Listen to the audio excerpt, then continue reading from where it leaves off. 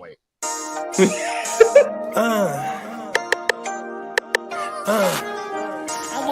Prime one, that's him.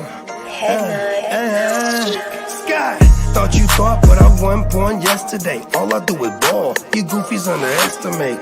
Heavyweight bag, step on your weight class. I done moved across states, blood I can't cap. Strap with it on my pivot, clocking digits. Rock hard and I ain't even in the kitchen. I'm on a mission to move soft, make a thing flip like a moonsault. Keep a switch for everybody through salt. Face froze, somebody check dude pulse. Is you stepping or stepped on? Wake the game up, make them regret I was slept on. Bogey's world, welcome to a new dawn. Till I move up, I can never move on. Big bread got me bougie past the great poop on. I'm getting over while you busy fighting over croutons. Yeah, bogeyism, a true boat, gon' get it. All this water got me tripping. Hella fish scale, but I ain't fishing. See, I move with precision. When it comes to living, I'm the definition. If I stand for one thing, it's on business. Bogeyism, it just hit different. Yeah, it just hit different. You find my story is all non-fiction. I put my fan before me and I gotta mention. I keep an air fan, tone mob, a henchman. For you squares, option for opposition. And you ops, I get popped trying to stop my ascension. Talking generational, you got my attention. Underworld motivational, you feel the sensation. Try and see how I look, get booked, I'll take it. I was just a crook, all it took was some patience. Now my phone out the hook, I got hella deals waiting. You ain't really made it unless you got somebody hating. Bogey's world, welcome to a new dawn. Till I move up, I can never move on. Big bread got me bougie past the gray poop on. Getting over while you busy fighting over croutons. Yeah, bogeyism, a true boat, brother, gon' get it. All this water got me tripping. Hella fish scale, but I ain't fishing. See, I move with precision. When it comes to living, I'm the definition. If I stand for one thing, it's on business. Bogeyism, it just hit different. Yeah.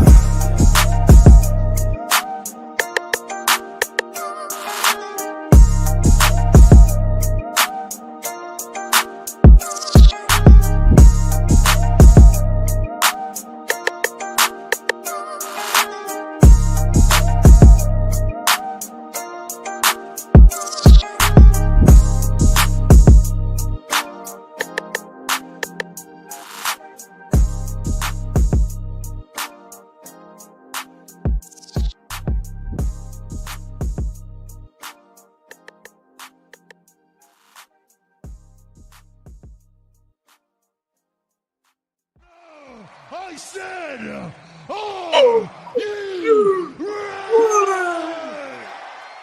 Let's go. You are tuned in to another Friday live edition of Away. Yo, Game up. Hey, it's Friday. You know what you tuned into and you know what you got yourself into. You are live with the Playmakers on the GWN, simulcasting to the Heart to Start and the Neon Peacock and the world of Lee into the entire streets. Let's go, baby. Yeah, man, how y'all doing, fellas? And everything good, big bro. Top of the morning to everybody that's tuned in. Top of the morning to the panel, man. Happy Friday to everybody that's in this community, man. 100%, man. What's going on? No. Slow motion in the big ocean. Yes, sir. 100%. Yeah, hold on, man. Right when I start the show, one of the kids is asking for something. Hold on, I'll be right back. No breakfast beers for me this morning, Rod, and ran through them bitches, so I'm on coffee this morning, man. But happy Friday. I wish I could have started my day off with a beer with my guys. I might go walk down to the store during the show. Yep. I had to re-up. I had to go out and get myself some. I've been drinking these Estrella Jalisco's for like, I don't know, a month now. It's Dodger beer, but it's pretty good. I like it. He's drinking Dodger beer. I'm drinking the Dodgers beer, but you know, what can I say? And I just watched a documentary on Echo Park and how the eminent domain of where the Dodger Stadium is, on how they how they took the land from our Spanish people, our Latino brothers and sisters that were living in the mountains, and they took the land to build the motherfucking Dodger Stadium when they came from Brooklyn. 100%. That shit was crazy. So, and then because shout out to Channel 5. So Channel 5 did a documentary on them winning the World Series, but also they brought into the table to how they did the eminent domain, and they were interviewing a lot of our Spanish brothers and sisters, and they was letting us know, man, fuck that, it's the Dodgers. But that's generation though. The older generation, man, fuck the Dodgers, 100%. Yeah, They took our land.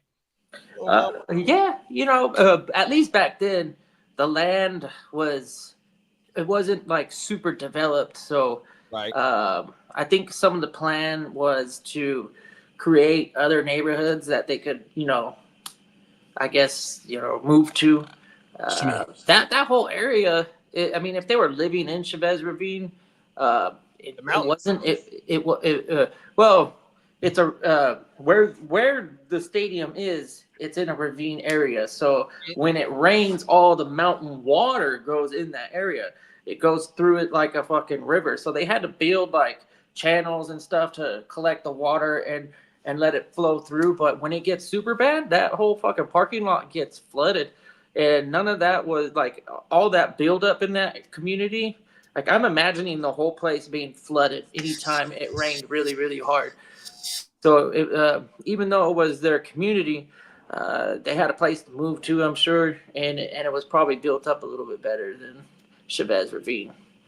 And then, when you get forced out, they give you some money for it, especially when the original owners of the Dodgers was the same owners that was messing with the Padres not long ago as the Seidler. So the Seidler family, back when the Dodgers moved from Brooklyn to Los Angeles, they were probably one of the wealthiest outside of whoever's owning the Yankees and the Red Sox at that time. The Seidler family, they were the probably Steinbrenner family, yeah. No, I don't know if Steinbrenner got the Yankees until the 70s. Mid-70s, yeah. Yeah, but the Seidler family, they're the ones who moved the team from Brooklyn to Los Angeles. Like 1964, some shit like that. 1959. It was like, I think Jackie was still on the team. Yeah, 54, I think it was. Yeah. Well, the Red Sox were owned by the Yawkey family until the early 90s. My bad, Joe. I'm gonna go turn this. So.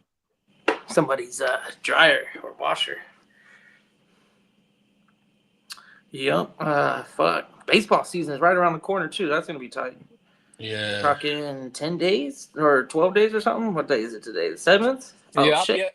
I'll be 11 days. Day. I'll be at opening day anyways. Here. The Red Sox are in town. So they go, the Dodgers play on the 18th, and they'll play in Japan. I think they open up in Japan. Oh, yeah, they play in that freaking, what is it, the 2-game series? 2-game series. What do they play? I forget who they play. Did they do that last year too? Yeah. I think they're playing in Japan. Yeah, I think so.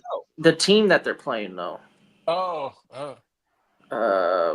I can find out right here. Yeah, because matter of fact, one of my coworkers is a diehard. The Cubs. Yeah, they're playing the Cubs. The Japan Cubs or No, they're playing the Chicago Cubs. Chicago Cubs. Yeah, playing against the Japan team.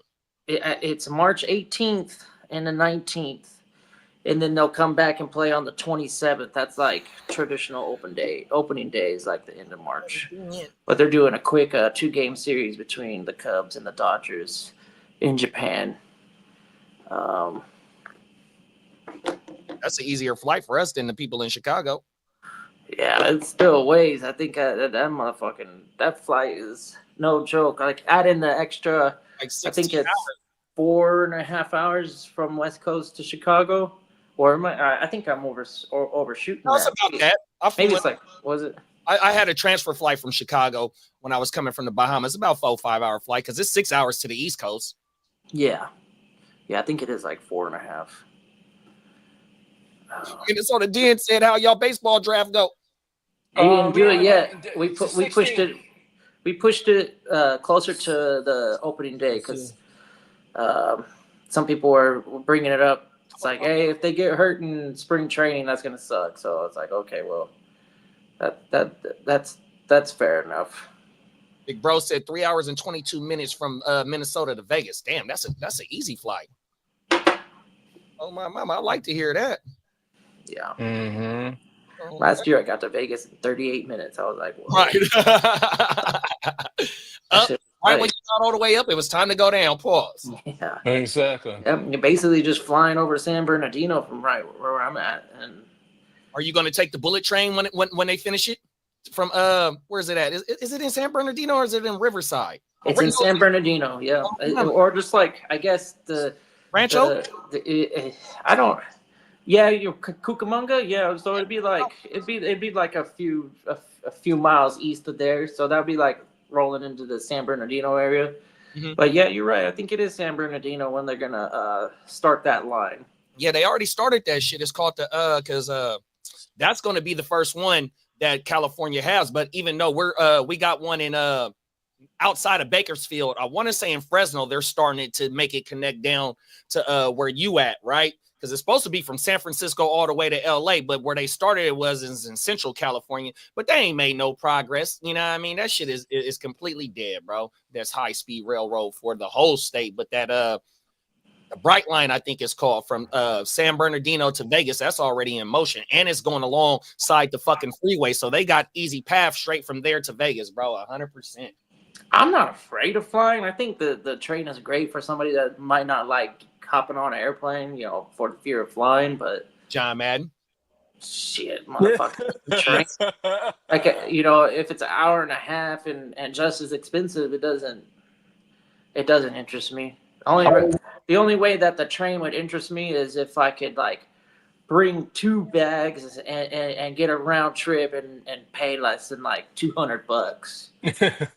So Bake said, no, bro, I'm from those little towns outside of Bakersfield, and high-speed railway is getting built quicker every day. But see, that's because they pushed it. They've been building that shit for like the last 10 years, bro, on everything. You could probably give me a little bit more insight on it, but it's been a long time because I've been pushing up and down the I-5 and 99 for my daughter's whole college career, and that's been 4 years, you know what I mean, and shit. And even before that, it was they have been in progress on everything. Rancho Cucamonga is a real place. I thought it was just made up for Friday. No, that's a real city, big bro. Oh my baba. Yep. It's nearly completed, actually, structure wise. At least Valley, 100%. That's right. Oh, everything. Yeah, it's been like 10 years. They were really slow in the beginning, but the last few years it's been getting built faster. And from 10 years ago, the projected price was only a couple of billion. Now that shit is shot over to like 10, 12 billion on everything because it's been taking so long.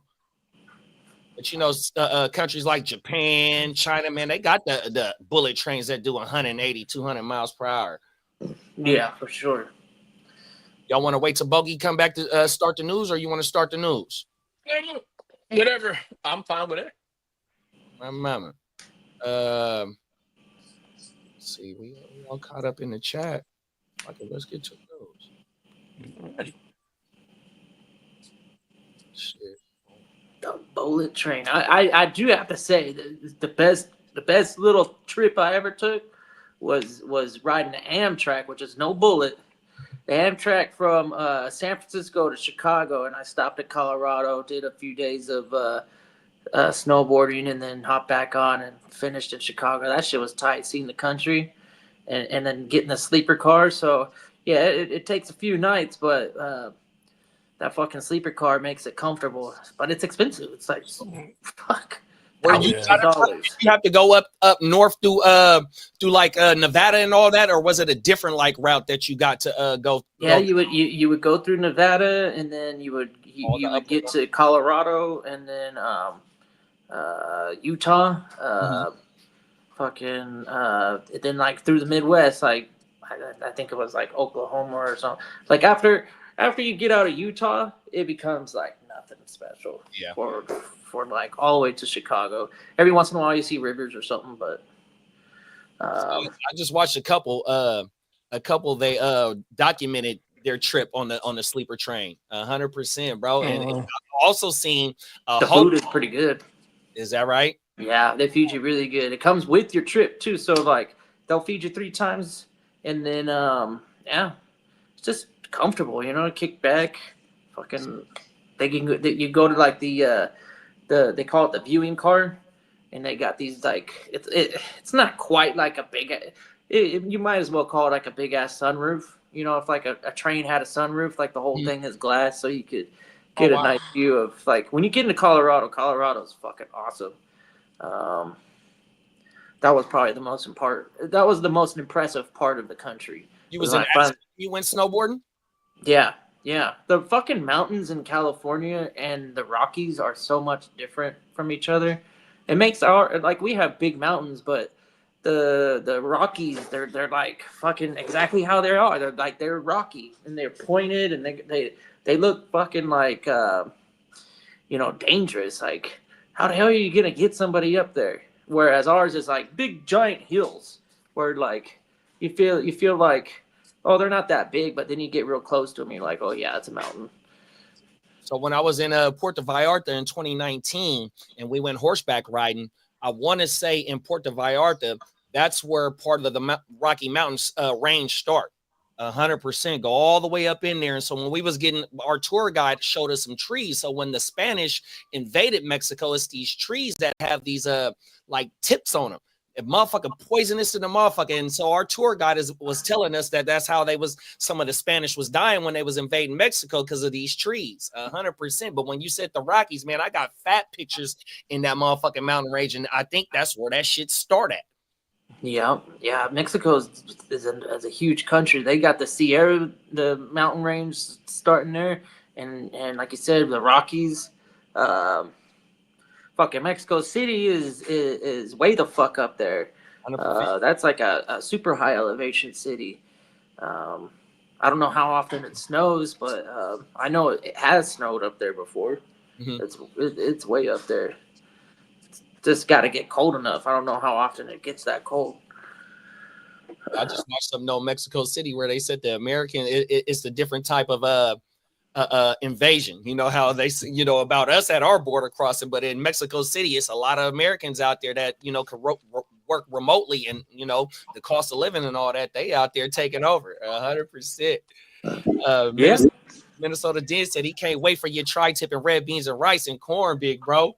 Yeah, I can't wait, man. I love cooking and being able to spend some time drinking with y'all and cooking and all that shit. That sounds like a good time to me. So I'm excited. We may be there 3 days. I might put 5 to 6 pounds on when I come home. Yeah, actually, you might. That's right. Yeah, we got a gang, and there's a gang of us going too, like Ghost Monkey confirmed. Bakes confirmed. Shout out Bakes. Yeah, even the homie Silky Johnson might come out too. Silky. You know what I mean?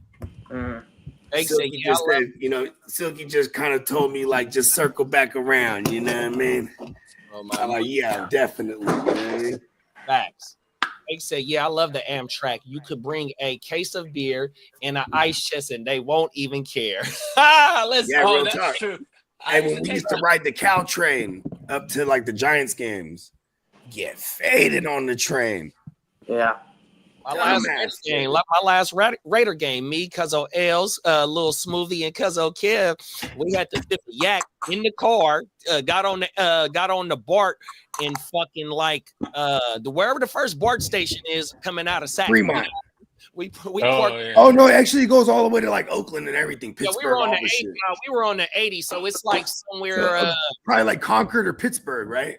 Nah, not on that side. We was on the 80, so I want to say on the 80. Oh, my bad, I didn't hear you said the 80. Coming up Sac, coming for so like right outside of right after you hit the Carquinez, you can get into the start getting into the motherfucking BART stations. The big bridge going past Vallejo, the Carquinez. Oh yeah, the green one. Out in the hills, you can get on the BART station in one of them cities. Everything. Turn. We're gonna make some call. You already know, big bro. Them is facts. I like the Amtrak trip to Michigan is one of those bed areas that you're talking about with the moon roof on my mama. Yeah, that shit is that was the best trip I ever did, traveling wise. That was the most comfortable. I rode the train up all the way to what is that, Eureka? Oh yeah, that's federal up there. Yeah, that shit was that's part of our state flag is Eureka. Yeah, because like I was going up there to go check out some allegedlys, you know what I mean? So then we can be like, yes, it's a go. But it was like, you know, the easiest, the fastest way too, and safest was just riding the train, you know what I mean? And driving up there is a bitch. Oh, that ride from Chico. Yeah. I thought the rollers was just going just they stole on my mama. That shit ain't no good. And the people we went up there to, you know, go drop the dog off with, they are rallies. And they like, man, we some of the only ones out here. I'm like, oh my goodness. Let's be safe on this road. 100%. Oh, everything. You ain't lying, man. Because I got to have my medicine. Oh, my mama. And them is all highway patrols. And like you go through like these little cities, these little towns and shit. And it's the same highway. But now all of a sudden it turns into like, you know, residentials, 25 miles an hour. That's exactly what it was. And then I didn't realize. And then they're just posted everywhere. And you're like, fuck. Like, cause you know, and then over the years, I mean, that's the green triangle. So motherfuckers going up there, they know what they was doing up there. No, 100%. They were going up there, bringing it down. So my boy said, my boy Green Bay, I love you, big bro. His vacation is going to Crescent City to go go fishing shit. That's the type of vacation he like to go do, right? Yeah.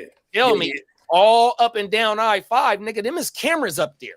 So the highway patrol is watching because there's nothing but cameras on that motherfucker. See, I ain't been up there in hella years, you know what I mean? I went to Camp Mendocino before and rode the skunk train. So all those that know about California, the skunk train went into some history ass type shit. Man, we used to be all in Mendocino, man.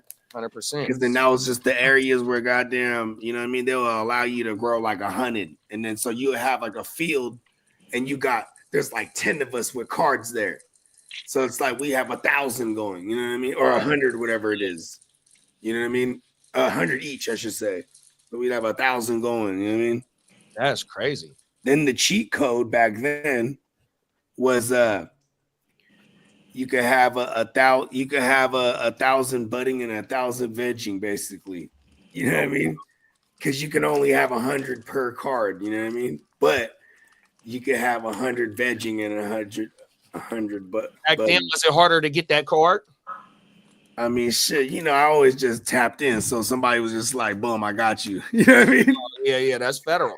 And we were all early in on that shit. Big bro Candlestick said, Dennis ready for that Vegas trip. Yeah, let's go. Oh, yeah, let's go. That's my bro right there. Yeah, he there. Oh, my mama can't wait to kick it again. We need to hit an A's game. They in sack now, 100%. Word. Hey, Steamboat fucks with all. He be going to the A's games too. Yeah, I haven't even seen what they've been doing to the stadium. Man, it's crazy. I pulled out one of them backwood the loose leaf joints, right? Mm-hmm. And that motherfucker, I was like, oh shit, there's 2 of them in there. Like stuck together. I was like, oh shit. Hey, shout out to that pack. Oh my mama. Yeah. For real. You ain't lying. We got Plugger in the building, top of the morning, Plug. What's up, Plugger? We got Albert in the building, top of the morning, Plug. Albert.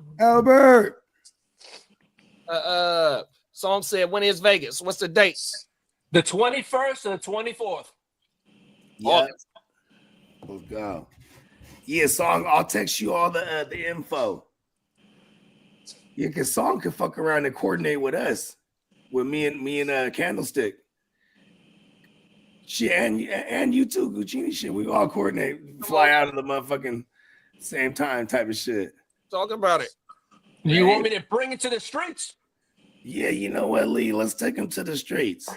They said that Mendocino perp was bomb back in the day.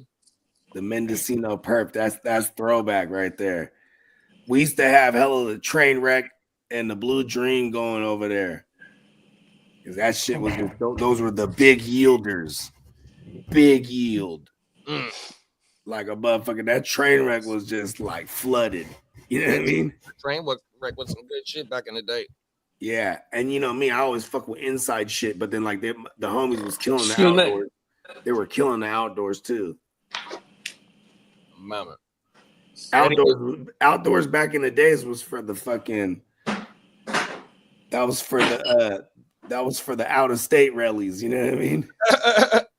You feel me? Like listen, that shit just went for way more.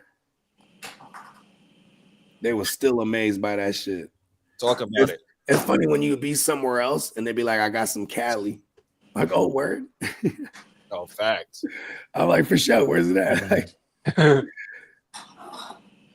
yeah, let's take. Yeah, we got you, Lee. We're gonna take you right to the streets. Right.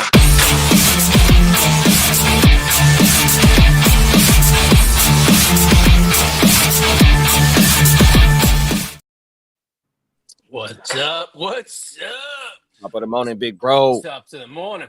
Well, news coming out of Minnesota this morning is kind of interesting. The Vikings will listen to trade offers for quarterback J.J. McCarthy if Minnesota re-signs Sam Darnold. Okay, so now let's play this game real quick. Because I was saying this back when we were doing the playoff games.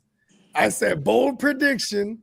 Tom Brady's gonna get his hand, he's gonna get his hands dirty this year with that Raiders organization. They're gonna go ahead and trade for JJ McCarthy, the Michigan kid. Let's go. I was saying that shit. Bold prediction. This is gonna be something to watch, I think, during the draft. So depending on when the top two guys go, and if you ask me, JJ is probably better than both of those guys. If JJ was in this draft class, he might be. He was the best quarterback coming out.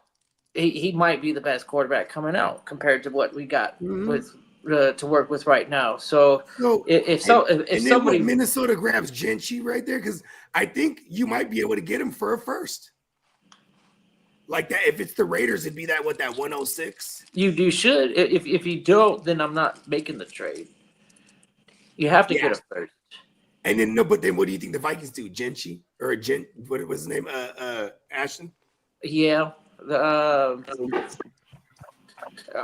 Maybe or another area of need. There's a lot of good running backs out there this class. Jumping up to get Jainty over somebody else isn't really so important. I don't know. There's and Samson right now is like could be like the 10th or 11th running back drafted, and that guy's got the obvious talent to be successful in the right system. He ran like a 4.3. I think he was like either second or first in touchdowns last season in the SEC. So he's very, very capable, and he's not even considered anywhere near the best running back, but still really good value depending on the system he goes to. He could be a nice ad for your. And like they say, he's like a third rounder. Yeah, third round. So they probably go with pass area rush of need, wherever. Yeah. They kind of need, or they go Travis Hunter if he was there. Travis Hunter might not fall beyond the 5. By the 5, yeah, exactly. Yeah. I don't see him falling behind the 5. If he's there for the Patriots, I think the Patriots definitely take him. I think Hunter is a top 3 pick for sure. Yeah. Somebody will trade up to get him. Well, Minnesota's trying to. It's not a bad idea because in the leagues that we play, we throw him right in that defensive back slot, and all of a sudden we're getting 7 receptions, 2 touchdowns, and then 10 tackles. We're like, what the hell kind of player is this? This motherfucker is a hack. We got 20 points defense and 30 points offense. Has there ever been any IDP player like that? The most recent one is Marcus Jones, but nothing like what a homeboy can do. Yeah, what he can exactly. Yeah. Well, Minnesota. Charles Woodson was one, but we weren't playing fantasy back then. I don't think. Exactly. I know I wasn't. Not like that. I didn't have no Charles Woodson. JJ Watt. Remember he would go out and line up as a tight end sometimes. Oh yeah, I guess so. Yeah, you're right. TJ Watt was getting some touchdowns. I think he had like what Yeah. 6, 7 touchdowns. Like 6 and 7. I think it was 7, 6 or 7. Yeah, that was fun. That was the year where he was as valuable as like the 5th quarterback in your league. That shit was wild. That's crazy. Yeah, and that's that's the year that after that year I drafted him in the first round. You're a savage. Yeah, I was like, no, I'm getting JJ Watt right now. They're like, you going IDP? I'm like, yeah, dude. It's like motherfucker, like 5th highest fantasy score with all those tackles, sacks, and touchdowns. It's just like, and positional advantage at that time for defensive linemen. There was nobody touching JJ Watt's value. So was that a lesson you learned that year? Well, I mean, if he had repeated, that season, it wouldn't have been. I guess I'm always chasing the. I'm recency bias. Sometimes I'm not thinking like. I'm with you. It's hard not to be. Is he? Is it really realistic for him to repeat a season like that? Probably not. But man, if he does, I'm gonna fucking have a huge advantage over everybody else. You might could have got him in like the 5th round. To correlate what Bogey said. Not a lot of people had that much success or had that much experience at Superflex IDP. This was long time ago. Yeah, you ain't lying. This is the JJ Watt era. That one year, I think it was 2012. So this would have been like 2013 when I drafted him in the first round after that monster 2012 season. Well, to correlate what Bogey said, the Las Vegas Raiders are exploring the veteran quarterback options on the free agent market and includes the possibility of trading for a current quarterback on a starting roster. So that's where J.J. McCarthy comes in for the Raiders. Well, not a starting roster, but a quarterback that's on the roster. On the roster, yeah. Now, the Cleveland remains unwilling to trade Myles Garrett, and Myles Garrett is willing to sit out games to get his wish. Yeah, that's annoying. I hate that shit. It makes sense. If I'm Myles Garrett, I'm very, very well aware of what value I bring to the team that will end up, it kind of sounds like a Chris Jones situation, but with minus the fact that he wanted to stay with KC. He's like, I want to stay with y'all, but I want you to pay me for what another team values myself. I think he requested it to meet with the owner, and the owner denied it. Yep. The owner's like, I don't talk to the players. Yeah, he denied a meeting with him. Like, bruh, how you gonna deny a meeting with me? And I got 100 sacks already, bro. 100% or not close. If I got one playoff appearance, man, that shit crazy, bro. I'm the best player on your team, and you don't want to talk to me, bro. What kind of shit is that? Played 2 playoff games. And Myles Garrett, that to me, with him saying that he want to sit out, he doesn't mind sitting out. That means it's not a money thing, bro. I really want to go win. Get me up out of here, bro. Y'all ain't finna do nothing no time soon, bro. Get me up out of here, man. I just don't think he wants to play for a rebuild. That's it. He just wants to play for a winner. 100%. Yeah, that's what he just said. He want to go somewhere and win. Yeah. Well, the Patriots will do whatever they can to sign a number 1 wide receiver. Well, the Patriots have already called the Eagles about A.J. Brown, so for a trade. I mean, that would, because Mike Vrabel's probably just trying to make right where he let them fuck up back in the days, and when they just went ahead and traded AJ Brown to the Eagles to begin with, and then because remember that very first week AJ Brown goes crazy with the Eagles, then the second week he goes crazy again, and then Tennessee fires their GM. Yep. They're like, "Do you see this?" I got a question for y'all. Do you think that AJ Brown wouldn't mind that trade since he got his ring now? I don't think he has any say. No, I'm just asking. Do you think he doesn't mind going? I think he would want to defend that title with his guys because, like, him and Jalen Hurts, they're like boys for real. Like that, Jalen Hurts was a big proponent. Is that the right word? And he advocated for them to trade for AJ Brown because remember Debo was in the conversation. Even DK at the time, he said, "Nah, get me AJ Brown. That's my boy." They're godfathers to each other's sons, type of shit. Like they're just I don't know how they got tight like that, but they've just always been tight. And then So I feel like he would want to stay, but it was just the way that the early in the season on how he was lightweight complaining about not the targets being there. yeah. Now you didn't got your ring. You know, I understand like how you said they boys and all that. You know what I mean?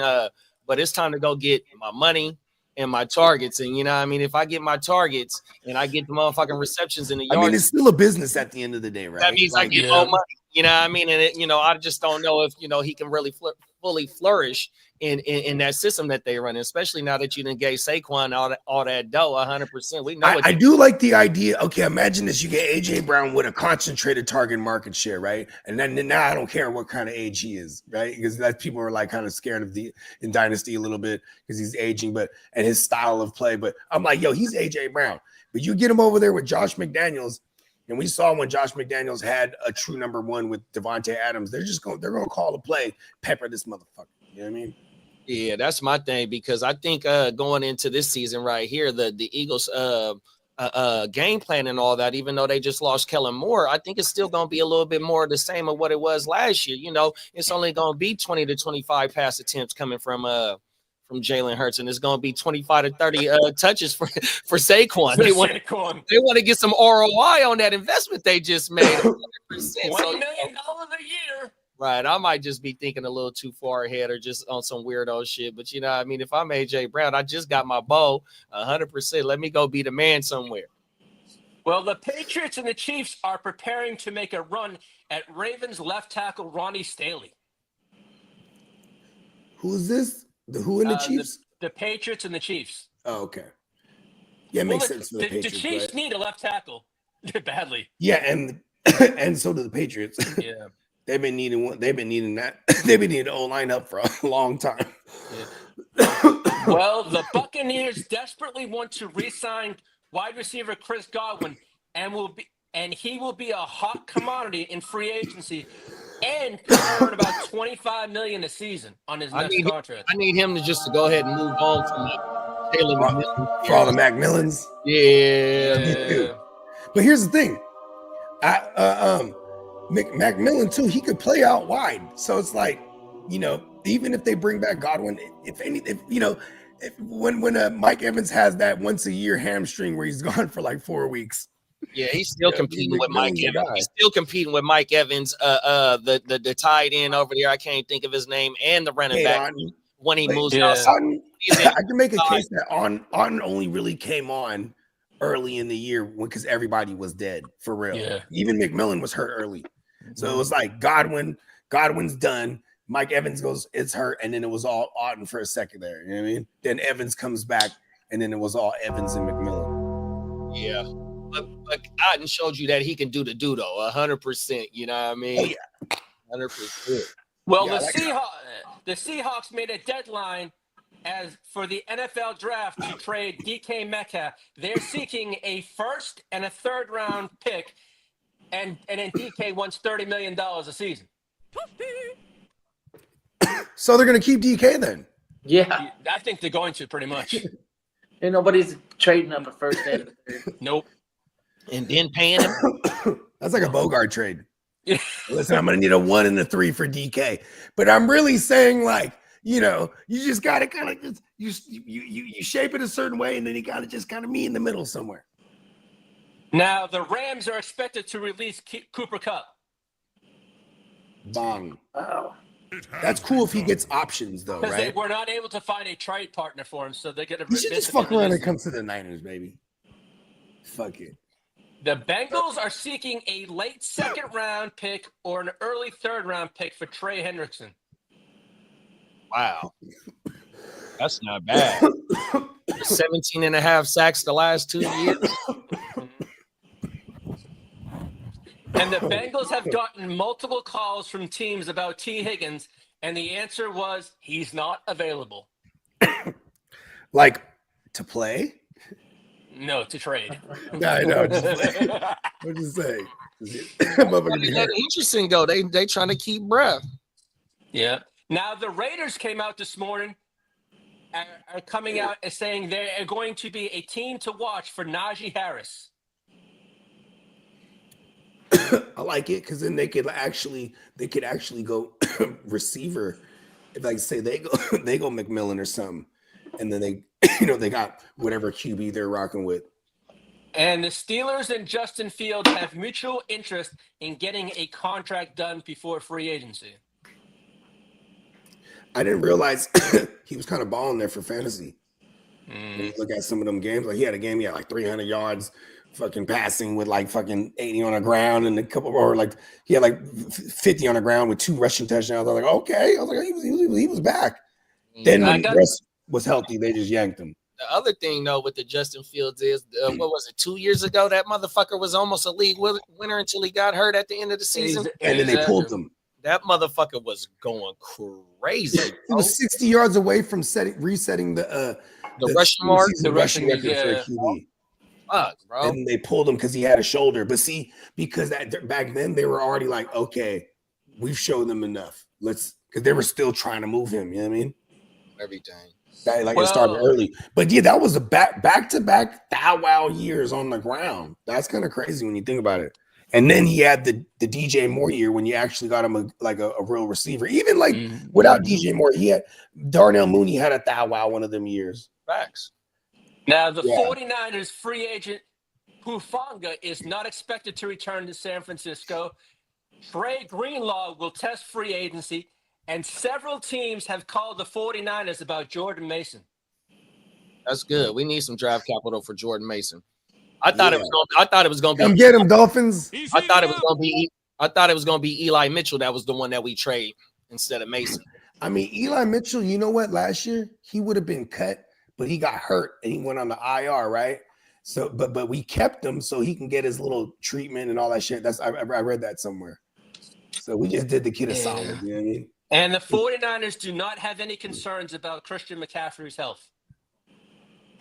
Nor do I. I'm so mad he went in the 5th round right before me, man. Like, why did I pass? I just kept passing him, and I'm like, okay, And shout out to Diamond Joe too. He the one that took it. What's top of the motor, big bro? He said this will be the 21st to the 24th. Hope everyone can make it, man. Pull the fuck up. Let's go. Well, the Seahawks are to move on from Geno Smith. The Raiders are the team to watch for, to reunite with. Yeah, but they also just came out and said that they're trying to work something with Geno. Work something else. Yeah, they want to retain Geno. Now, as for teams making money for free agency, we had the Cowboys restructure CeeDee Lamb and Dak Prescott's contracts to free up $56 million in cap space. Good for them, because then they're gonna make Parsons hella paid. Yep. They're hella funny the way Uncle Jerry's so funny. He pigeonholes himself. The Texans cleared up 6.26 by doing Al Shair's contract. The Dolphins cleared up $16 million on Bradley Chubb's contract. And Joey Bosa cleared up $25 lovely million for the Chargers. Like that one. Like that. That's right. Do you think the San Francisco 49ers bring in Joey Glass Bosa on a veteran minimum? Mine a veteran minimum for sure. And one of them analysts is they had us going pass rusher, and we damn sure can't go pass rusher with that top pick. You know what I mean? The rumor is, if no one, he might be coming back on a lower cap charge to the Chargers, possibly. Pause. Well, I seen this morning that y'all trying to bring back Khalil. Oh, that's our priority right there. That's the priority. It's Khalil Mack. 100%. Well, basically with Bosa gone, we basically can do that now.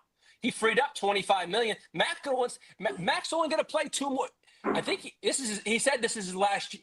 He wants a 2-year deal. If we can give him that, give him the money. And y'all sitting on some money too, though. Well, we just got right now we're sitting on $90+ million. Mama. So what else do we got? Okay, so would you trade for DK? I'm not at that price, no. If you got him for a second round, yes. Because I'm looking at it, Debo just went for the 5th round. Come on now. I understand. I mean, weren't they both in the same draft class? Yep, second round picks. 2019. So and they're almost exactly. I mean, I'm not saying they're identical, but come on now, a first and a third round pick. I don't think so. Maybe I'll give him a second round for DK, but I don't know. I'm not gonna pony off a first and a third. No. Is there a receiver in free agency that you wouldn't mind?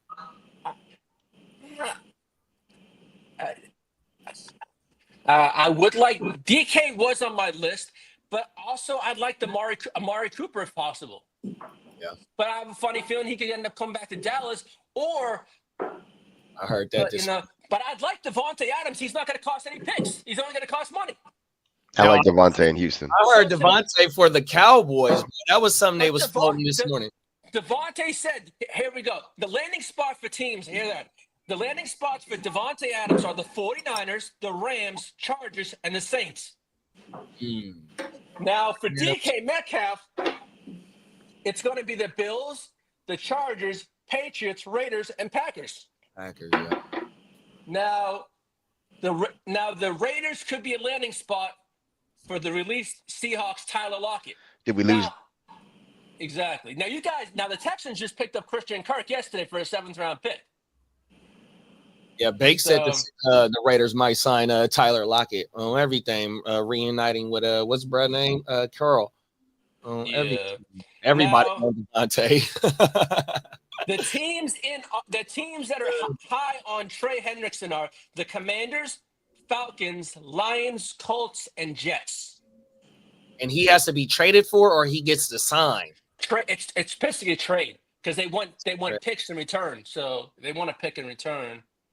Now Marcus Mariota and Jimmy G are among the top backup quarterbacks for the Dolphins. Now the landing spots for Joey Bosa are the 49ers, Rams, Bengals, Lions, and maybe coming back to the Chargers, possibly. Just reminds me of a fantasy football trade last season. Skylar Thompson straight up for Josh Jacobs. Yeah. Now there was some big extensions given out. Pause. Max Crosby got a 3-year, $106 million extension. Damn. The Bills just agreed to terms with linebacker Terrell Bernard on a 4-year, $50 million contract extension. And Bobby Wagner signed a 1-year, $9.5 million deal with Washington for a year. And as I said, the Peacocks Texans picked up Christian Kirk for a 7th round pick. And Deshaun Watson freed up $36 million on a restructured contract. Oh. So they basically could go after getting but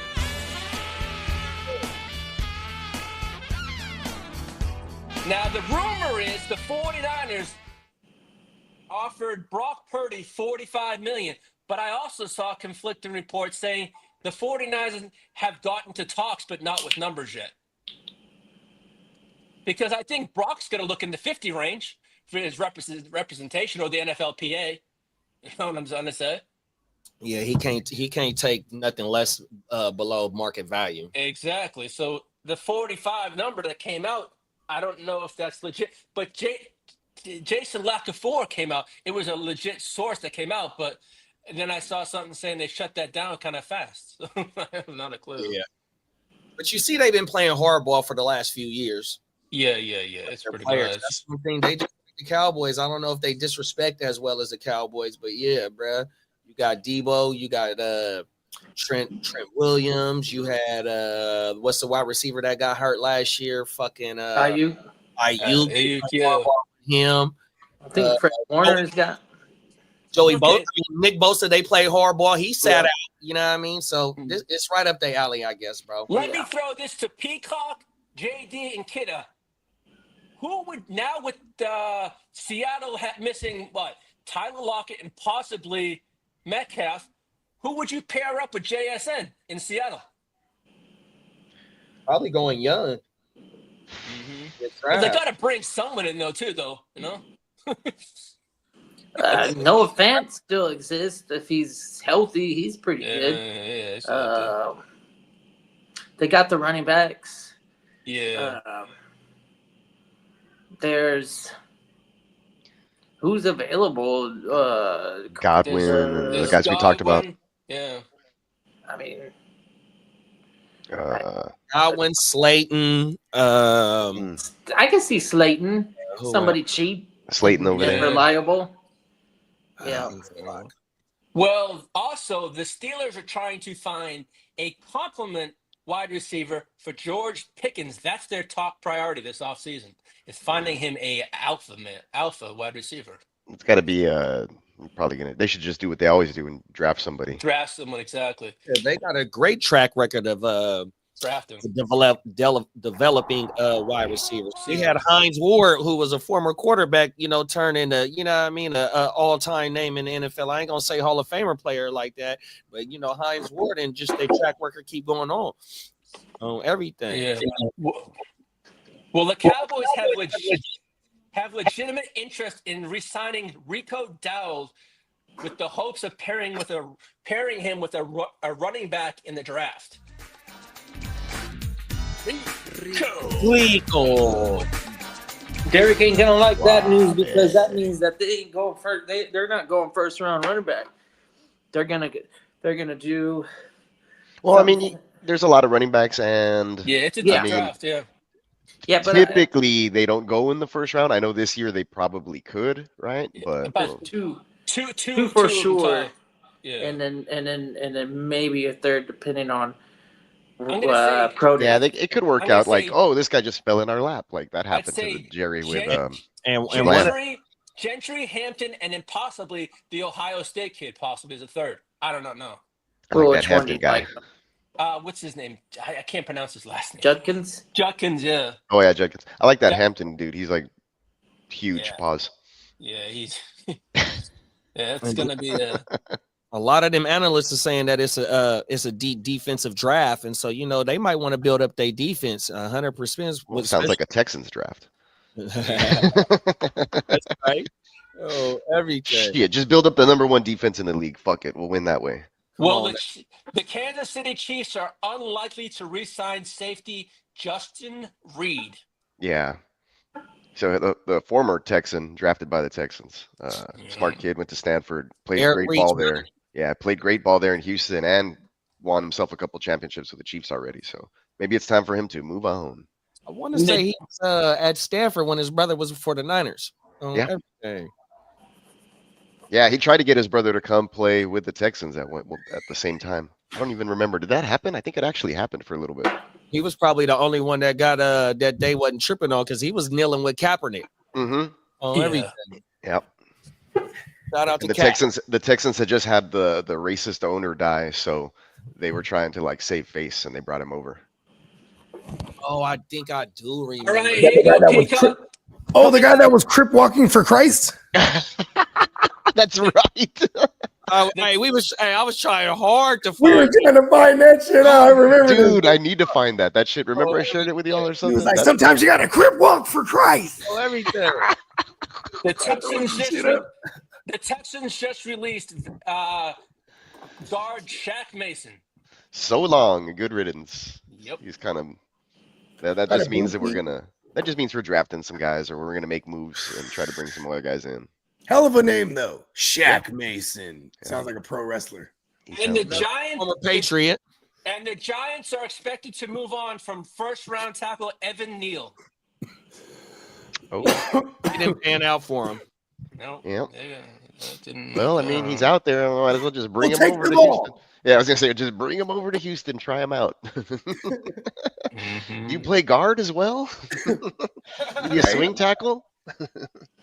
Well, the Dolphins just cleared up $30.4 million in cap space by restructuring Bradley Chubb's contract and Terrard Armstead's contracts. So, left tackle that's never available. Exactly. For real.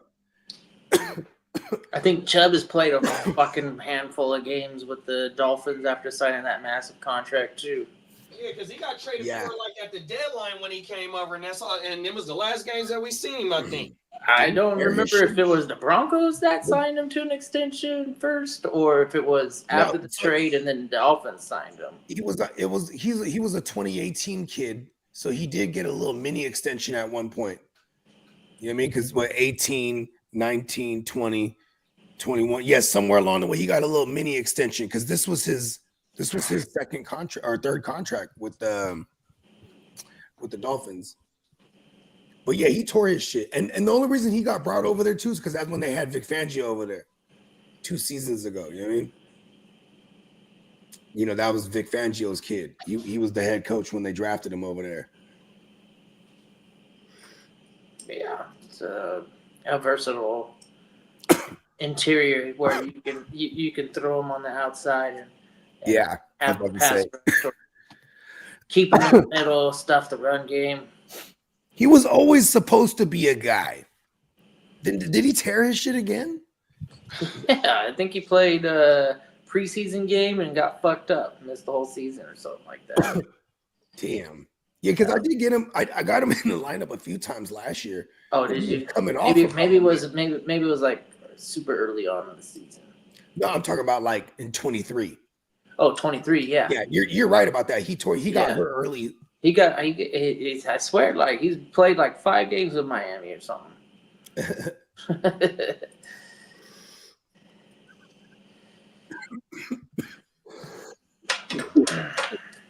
Almost getting my husband. That's a huge bitch. That's a huge bitch. Yeah. So the that's Texans all the saved. news I got. I was going to say the Texans saved $2 million on the salary cap by releasing Shaq Mason. Yeah. And they also just restructured the contract of Al Shair, and they freed up about $6 million too. Yeah, That's and on cool. top of the Nico restructuring, so they're making space to still bring in some more stuff. And I like that about Nico. Like they already got him on a they extended him before everybody else. They extended him early. I think they only paid him like $80 million for multiple years. I forgot how many years the deal was for. And then so they extended him. They got out in front of that, and then they restructured it so he's making less, or they're paying him less or whatever. So that's crazy. They paid him like a number one, or just like on the cusp of number one before he like broke out and was like a number one. You know what I mean? Wow. Yeah. So he earned it, and then they restructured. It's crazy. But you know what? Maybe the restructure is probably based on injury incentive or something, because he gets injured every fucking year. Now that I look at his going back to when he came in the one year he stayed healthy was with Tennessee. His little cup of tea that he had with Tennessee.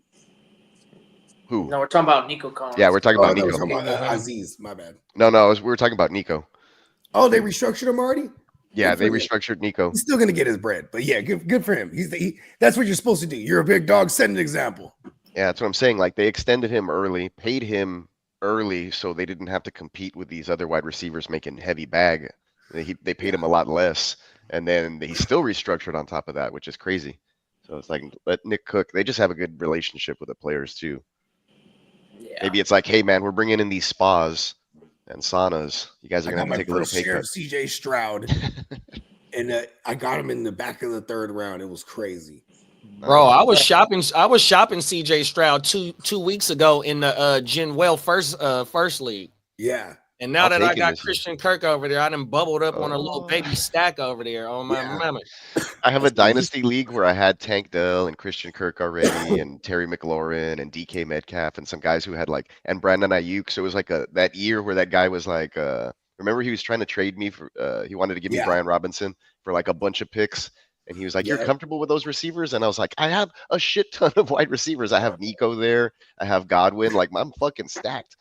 And they were just all hurt or injured at weird times or whatever. But then they came around. Terry came back with a crazy year last year. I didn't make the championship game, but I was very, very close. It was a good season. Hell yeah. See, and now I'm pumped because I have Kirk over there too. And he was out a lot of last year and kind of inconsistent. So now I can still pair him. I have the accidental CJ Stroud, Christian Kirk stack in that league. Me too, big bro. That's how I bubble on everything. I was shopping him. It might be destiny. I replaced Tank with Kirk. Me and Kidda got a trade did in that league, and I bubbled up on a pick. You know what I mean? I've been trying to get some picks in this rookie draft 100%. But I ain't shipping him now. And I had Stafford on the block since Stafford's staying, and hopefully Cup stay, bro. I got Stafford and Cup over there in that same fucking league. There you go. Oh, everything with like 5 picks in the first 3 rounds. Oh, Bubba. They just released a Logic action figure on this toy company that I follow. I know, right?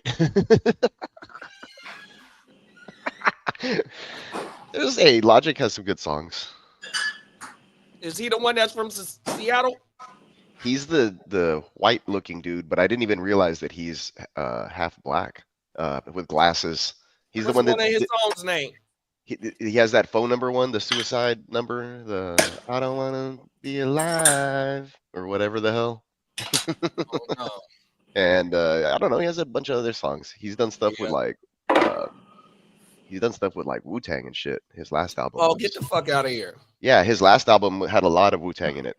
That's the only one I was really fucking with. Oh, well, shout out to Logic, big bro. Oh, my Baba, he fucking with the clan. Yeah, he has a song called Wu-Tang Forever. It's pretty dope.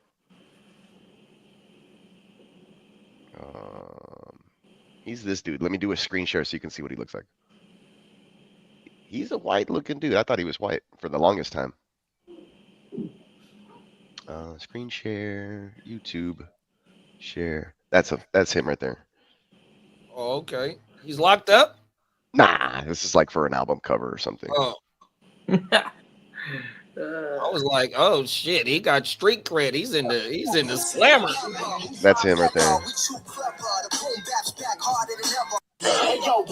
Yeah, that was the beat or whatever with the Wu-Tang. So manifestation, what I believe, dude, that's him. So manifestation, not the Asian what I dude. believe is with persistence, determination, realism, and wanting success more than your next breath, a person can literally attain anything. I believe this. All you have to do is have persistence, determination, realism, and want success more than your next breath. And they could go, okay. And they could understand that. He's one of those fast rappers. That's some game right there that he just dropped. You know what I mean? Like he comes at you with a ton of word jargon. Kind of like E40 style. Yeah, at times. Like he's on that speed. You know what I'm saying? Not like a Tech 9, like whatever, but you know, like an Eminem. They said maybe. Tech 9 was at the Super Bowl, big bro. Oh, for real? I think I heard that. Oh, everything. I forgot he was from Kansas City. I love Tech 9. Oh, everything. I got familiar with him through Yuck Mouth. The early days of Yuck Mouth's solo career. That's how I got familiar with Tech 9. What's it? $6 million lovely dollars. Well, coming out of Vegas is a DK Metcalf Pete Carroll reunion is now becoming a real possibility in the next coming days. The Raiders are so dumb, they would do the first and the third to get DK. You're like, wow, just look at him. You can't give up that number 6. Pete Carroll's like, yeah, you give up that first.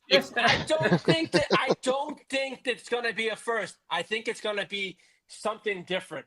That'd be crazy if they give up that number 6 pick. It's going to be like 2/3 and a fourth. It's going to be a next year's pick. I don't think. Oh yeah, you could do that too.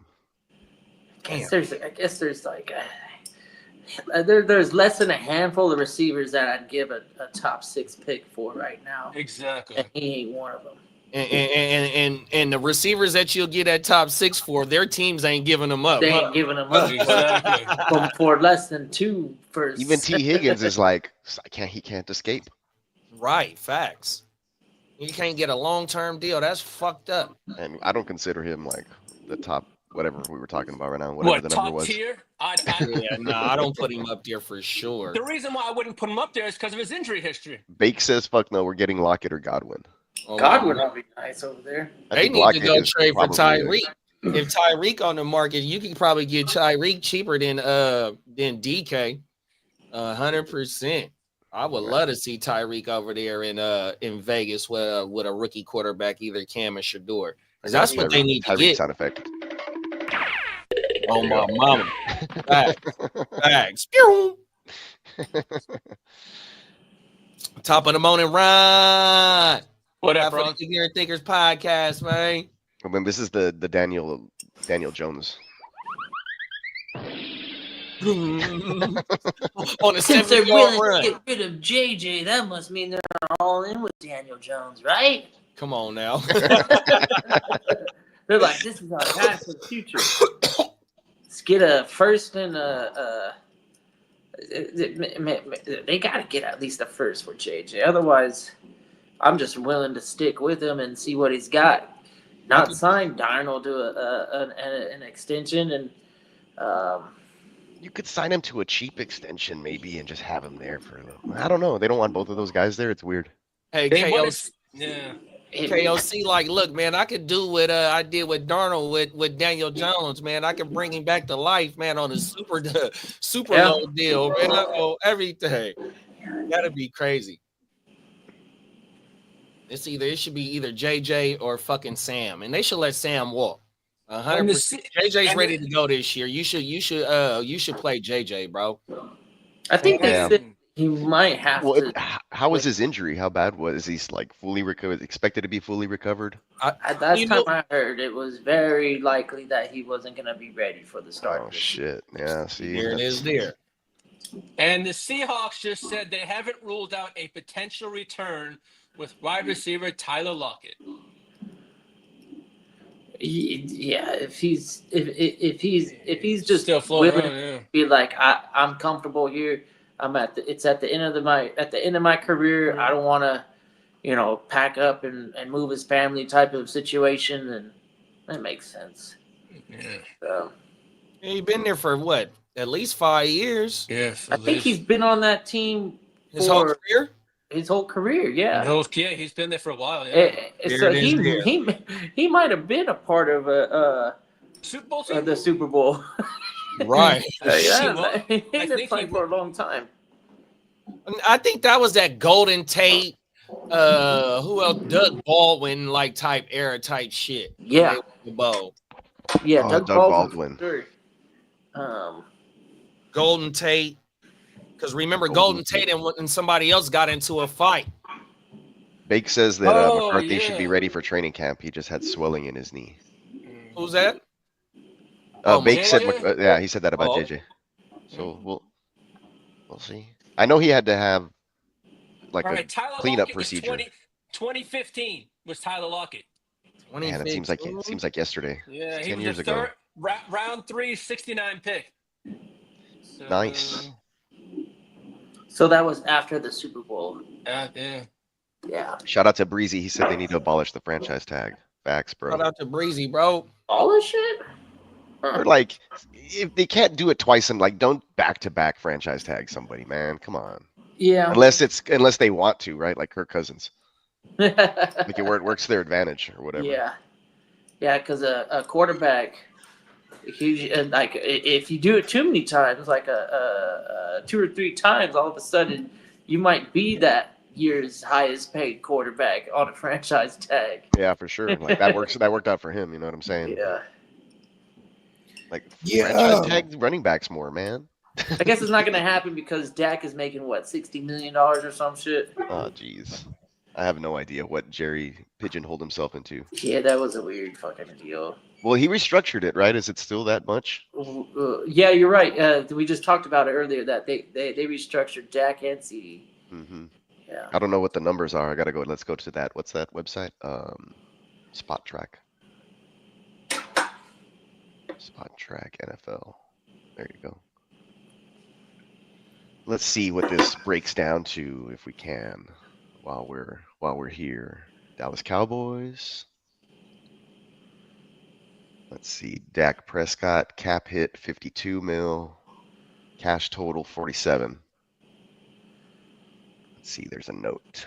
Yeah, Chase Daniels is one of the ones on TV keeps saying that once they pay Micah, they're going to be the first team in history to have 3 players making over $40 million on the team, or 50, some shit like. No, it ain't, because CD ain't making 50. I forgot what he said, but he's they gonna be one of the first, bro. Here's Dak, fucking Yellowstone cowboy hat ads.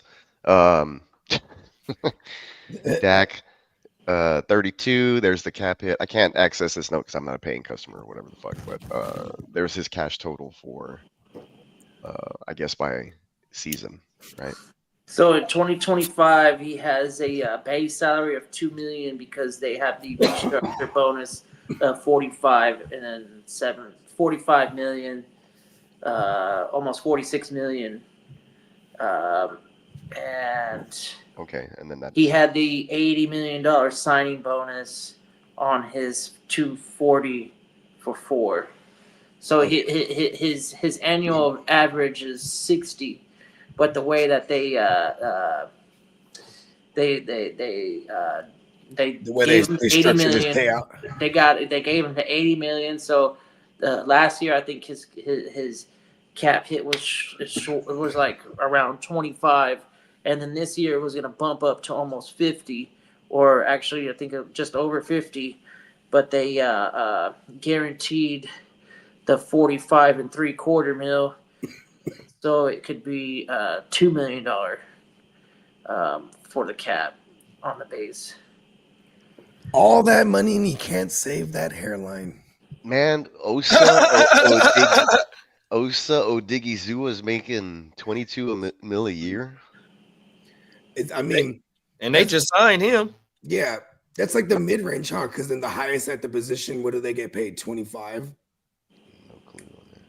30? Who else has a big number? He's a DT or he's an edge? DT. Oh, okay, yeah. So what, the highest gets like 23, something like that. So he might be actually one of the highest. Yeah, paid now. Like they said he took a bargain. Yeah, okay. That would make sense. Because the boy from the Eagles probably gonna get more than him. The D tackle Milton. Oh yeah, the boy Milton. Oh, Milton. Oh, I was thinking Carter. Yeah, nah. Milton is on the. He's the number 1 free agent on the market right now. Oh, okay. Oh, word. Ooh. Yeah, they're not tripping too. They can move on from him. The Eagles ain't tripping like that. Damn. Their defense is stacked. Dak's made like $250 million. Remember Dak's first contract? It was like 50 million a year or whatever, right? But it was like, so they franchise tagged him first, then he breaks his shit. Remember that? Then so the next year they're like, okay, now give him the money. Then part of his signing bonuses, they gave him the second franchise on top of it. So that year he made like 70 that first year. Peacock's ads are a bunch of cowboy hats. He's shopping. He's been looking. He's like, how many gallons can I get up in there? I've been checking them out. Like I've narrowed it down to 2 different styles. So I'm gonna this weekend, either today or tomorrow, I'm going to the boot jack right a couple of blocks down from my house, and I'm gonna pull the trigger on. He's about to debut. He's stepping out for show in that rodeo. He's like, I got me some dress rancher jeans, and I got myself my Ariat boots. I ordered a belt and a buckle last night. It's coming in with my initial on it with some fucking turquoise on that bitch. Let's go. Ready to rock, man. I got me like a set of 5 bolo ties. I think I'm gonna wear the one with the scorpion fossil on it. Fuck yeah. I'm from Texas, bro. You wouldn't play. Like that when I was going full Phillip Rivers with the bolo. Let's go. My parents used to dress me all Western when I was a kid. It's like I threw all those pictures away. I made sure they didn't survive. I hated country for most of my life, but my wife is real into it. She always dresses Western stuff, so I had to step up my wardrobe for the years. Hey, a cowgirl needs a cowboy. Occasionally, like we used to go to like country western bars and drink and shit like once a 6 months or something like that. So like, all right, that's the only time I ever wore boots and the hat. I felt like a poser, and now it's like, okay, I'm gonna make it my own style. Yeah, I mean, in North Texas, you could roll up wherever, wearing whatever, and as long as you participated, you were definitely good to go. Like, because damn near in some of you need like 2 6-shooters. Some of those country western bars, when a certain song plays, when they're gonna do the line dance. Hey, no one rocks Spurs no more, huh? There's not a lot of people not. Hey, you gotta rock some boots with the Spurs on it. Dance floor, because it's super easy to learn on the fly. It's not like with some sick shooters. I'm gonna travel to Vegas via horseback. Be sore as a motherfucker. yeah. Walking all bow-legged the whole week after that. We go to Vegas during. That's why the outlaws used to walk like that, huh?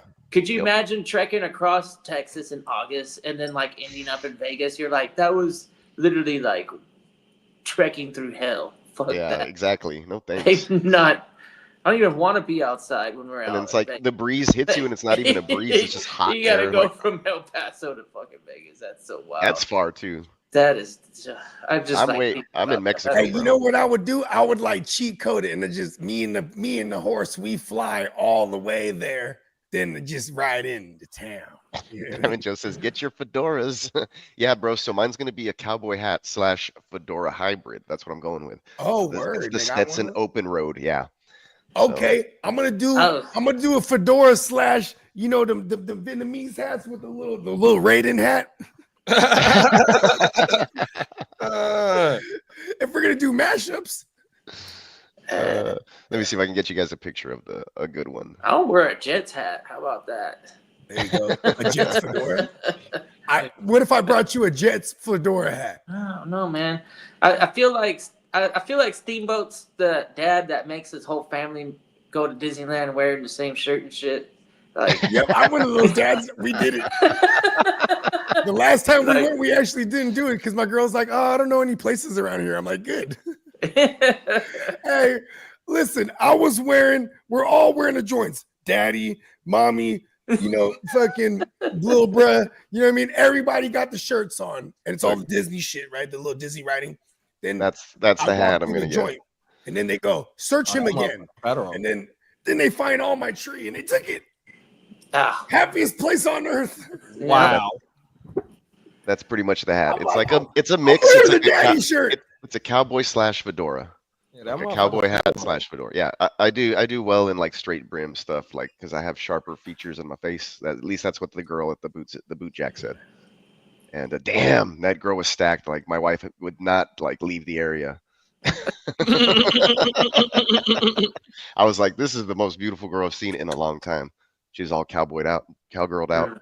Yeah. But anyway, she was helping me with decide on styles or whatever. It was that one and then another one, and I was like, both of these are $300, man.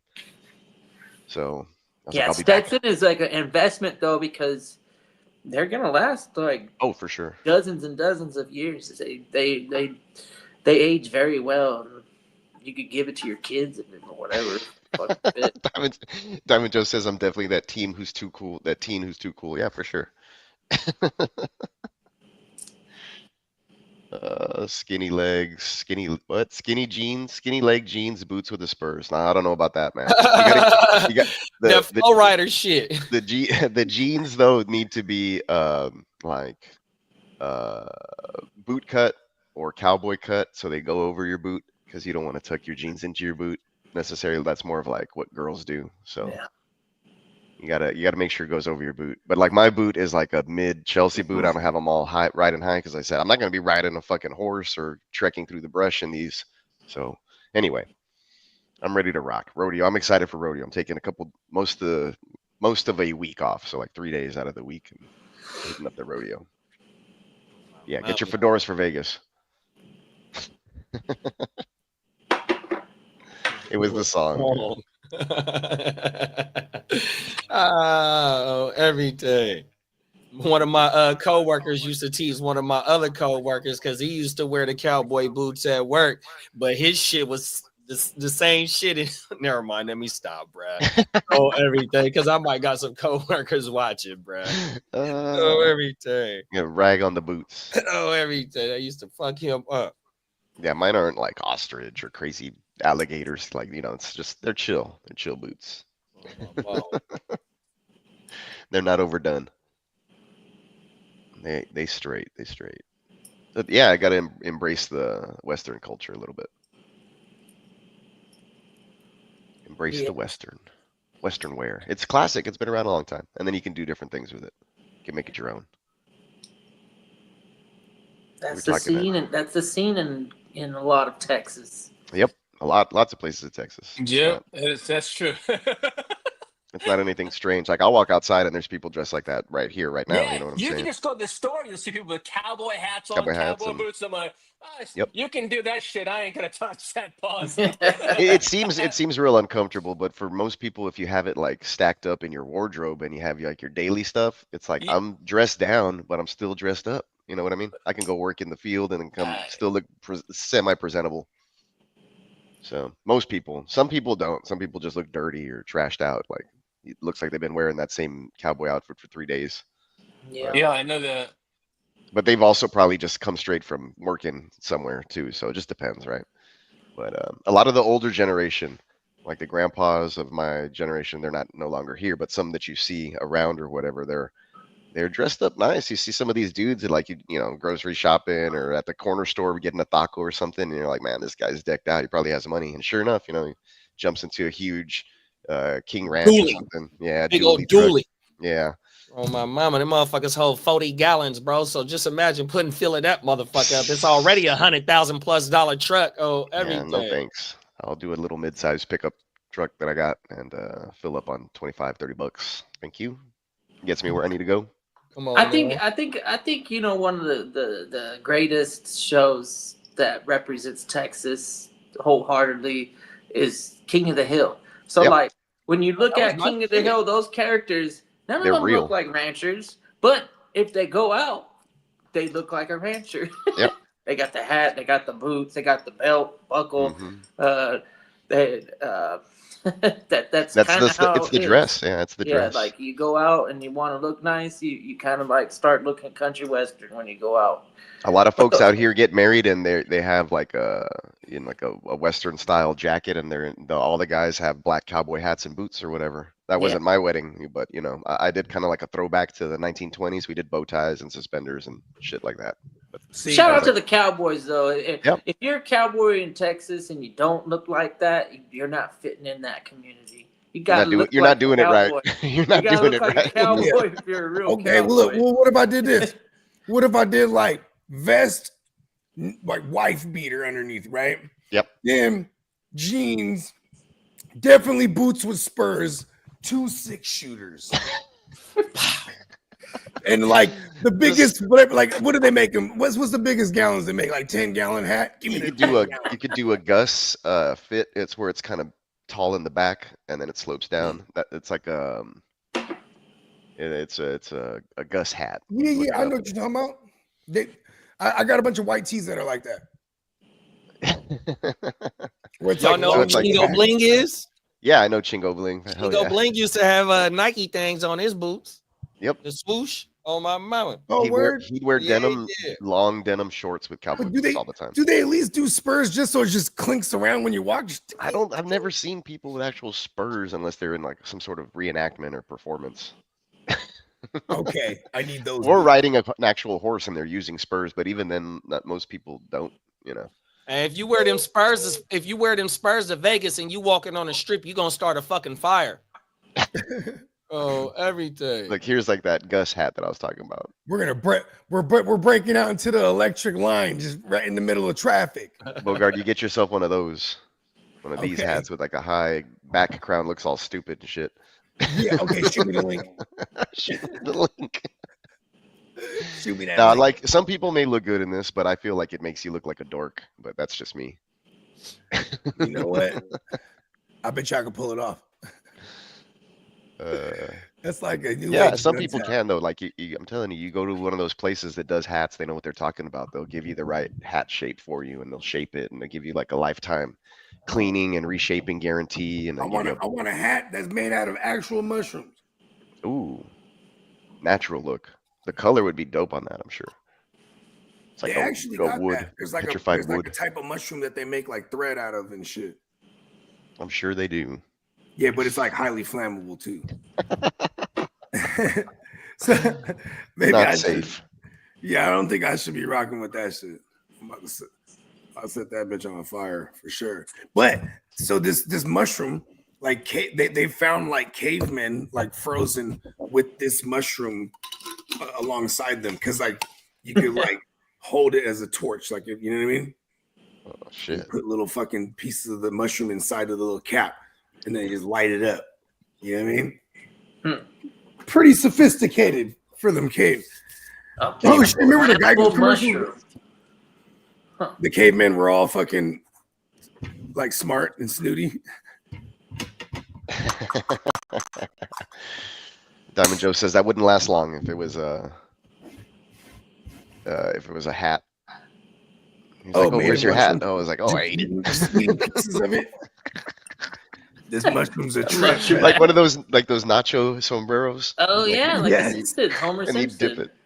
Yeah. Yes. Hey, listen, there it is. Kiddo would so rock the nacho sombrero.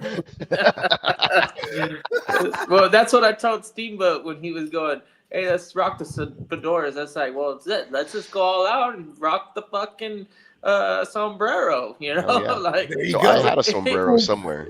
Throw a poncho on. It's ridiculous. And you got peacock, he's a cowboy. We got all kind of Mexican cowboys. It's a big Chato hat. It's big. Like, I don't know where it's at. It's huge. I think it's in my attic. Like, I have trouble walking through a door.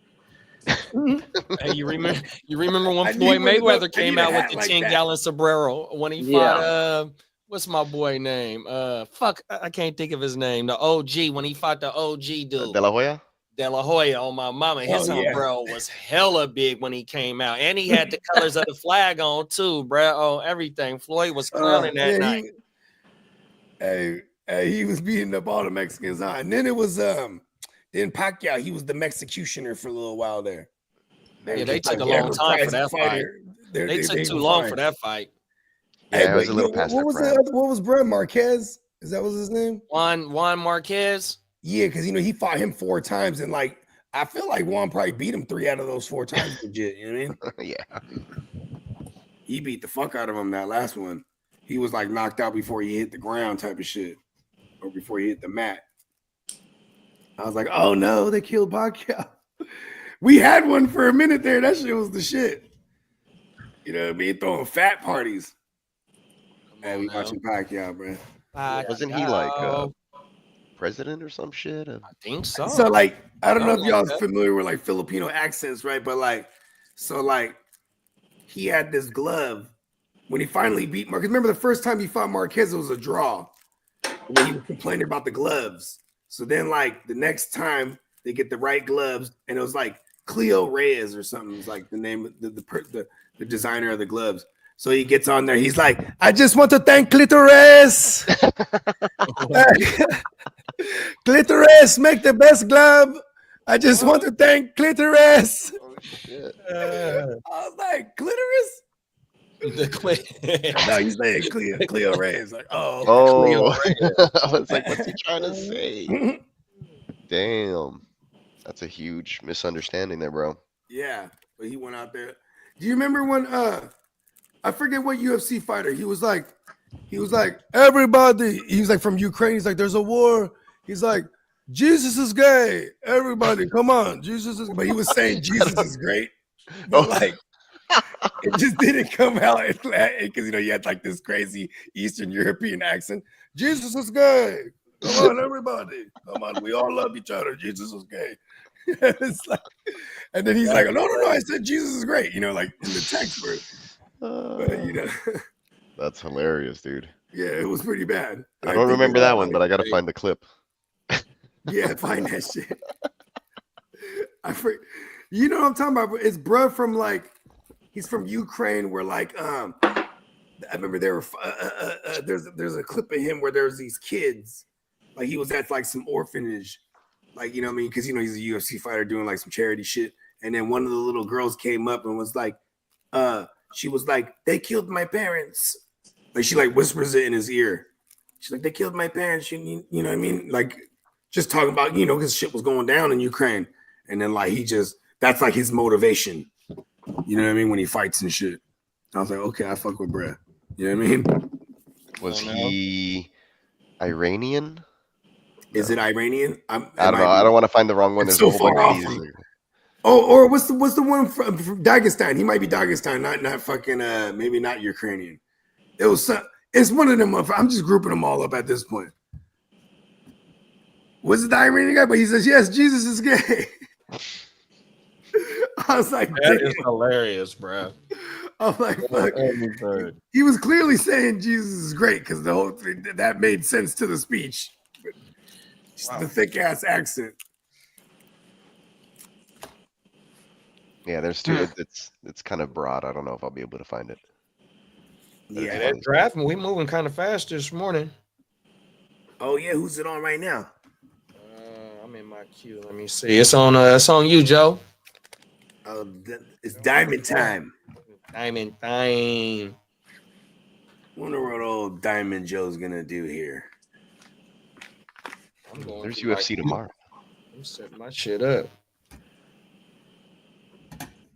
He was trying to have a Rocky moment. Remember when Rocky was in Russia?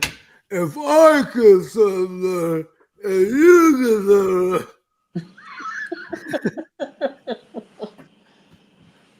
Yep, that's exactly how it went.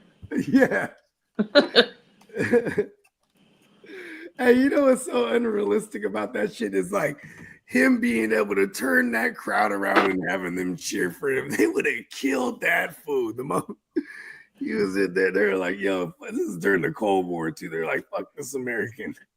But if I could, it's gonna be a good it's Pereira versus Ankalaev, Potan. It was a damn good pick with Mike Evans, bruh.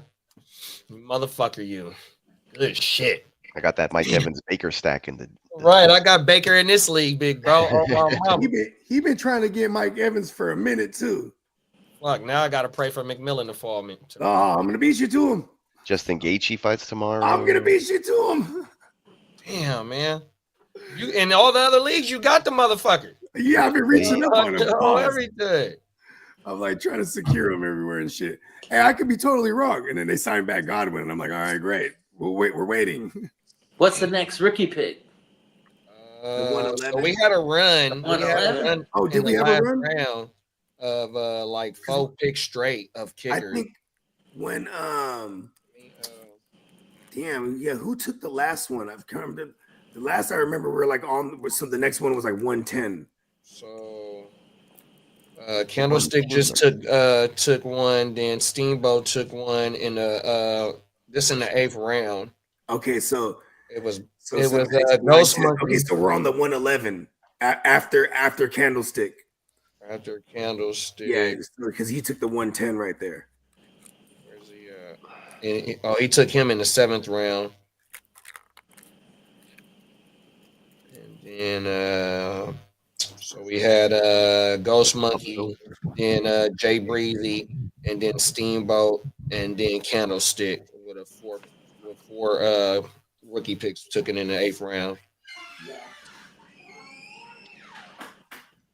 Damn, I wanted Mike Evans, bro. Good shit, bro. Damn, it's reliable. What you guys think of that trade with Candlestick? I feel it was fair. I ain't even see it yet. I know. I barely dropped my kickers and made moves in that league like 2 weeks after everybody else. Sometimes I need to unplug. What league are we talking about? The draft we're in now? Yeah, I think so. I didn't see. Oh, that's the only one that it gotta be because that's the only league I'm with Bakes in. Oh, it's for the 1-5. Okay. Holy shit. God damn. 6 picks for 1. Oh, did y'all see that the little blockbuster trade? Yeah, I think that's what we're talking about. What's the players that's involved? Is it players involved? It's a it's the 105 in 2025, and then there's like 6 picks involved. There's the 302, the 902. Yeah, so the 302 it's AJ Brown. It's AJ Brown and the 303 Jefferson. And the 303, it's Marvin Harrison. Marvin Harrison's involved too? Yeah, so AJ Brown, Marvin Harrison, and then I think he got like an 8 and a 9. Oh shit. For what it's worth, he kind of bought Jefferson for pretty. It's AJ Brown. He got AJ Brown, a rookie pick, and he got George Pickens and Marvin Harrison. Oh word. And George Pickens? Yep, he just drafted George Pickens with one of them picks. Okay, nice. And a rookie pick. And there goes Jalen McMillan. Who took him? Good shit. Who took him? You're gonna force your hand into Kate Otten later. Good shit. KG, that's why you. That was Breezy. Shout out to Breezy. Yeah, he's watching. That's why Gotta you never be, say bruh. anything. He is watching. He posted Never earlier. say it. Never say Good it pick. on live stream. God, I can never get my hands on both McMillan and Godwin to just lock it down. And Hey, just it's in all case right. Godwin goes I elsewhere too. got a couple players at the top right now that's gonna fall to me. It ain't my pack. I would have loved to have my pack, my double up, but it's all right, man. I got a couple You on a players that I'm mission seeing right right now. here. Candlestick said, shouldn't have said nothing. Shouldn't have said nothing. Neil, I kind of like my wide receiver core: Lad McConkey, Terry McLaurin, and Deebo Samuel. Let's go. It's cool. I'm cool with I it. got what do I got in here? I got Nico, London, Odunze, J-Mo, Godwin. Let's go. We're not done. We're taking it to the skies. I was like, or is that a smoke screen, man? We're taking it to the skies. Don't even worry about it, big bro. On my mama. Hey, I'd be doing it. I'm using the show as a smoke players screen. right there. On my mama. It said Death it could have been a Star. smoke. It's all good. Death Star or Critical Sensei Star. Two different kinds of stars. And they're neither I'll of go them with are Death like the Star. astronomical. Death I'll Star go is. Death Star because I'm a Star Wars nerd. There it is. This other one's like a throwing star. Critical Sensei Star. Ooh, that's kind of dope. My first crew was called the Dojo. Yeah. The Throwing Star. All right, this one smells intense. I'm gonna have to go do it in another office. Oh no! Was that Shinobi you could throw ninja stars on? Yep. Yeah. You do a my flip. mama, that shit hit. You do a flip, and then you can even throw like 4 or 5 of them, like a spray. That shit was crazy. Hey, Ninja you know Gator. what's crazy about that game? It was very difficult. They're remaking that bitch. Like Is I that could right? not beat that game Yep. as a Yeah, kid. Shinobi was the shit. I don't think I beat that shit. That shit was hella difficult, but it was hard as fuck though. Like it was like, this game. hard. Shinobi versus Ninja Dragon. What was the other game? where Ninja Gaiden. Who? Ninja Gaiden. Ninja Gaiden through that was like a That was when on you hit- Sega. when no Nintendo. No, Nintendo. That one There you you go. fucking hella throw stars because the Wii Yeah. remade it, and you're it's like first person shooter, and you That was have that was your special. You Yeah. pick up the special weapon. Your B button would be able to throw this ninja stars or some fireballs. There was a Hey, couple Ninja Gaiden was other that shit. maybe, but the ninja stars.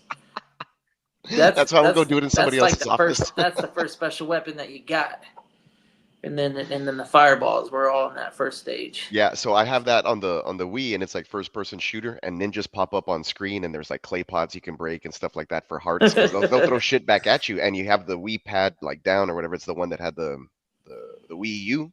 It's the one that had it's like a giant Game Gear fucking thing, right? But anyways, you Okay. lay it down with a sensor, and you flick the screen, and you throw the fucking ninja stars that way. So you like aim, and you're fucking doing this shit. It's dope. I still got the Wii right here, bro. My Yeah, daughter's yeah. Wii on my mountain. I got the Wii U. That one's dope because like they don't make those no more. It's like super. I had a limited there. I had a neighbor that had throwing stars. That shit was actually really, really fun, Is but very right? dangerous. And Yes. then we were like a Clear 10 the to path. 12-year-old Throw it at kids the play fence. with some fucking throwing stars. Hey, we used to go to the flea market, get throwing stars, blow the little blow dart guns and shit. Get the fuck out of here. Yeah, hell yeah, just throw a fucking dart. That shit go like Yeah, what was that on Ace Ventura where he got hit with the blow dart? He goes These ones there. was legit. They had the little pins. So the darts were like pins, bruh. I remember I got the fat homie in the neck, but you know what I mean? He Oh was fat, so he was good. no. He was Oh. dummy far though. I didn't think it was like, yo. Well, you know, this is when you're Fuck. kids. You know what I mean? We have real nunchucks. The nunchucks went crazy, bruh. Yeah, my dad knows how to Deal use with the those pretty nunchucks. good. Everybody wanted to be Nunchucks. Michelangelo. 100%. Michelangelo was the weed head out of them all. Out of them all, boy.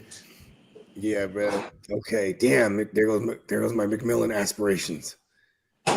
Durr. Good shit. Durr. We're not done yet. We're taking it We to the got King. skies. Shakir just went off the board. Durr. We got a nice wide receiver run. It was Pickens, Evans, McMillan, Shakir, and then we got King D. Shout out to King D. He on the clock. And then I think it's you next. Yeah. You next, then Candlestick, then Ear to the Streets, and I'm coming up. So yeah. Yeah, we moving and grooving today. Somebody got back to back. Oh, you got 2 picks in this round. Yep. You got a Titans pick. Yeah, you know what was fucked up too? Is like when someone trades in and I go, oh, he's probably gonna get Xavier Worthy here because I was gonna take either Worthy or Jacobs. Then he takes Jacobs, and I'm like, and then Worthy goes right after, and I'm like, you know what I mean?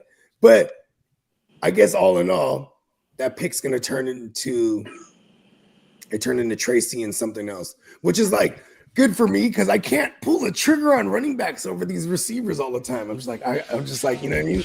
The shelf. I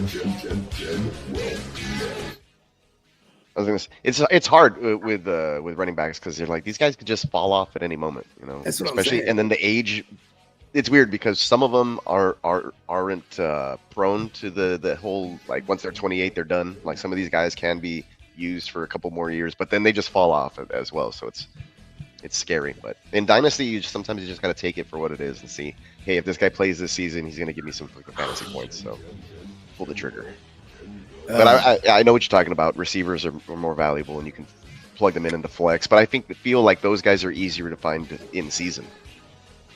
Yeah, and and I would say running backs are easier to trade for. Like for example, if you have a Jamar Chase, when we did just see Jefferson get traded, but like you know, 9 times out of 10, no one's trading those guys. You know what I mean? So it's like, you know what I mean. But running backs, on the other hand, people, you know, like okay, for example, Derrick Henry, for the past 5 years, maybe 4 years. Every year there's a manager who in Dynasty that has him and goes, I think he's done now. And they move him. And then that person gets him and he's happy as fuck because he has Derrick Henry. Then he might go over 2 years later and be like, I think he's done. And he moves him. And then then this person has him with the Ravens now. You know what I mean? It's like, it just be like that. Yeah, it's wild. I mean, but then there's other cases of like Raheem Mostert, you know what I'm saying? He's like, oh, he's valuable, and then he's injured, and then he's like, be valuable, and then like, okay, he's injured, and then like, all right, he's gonna be valuable. Oh, he has a great season, and then you move on him, and then he's like, oh, he just fucking dead now. Yeah, or you're the guy that trades for him, right? You know, you get caught with the bag or whatever it is, or whatever the saying goes. Get caught holding the bag. Like when Joe Mixon went, I was like, I was hurt. I was like, I think it's get caught holding. You don't want to get caught holding the bag. There it is. I don't know why, for some reason, my mind was going to potato. But then I was like, oh, no, that's hot potato. That's something about a sack. Clearly different. It's like, don't get caught with the potato. Like, oh, that's caught with a potato sack. We got another pick off the board. Another rookie pick off the board. King D. It's on you, Bo. Oh, okay. Uh-oh. I don't know what I'm going to do here. Uh-oh. Sniper, no sniping. That McMillan makes me want to go Slick Rick here. I think I'm gonna have to do it. There's a place next to my house. It's like 2 streets over, and it's called Kickin' Axes, and they do all that shit there. And you can it's BYOB, and yeah, it's dope. I had my birthday there a couple years ago. We got real drunk and we threw axes. It was dope. And one of my friends was just like, he's coordinated, he does jujitsu and shit, but he could not get his axe to fucking stick on the target, man. And like, it took him half the night, like maybe like 35 plus throws. It was fucking hilarious because all the girls were doing it really easy. Like everybody, like nobody had problems. But mad as fuck up. Nobody was. It's the best, man. One of the best birthdays ever, just watching him fail over and over again. And it was like, dude, get the heavier axe, take a step back, use 2 hands, like throw it harder for more rotations, like a bunch of shit. Nothing worked. He kept hitting the back of the axe, like, and it would just like clunk. And my girl comes up, like 2 axes with 1 in each hand, like hits the target. That's the kind of guy you got to play darts with. Say, hey, you want to play darts? Yeah, come on. That shit was so funny, man. That was a good time. Yeah, so that place is called Kickin' Axes. That's fun. If there's a place like that in Vegas, we should check it out. That's cool. They have a batting cage. So my son's birthday was a couple weeks ago, and we had batting cages up in that bitch. It was fun. I took some cuts. I hit a couple 70-mile-per-hour baseballs. It felt like the old days, but I didn't have my own bat. The bats were all shitty. The helmet was all fucking sweaty. It was gross. So, but it was still fun. So we got to check that out if there's stuff like that in Vegas. It's 115, 120 degrees oftentimes, so We can do it at night. it'd be like It's 100 degrees at night. It'd be like 105. Oh, my mama. Hey, I'm from Texas. I know. I know. Exactly. That's right. You It's are humid as from fuck. you are from the desert. the Gulf part of Texas where it's Sometimes we get a breeze, yeah. and you used to that humidity. We got dry heat out here. Yeah, that's true. That humidity will whoop the shit out of me, bro. Yeah. I had it done to me a few times on Humidity's a motherfucker, dude. Like I remember like running gassers at football practice with the helmet on, and it's just like I can't ever catch my breath. Yeah, And then you're sweating like so much, and it's this hot, sticky air, like just breathing it in. You're like, get me out of here into an AC or underwater. Like you either want to be under fresh water or inside where there's an AC. Man, that was torture. I feel like a northerner a lot of the times because it takes a lot for me to need a jacket. Mhm. It'll 38, 39 degrees. I might need a sweatshirt by then. But if it's in the 40s, I'm rocking regular t-shirts. And I feel great because I always tell people if you compare the extremes, a cold, dry, brisk air makes me feel alive, and then you get a hot, humid, muggy air, it makes me feel like dying. Like I will take the fucking cold, crisp air over the you can't muggy breathe. air every single time. You can't breathe with that hot, muggy air. It's like It is wild, especially when you're not used to it. And the first time you get to it, you're like, I feel like I'm underwater. I'm like drowning, but it's like I'm not in the water. It's like somebody threw a moist towel over your face, and that's how it like you can't. You know what I mean? You better not be drinking either. choked up. You better not be drinking in the humidity, boy. It's a wrap. Man, we just sit around under the fans with misters, like, and we don't move, and you just sip. Like that's how we would do it if we were drinking outside. And your beer gets hot fast, bro. Fuck, bro. Everything. That's why I don't drink no more. Real talk. So my homie from the one that moved to Austin, he says that like now he goes bike riding with one of our other friends or whatever, and they have places where you can just grab your THC drinks like all the time, like they're everywhere. So they'll ride the trails, they'll stop, they'll sip their THC drink, they'll get back on the whatever, and then go to another place and grab another one and get a good buzz. That's federal on everything. I think we did a story about that shit, or I think I seen what you talking about, big bro, on everything. Yeah, there's a lot of bike riding in Austin and the area and stuff like that. People they get together and they do stuff like that. Yeah. I need to get my hands on some of that shit. Let's see. I know Austin has it, but if there's other places in Texas.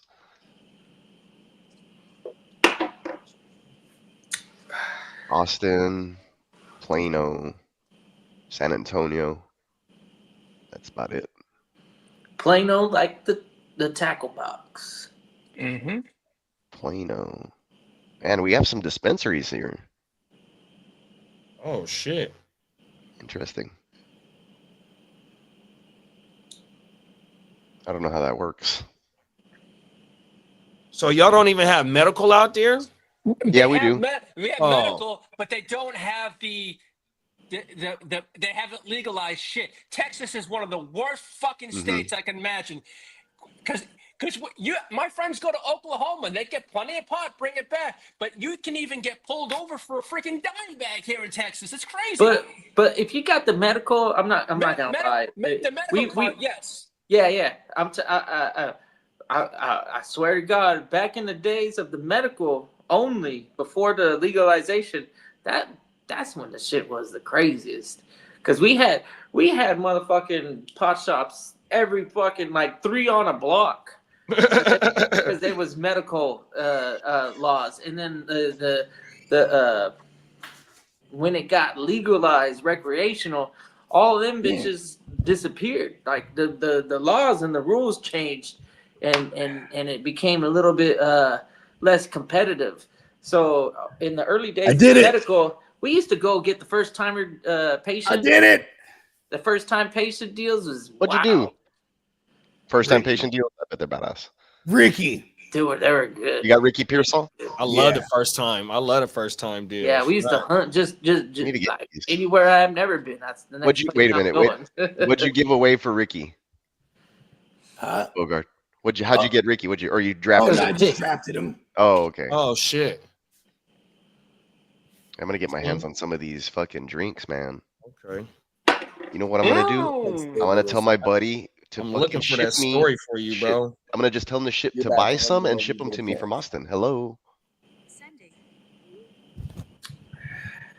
There's got to be a way. I bet you if they're here in Texas, I can just order them online and get them shipped to my house. I feel like that's like half burn pick. Slick Rick. Yeah, like I love the idea of it, but it's it's like okay, I need him to be a thing for real. Because it's like we retain Ayuk, maybe even bring in someone else or draft him in a person. Like it's like there's a realm of possibility. There's plenty of realm of possibility for that kid. And on the flip side too, lack thereof too, potentially. It says these drinks are headed to too many mouths to feed type of range. Oh shit! Bayou City Hemp acquired Eighth Wonder. That's in Houston, bro. They definitely have them in Houston. Oh word. Yeah. Oh, at Specs. You know what? I haven't gone to a fucking liquor store in forever. I'm just gonna go today and see if I can get some THC drinks. I bet you anything they're fucking there. Wow. Yeah, because like that, those drinks are everywhere these days too, and the mushroom ones too. That's what I'm saying. I'm gonna eat that chocolate that you sent me tomorrow, bro. My homie, like I said, he's down from Austin, so we're gonna chill out. Try it. He's like, cool. Yeah, Austin be having it too. Just microdose all day. That's what he says. Yeah, he'll take a quarter of a quarter, and he's like, I block off like 4 hours and just microdose and ride my bike.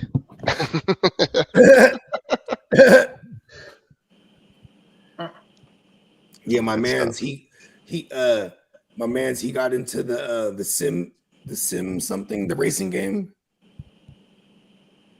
The Sims racing? Is that what it's called? Or I don't know I thought that's what I was just repeating what you said. Yeah, I'm trying to remember what the name of the game. It's on Xbox and like PS5 and shit like that. But anyways, my 6-year-old asked me for an Xbox yesterday with the steering wheel and the fucking and the screen that curves. Homie McNeese. Does he have this the screen that curves? What's that? That's it's a screen that it curves it's like a little immersive or whatever. My homie has that with a fucking exactly the same dude I'm talking about from Austin has that shit. And like he's like I just eat shrooms, bro, and I just be racing, bro. I'm like, word. Honestly, I've eaten, a long time ago, but we would do minimum eighths, or like we would do eighths and quarters. So that's how we tripped. Yeah. And then driving around town, like it was nuts because it's like kind of like everything turns into a painting, but you're still aware. But it like the world turns in 2D. It's wild. Like if you were playing fucking. I ain't gonna lie. When I'm shrooming outside, like when I'm like tripping balls, feels like the sky is like a ceiling. You know what I mean? Hey, what do you fellas think of this? Vegas now has the Jaguars as the betting favorite to land Cooper Kupp. I mean, you got Liam Coleman there. He was the receivers coach for the Rams when he was the Triple Crown winner. Yeah, it makes sense to me. They just got rid of Kirk. They freed up about $40 million yesterday, the Jaguars itself. Yeah. I mean, Kupp ain't gonna be nothing but like some 15 to 20 million for the 1 year or whatever. You know what I mean? Exactly. Not even 20. He's gonna be like 17 or something like that. Are there any playoff contenders that need a veteran wide receiver? Yeah, the Chiefs. The Chiefs just always they're just always getting weapons. The Packers. The Packers. Boom. The Chargers. What, suitors for DK? Or what? For Cup. Cup. Oh, for Cup. I wouldn't rule out Cup still going to the Texans too, because you could just move Kirk out the other side. You know what I mean? They could do that. I feel like Houston's still going to bring in another receiver. And they probably won't do it. Well, I mean, if they do, and they think that they can get somebody like into the second or third because they've had success there before, then they could draft. But I don't know. Shit, fuck it. When the Titans start sucking like they're going to, there's just trade for Calvin Ridley for like a 7th rounder. Just get as many weapons for my one CJ Stroud share. Give it to me. Pause. That third year leap though. I believe it. The 49ers are talking about cutting Leonard Floyd. Leonard Floyd could be cut today. Of course. Shout out to Leonard Floyd. Godwin's out there. He's a Bogart favorite. Diggs is out there. Devontae's out there. Amari Cooper's out there. DeAndre Hopkins. I'll take Devontae all day over that. DeAndre Hopkins, Hollywood Brown, Keenan Allen. I think. Are you on the clock, Lee? Close to it, I think. Darius Slayton. Yeah, after Candlestick. I'm on the clock. Yes, I am. And Devontae Adams is my pick. Tyler Lockett. Mike Williams. My receiver room is stacked and loaded. I was gonna get extra spoiled and take fucking Devontae. I got Ladd McConkey, Terry McLaurin, Debo, and now Devontae Adams as my receivers. Let's go. Not mad at it. I think I know what I have to do here now. I think I have to go with maybe my third quarterback next. Just telegraph it, you know?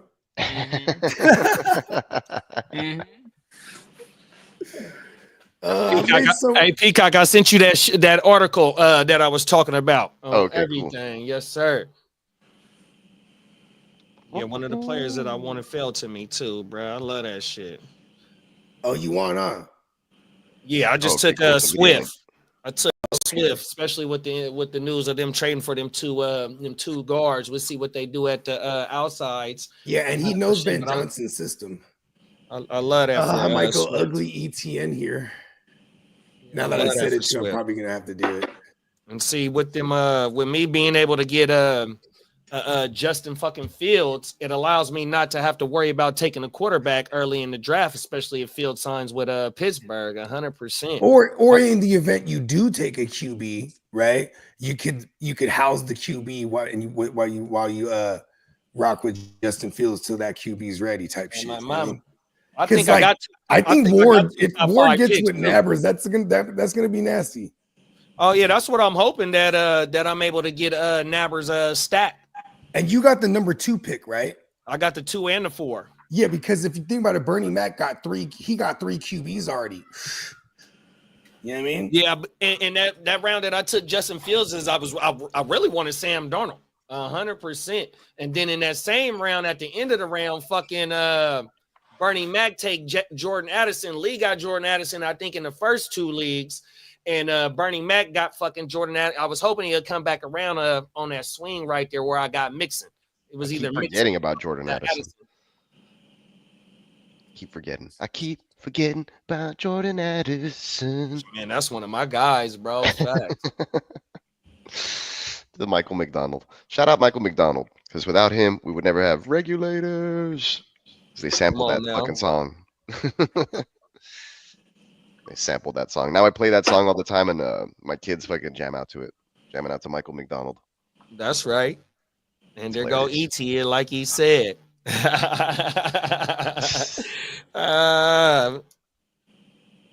Let's go. Been avoiding the Jaguars except for Brian Robinson. Ooh, we got a little mini. Come on now. Running back going on, huh?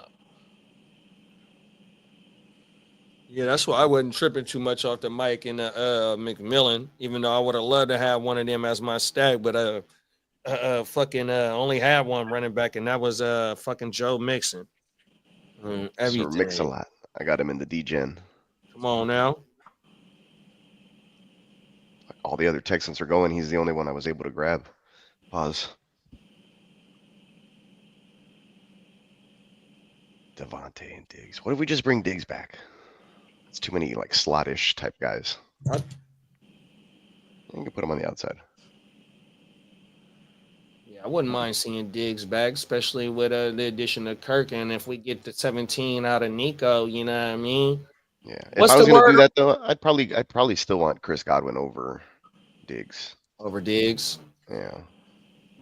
But I mean, he was already there last year and he was doing okay. So I mean, either of those two guys would be pretty cool. And they only what's the word on what? No, go ahead. You were gonna ask me something. The shit with Christian Kirk. So they're only picking up the last year of his deal. They're not re-extending him or nothing like that. Oh, I think it said it was 16 mil, but that's what I read from I think what Lee shared with us. What's that? Right? For the Christian Kirk deal, his contract isn't this the last year of his deal? It's his last year, and I think it's the last year, and the Texans are picking up the rest of the year. Yeah, he's like a 1-year rental, 100%. Yeah, I feel like he's the Diggs replacement, and they're still gonna look for somebody else. Or I mean, maybe Kirk is the tank replacement, right? Who knows? Oh, and he had the surgery Wednesday. Yeah. His so ACL Kirk is 29 years old, yeah, and he's set to make 16. 16, yeah. But if you think about it, they just cut Shaq Mason, and that was 10. And then Shair, they did his contract, and that was 6.9, I believe it was. There it is. So they already paid Christian Kirk with just moving some other guy, cutting one guy and restructuring another. No, Al Shair was 6.26. They said. That's what I'm saying. But that's 6 plus the other 10 from exactly this Christian Kirk. It's the 16 from Christian Kirk's contract. Yep. There you go. So it didn't cost them nothing. No. Really. But a 7th rounder. Well, the 7th rounder was, if you think about it, Cam Akers. Right? It was a free. They were just like, oh, Cam Akers is free out here in free agency last year, so they scooped him up, and he was conditional, and then they traded him away for a 7th, and then they ended up trading. Yeah, and then they ended up trading the Rams 7th for Kirk. Caserio playing chess. Caserio playing chess, not checkers. Yeah, that's good GMing right there, man. Gotta let him cook. Yeah, he does pretty damn good deals. Like, in the short time with the players that he's selected, he's they're not all hits, right? But especially on the offensive line. But the other skill players, I think they've done really well in the draft. Guys like even Stingley looks better than Sauce now to me, in my opinion, as far as being a ball hawk and taking the ball away and still being able to cover. They Kamari Lassiter, that draft pick. Jalen Petrie was really good before the pectoral injury. So I think some of those picks that they had, even on the defensive side, were hitting pretty well.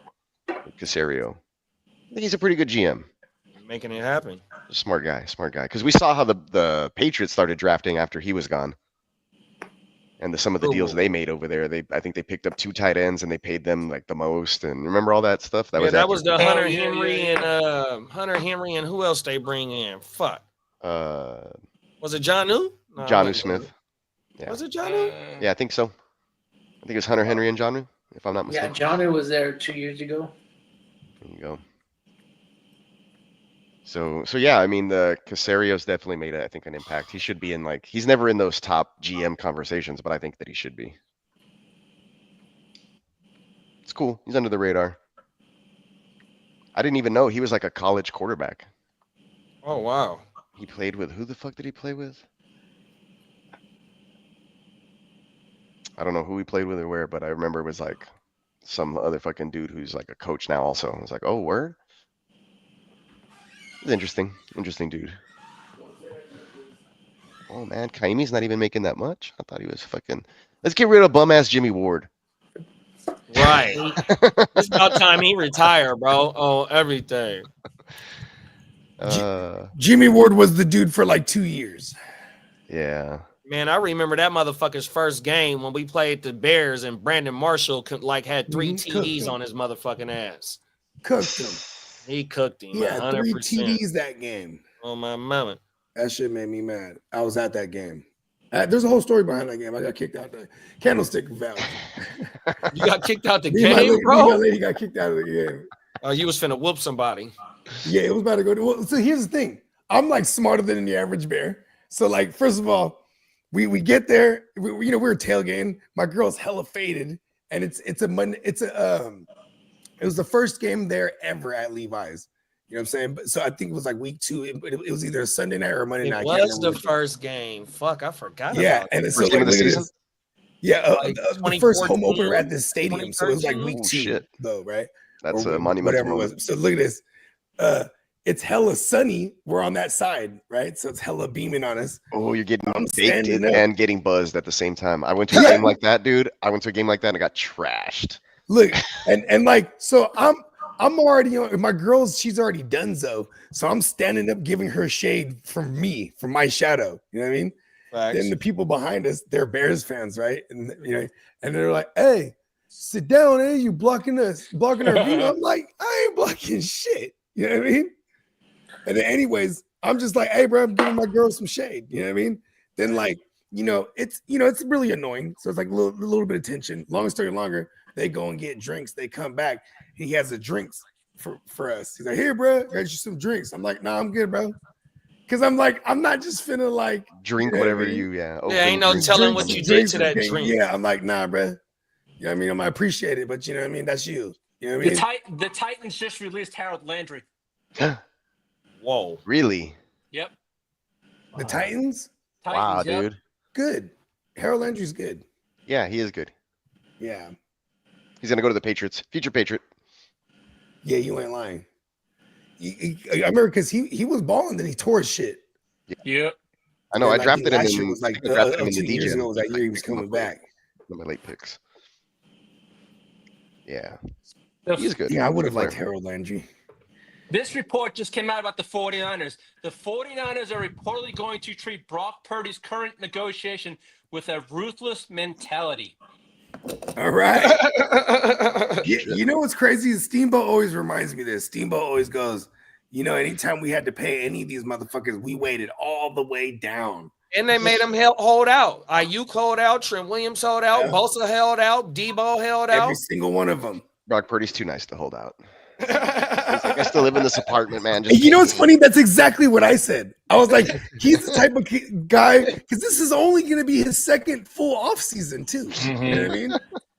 I'm like, yo, like he's going to be there just like, yeah, he's trying to get bread, man. Come on.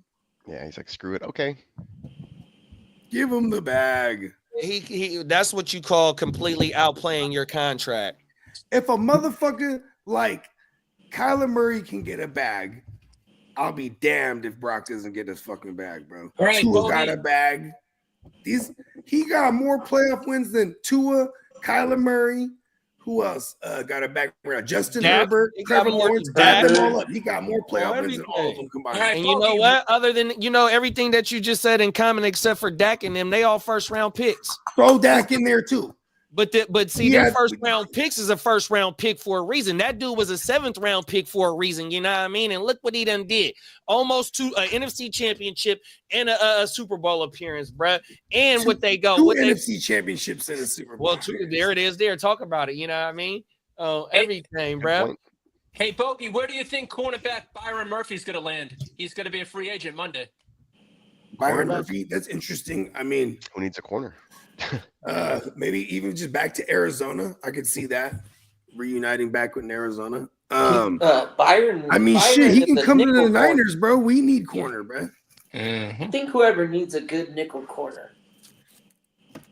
Actually, we got it. The Texans actually need a nickel corner. I don't know about Petrie. Lenore. Yeah, we got Lenore. Oh yeah, They got Lenore, and we paid him. Diamador. Yeah. Diamador. Yeah, he's a good nickel corner. Yeah, he is he's a pretty good player too.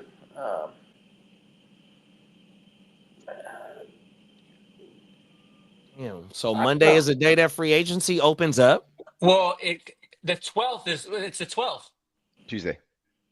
But Oh, so remember they'll have the fake tampering shit. Exactly, the 24 hours prior. On everything. And you said Wednesday is the actual day? Oh, so Tuesday's the 11th. Yeah, Tuesday's the 11th. So when 12th starts Wednesday? Yeah, because Wednesday. But what is it? Isn't it a 48-hour period? I think it's a 48-hour something period. like that on my I mind. don't know how long that legal tampering, because which is so weird. The NFL Network, they start their coverage early in the morning on Monday for the free agency shit. Bogey, what is it? 48 hours for the pre-tampering? Is it 48 hours or 24? I think it just depends. Like if you're a contracted guy, like say you're like a guy that they're not bringing back, I think that's the 48 hours you already you get to start rocking. But like if you're a contracted guy, it's 24 hours because like for example, Stephon Gilmore a couple years ago. Excuse me. Excuse me. Stephon Gilmore a couple years ago. The Patriots are like, all right, we released him. But then, here it is. But then hold on. But then it's 24 hours before the physical year, which is in this case the 12th, right? So like they say they cut him.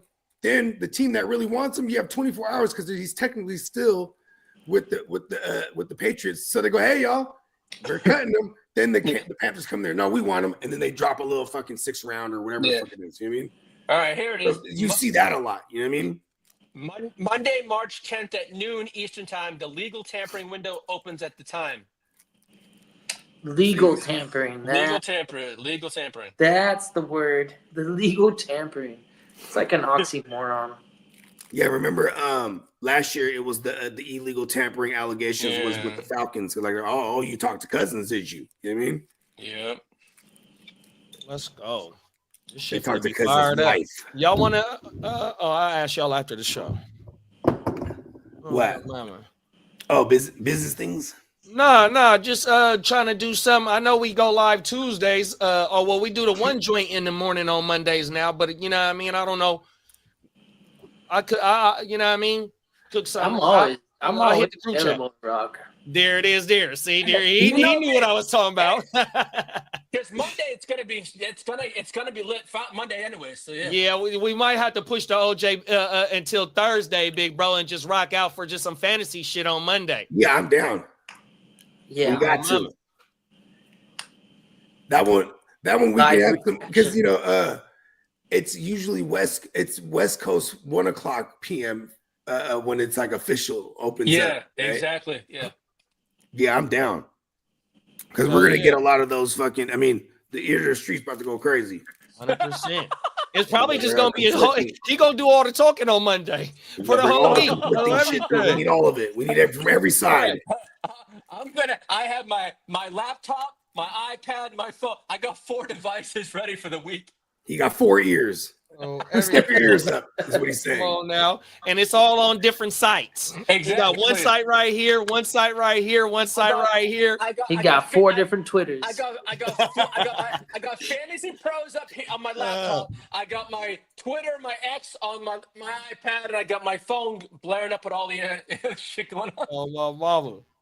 Yeah, the Twitter was where I got all that like breaking news back when I was solo. I was just and back before it was X, you didn't need a Twitter account, so I just fucking just go slide on there. I'd ghost up in there and be like, okay, what's going on? And just type in football news, and then all of a sudden I'd get whatever I wanted. Tap in. Exactly. Hey, now it's not like that. Elon makes you be a member in like 5. Like if you're on the site for like 10 seconds, it's like pops up. Join to whatever the fuck. I'm like, that's because he wants your data, big bro. I ain't doing that. Exactly right. Hey, Elon, I'll give you a little bit of data. Just give me one of them Cybertruck, man. He's the fucking Doge, whatever the fuck. Like he got a hold of all of our information. Yeah, the Department of Justice. Department of what do we call? He's the closest thing we've ever seen to Lex Luthor. Is that what you're saying? Oh man, yeah, we ain't quite there yet. Lex Luthor is a whole nother level. Hey, on that fucking Fantasy Pro shit, Lee. Yeah. On this phone that I got right now, I don't got my alerts on, but on my old phone, every time that Fantasy Pros, because it got a certain sound. You know something happened in fantasy, bro. Hey, you gotta go pop. Huh? Do you have a subscription? I used to have one. I don't use that one because I got the fucking I got Draft Sharks. I pay for Draft Sharks. I legit stopped fucking with Fantasy Pros when Mike Tags passed. I was like, damn. Like he was a writer. He was like the heart and soul. Like I would, because he was really good at what he did too. You know what I mean? And then now you did like the face of it is like Joe Pisapia, which I really fucking love Joe Pisapia too. But I just like when Tags was gone. Like Tags used to do like the 90 things you don't know about this last season. And like that's tough to fill up 90 things, but he would come up with some ill shit like did you know fucking such and such had the most broken tackles or whatever. You know what I mean? It would be like, but he would have 90 of these isms every year. And I always like look forward to that shit. Like rest in peace to Tags. Rest in peace to Tags. Oh, Mike Tagliere? Yeah, man. I would read his primer like every Thursday. That's what it was. And it had every like 90 Thursday. things you don't know about, whatever the fuck in there. Dude, that was so much good information because he would go matchup by matchup, and then you're grading these receivers based on matchup. Like take the names away, right? Like how are they doing this year in production, and then how is the guy they're facing this year, and then pace of play. Like it brought everything in. Like he put so much into it with data that actually correlates, and you would have to take into consideration, and then you were able to make a super informed like start sit decision based off of that. It's crazy. That's federal. It's called diversifying your portfolio. And fuck yeah. Sleeper. I don't even need none of them motherfuckers anymore. It's like not anymore. But I have so many fucking like fantasy teams where I'm like, well, it's saturated for me. Well, now that I play IDP, it's helped because the matchup thing was like, oh, this guy's a fucking like shut down, like like things like that or whatever was stuff I wasn't extremely versed on. Yeah, IDP puts a different. You start to pay attention more to the defensive side of the things. Yeah, for sure. Yeah, so that switch has helped. Or that you're like, wait, who's that player? He's fucking really good. I need it. Exactly. It's like because you can have a good fantasy football IDP player, and that defense overall sucks ass. So you're never playing them in team defense. But that individual himself in an IDP league is worth a shit ton of points. So you're prioritizing him, and yeah. Oh shit! I left my coffee in the fucking back. I was gonna take a drink. I'm madder than a motherfucker. All my coffee gone, dog. I still had some. I made a pot this morning for 6 cups, right? And I'll usually drink so that's like 3 regular cups for me because they're little 6 ounces or whatever. So it's like a 12 ounce. So it's 3 12 ounces basically. So the third one's there, but my wife made me a cup of coffee in a thermos on the way over here. So technically it's my 4th. Yeah, my pot is just a little 5-pot coffee, a little 5-cup pot, but I drink when it's cold. 100%, I can run through that shit on my mama. Yeah, that's true. You just like a nice warm drink when it's chilly outside. I get that shit from my grandma. Yeah, I'll sit and like have extra cups when I'm like, oh, I'm gonna push my lunch back or whatever. Facts. Yeah, like today I'm picking up my kid from school later in a few more hours, so I'll just take my lunch during that time. It's like 1 more cup of coffee will hold me off. So nothing's going on right now. I'm just chilling. I'm gonna drink a pot at work, but I equal those ounces at home with some Estrella Jalisco. So like I'm almost ready for bed right now. Like little nightcap. Like, even though I drink a pot of coffee at work, I've been off since 7:10. So like I stopped drinking coffee probably 4.5 hours ago, we'll say. And then I've been drinking for the last 3 hours. So, just matching the coffee with the booze. Yeah. No liquor today. I haven't touched my Patron. I thought about it, but I'm on a different. I'm on a different schedule. So now I literally work Monday through Friday. I have one more night. I go into work tonight, 11 o'clock. But I have Saturday night, Sunday night off, as opposed to Thursday night, Friday night off. A little bit late. I could have had a great season with y'all, rocking on Sundays, man. But next season, I'm gonna You're be still around enough. yeah.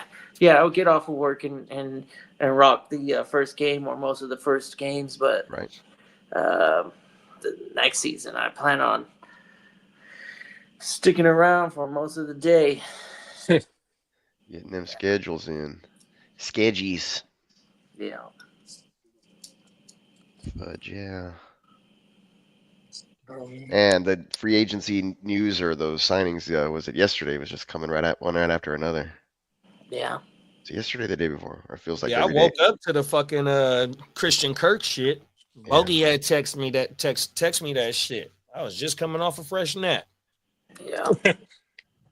Everything. I got kind of excited with the Ingram news. That was cool for my Britton Stranges. I was like, oh yeah. When you're strange. I didn't even think about Brendan Strange. I forgot about him. Britton Strange is going to be an actual player next season. Okay. I'm going to go pick him up in all these like the best ball dynasty that I'm in. I bet you nobody has him. Yeah. So that trade that I made with Titans to trade because he wanted to trade in. So it was like, I think it was a round 6 and I got like a 7 and a 9.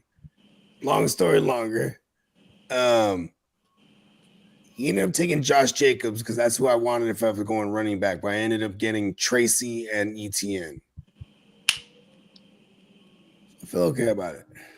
Yeah, you got ETN in the fucking almost in the 10th round. That's crazy. I know, and he sucks. I hate him. I fucking hate him. But the idea of him in this offense in Duval. Yeah. Didn't we see the other dude come alive a little bit though? What's his name? Oh, the tank. The tank. Yeah, everybody stay away from him. The hammer. I almost called him the hammer, but yeah, the tank. Facts. I do have a theory, and I will share this because I've shared this with Diamond Joe. I was thinking, this is my thoughts here. If they do go to a 2-back system, the Bucky Irving role, because this is him coming from Tampa, right? It would be Tank, in my opinion. But when you couple that system with Baker Mayfield, who has a career 25% target market share to the running back position, right? So he's not just throwing on third downs at the running back. So they were both him and Rachaad White were both able to get targets there. So Trevor Lawrence hasn't been like this check down type of guy to a running back, at least in his career so far. I don't know if it's the systems he's been in, but like it's always been like geared towards like the check downs, like the tight end or the slot receiver. Going back to college too, he always favored that slot. Pause. You know who flavored the slot for sure? Was our man Watson. Hit the drop. Hold on, I got you. Yeah. For Watson. The Jaguars might be a 3-win team, 2-3-win team, really. The Jags, yeah, I mean, they're looking like one of the if not the favorite to be the worst team in the NFL.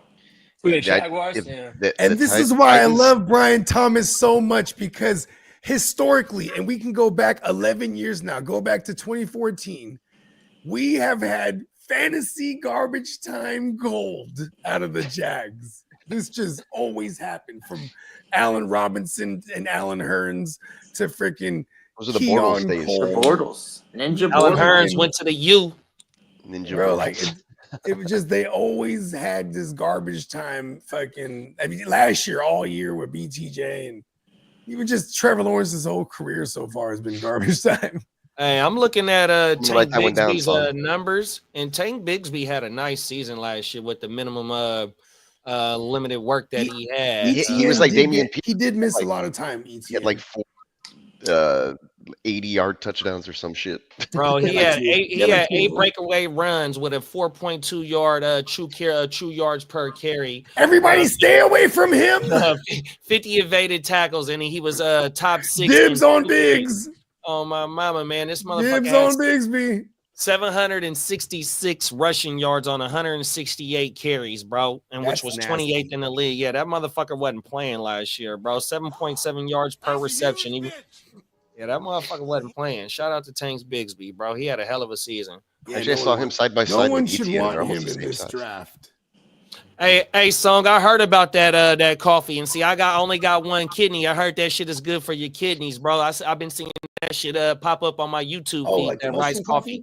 Yep, on my mouth. Yeah. My girl drinks this mushroom coffee that has all these benefits and shit. My girl made me one the other day. Like She's like, did you like it? And I was like, yeah, it was good. And then she was like, it's a mushroom coffee. I was like, oh, word? Didn't even know. Yeah, it's all the rage right now, Peacock. Yeah, I guess so. Yeah, I gotta get some of that shit, bro. Yeah, my girl ordered like a gang of it, and like I'm like, oh, word. That's I was what's like, up. let me see what it's talking about. And you know what it did? Made me take a dump like all other coffees. That's why I'm not really a coffee guy. I ain't gonna lie. Like I already went twice today, man. I'm good. Helping clean The late yourself dinner. out. does it. And it'll wake your game up too. No pun intended. Oh, we're going full pun intended. Coffee does it to me because I don't drink coffee like that. So like I remember Vietnamese coffee, but that's like you're getting on one for real. You're just like, whoa. Yeah, when I was in Miami, I was mad I didn't melt. When I was in Miami, I was mad I didn't get to try no Cuban coffee. Everything. I wanted to try some Cuban coffee and some Cuban food, and I was mad that I didn't get down there. I was too drunk that whole motherfucking weekend.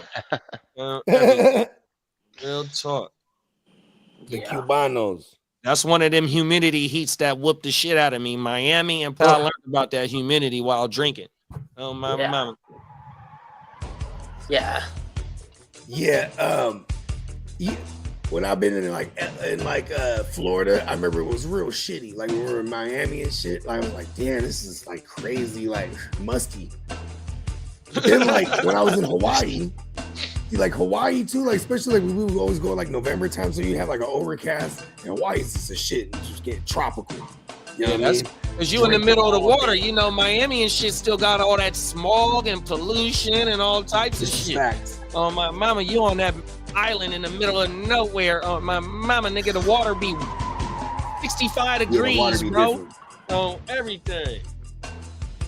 Cold. Yeah. That's cold. That's fresh water. That's fresh water, man. When I was in the Bahamas, Hey, man. this shit was warmer than a motherfucker, bro. On everything, 50 degrees, 60 degrees, like type shit. Gulf water is pretty warm too, for the most part. Oh yeah, down there in the Gulf. Yeah, I'm not talking Galveston. Closer to the fucking equator. Houston beaches, like that's shit. That's shit water. Whatever, brown buggy water. You got those oil rigs out there. Fucking bayou bullshit. That ain't real beach. I'm talking South Padre Island, Mexico style, like, you know, where I'm from.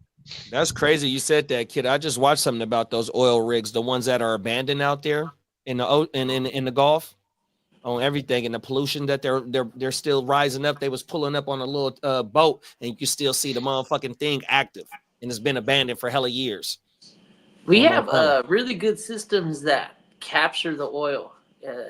We can clean an oil spill really, really fast now. We've got we've got enough practice, and we got the technology to clean up an oil spill. You got to get out there with the paper towel, right? But not no regular paper towel. That 4-ply. It's like a diaper material. It literally is like the same shit that you make diapers with, pretty much. Okay. It just soaks it all up. Yeah, because it's water resistant, but like everything else, it pulls it out. There you go.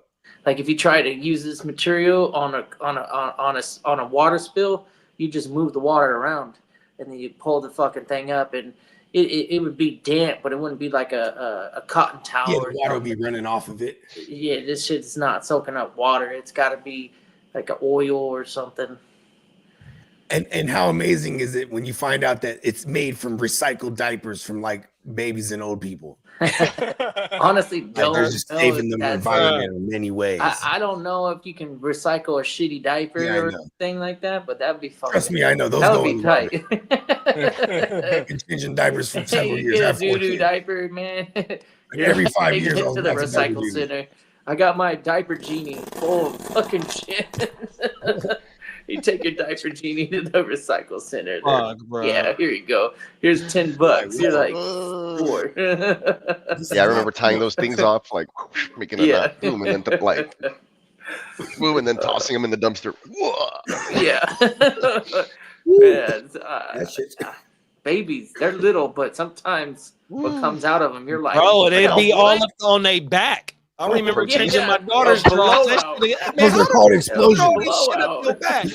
We call those explosions. Oh my mama. You're like, I ain't buying those cheap brand diapers no more. I'm Never. getting I'm strictly Huggies and Pampers. Huggies and Pampers was what Yeah. straight up. Yeah.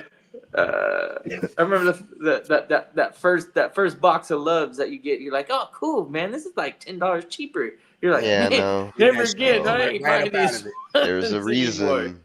There's a Fuck reason. these Like when I ones. do Amazon shopping, it's like that also. I'm like, it's like, oh, there's this exact same product, but it's like $10 cheaper. And then like I scroll down, it's like frequently returned, and then the reviews are all shit. I'm like, oh, okay. Let's just pay the extra $10.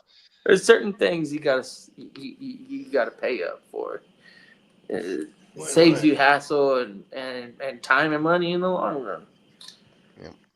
I was about to go on a shopping spree on that Kanye site because there was a point like a couple weeks ago or like a month ago where he had everything up for like $20. Just wait. There's gonna be a spring break sale coming on neonpeacockmerch.com pretty soon. Yeah. You know what I got?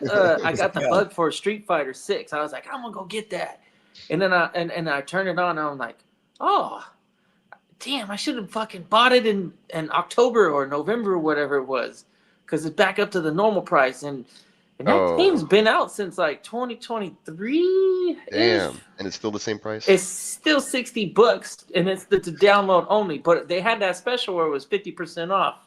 I was like, yeah, you got to take advantage of those. That's how Grand Theft Auto is, big bro. That motherfucker been out for like 10 years, and it's still the same fucking price. Yeah, we're still waiting for GTA 6. Right. They say it's supposed to be this year. Fuck yeah, sure. Yeah, right. Right. They're over here. Like, I think they're really gonna do it this time though.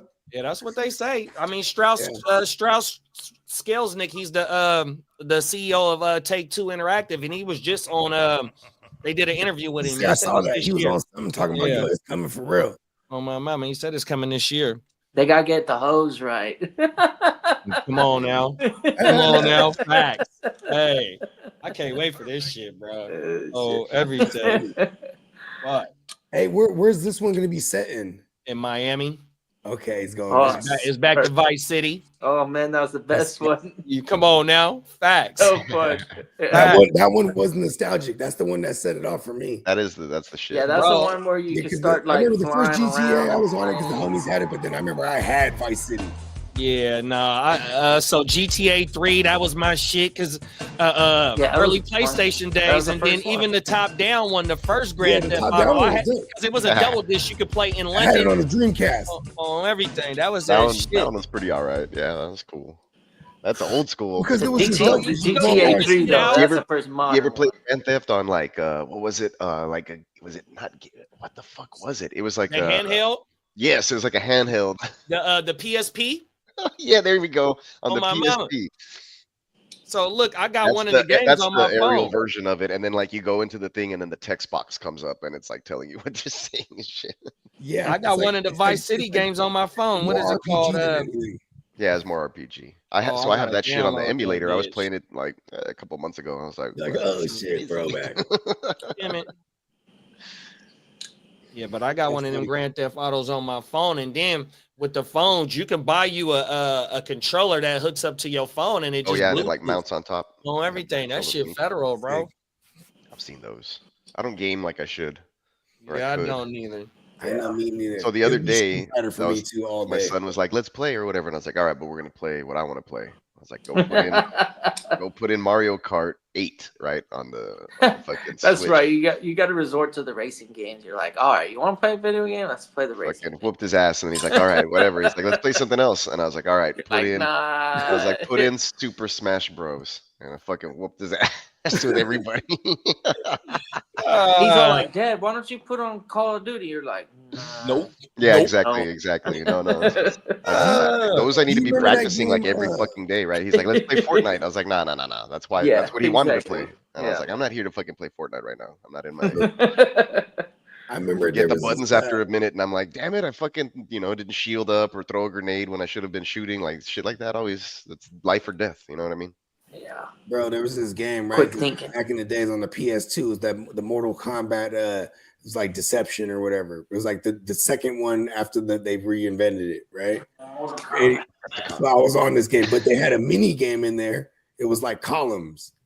You know what I'm talking about, where the colors drop and then you can build big blocks and then there's something you can shatter them, right? Oh, like my girl was so like I cannot beat her in that game. And that shit used to make me hot, bro. Because like even early back on, like when we were dumbass young, when I first started seeing her, I had a 64 and I had Tony Hawk. She's like, "I'll beat you in Tony Hawk." I'm like, "No, you won't." And she racking up points in Tony Hawk, bro. And I was so hot, grinding, getting all the letters that spell out skate. Bro, like she knew the whole fucking, where you go all the way around the fucking thing. The secret fucking break the glass and go into the secret rooms and shit. Yeah. I was like, yo, fuck that shit. I was playing that on the arcade, like with joysticks. It was tripped out. Oh, word. Yeah, because I have it on the emulator, so I hooked it up to the arcade and I was playing it that way. Oh, like, yeah. This is cool because you just have to go around with the joystick and then hit the jump button, really. So I was like, this is fun. Hey. Yeah, I gotta hook it back up in the garage. No joke. That's when it was dope. That's when it was the best. It felt super nostalgic. Right, and you're playing on the fucking. I need a Super Nintendo, bro. Bad, bro. I want that motherfucking GoldenEye, bro. The 64. The 64. Yeah, the 64. Excuse me, the 64. Yeah. Right. I remember my mom. She was working for Silicon Graphics, bro, and they were using their processor or chips or something, bro. So like a year in advance, they had them just set up. They had like stations at their campuses, and then so like these kids would just play, bro. But it was all the Mario. It was the Mario World game first. You know what I mean? But like that shit was a trip. Like, oh shit, Mario World was the shit. What was that movie? The Wiz. Is that what it's called? The Wiz or Wiz Kid or the Wiz? First Mario. Yeah, where the I think the kid's like autistic or some shit. It was just called Super Mario 64. No, there's a movie though. I'm saying with the kid. It's like the first Mario World. Or the first Mario game or whatever, and they're playing like a competition. Is Ben Savage in that shit? What the fuck is that? Oh yeah, I know what you're talking about. This was the game made by Nintendo. It was like a glorified like Nintendo commercial, basically. Yeah, basically. Yeah, they had I think he was in that shit. The Wizard. I don't know. I'm hella random now. What's that movie? The Wizard from 1989. The monsters they live under the bed. Oh, that's that's with Howie Mandel. But that's also Fred and Ben Savage. What's the name of that fucking movie? Where he's like a blue fucking is this the one you're talking about? Is that where he has the glove too? Yes, it's The Wizard from 1989. I found it here. There it is, The Wizard. That's right. He has the fucking the Nintendo what did they the Power Glove. The Power Glove. Check it out. Yeah, you got the trailer right here. The Power Glove, that's right. Yeah, I forgot about that shit. I think he even used the scope in that shit. Remember, Nintendo even had a little scope. Yeah. 2 tickets to California, please. It's $226. Well, we only have $27.30. What does that get us? Nowhere. Yeah. Corey's taking his brother Jimmy on a ride. These two boys already traveled more than 80 miles across the state. We've hired someone to find him. What's his problem? He's just shy. But Jimmy's got a secret. You got 50,000 on Double Dragon? That could make this the ride of their lives. Look at him. He's a wizard. He's headed for the video championship. This guy? What is that? There it is. Power Glove.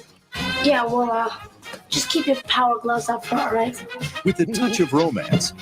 I am not kissing a boy. and a ton of trouble. That's huge. We're too late. In Vegas? Sorry about that. You maniac! They'll get there any way they can. Jimmy! Here we come! Hitchhiking across the country. It's Jimmy. It's Jimmy. Come here!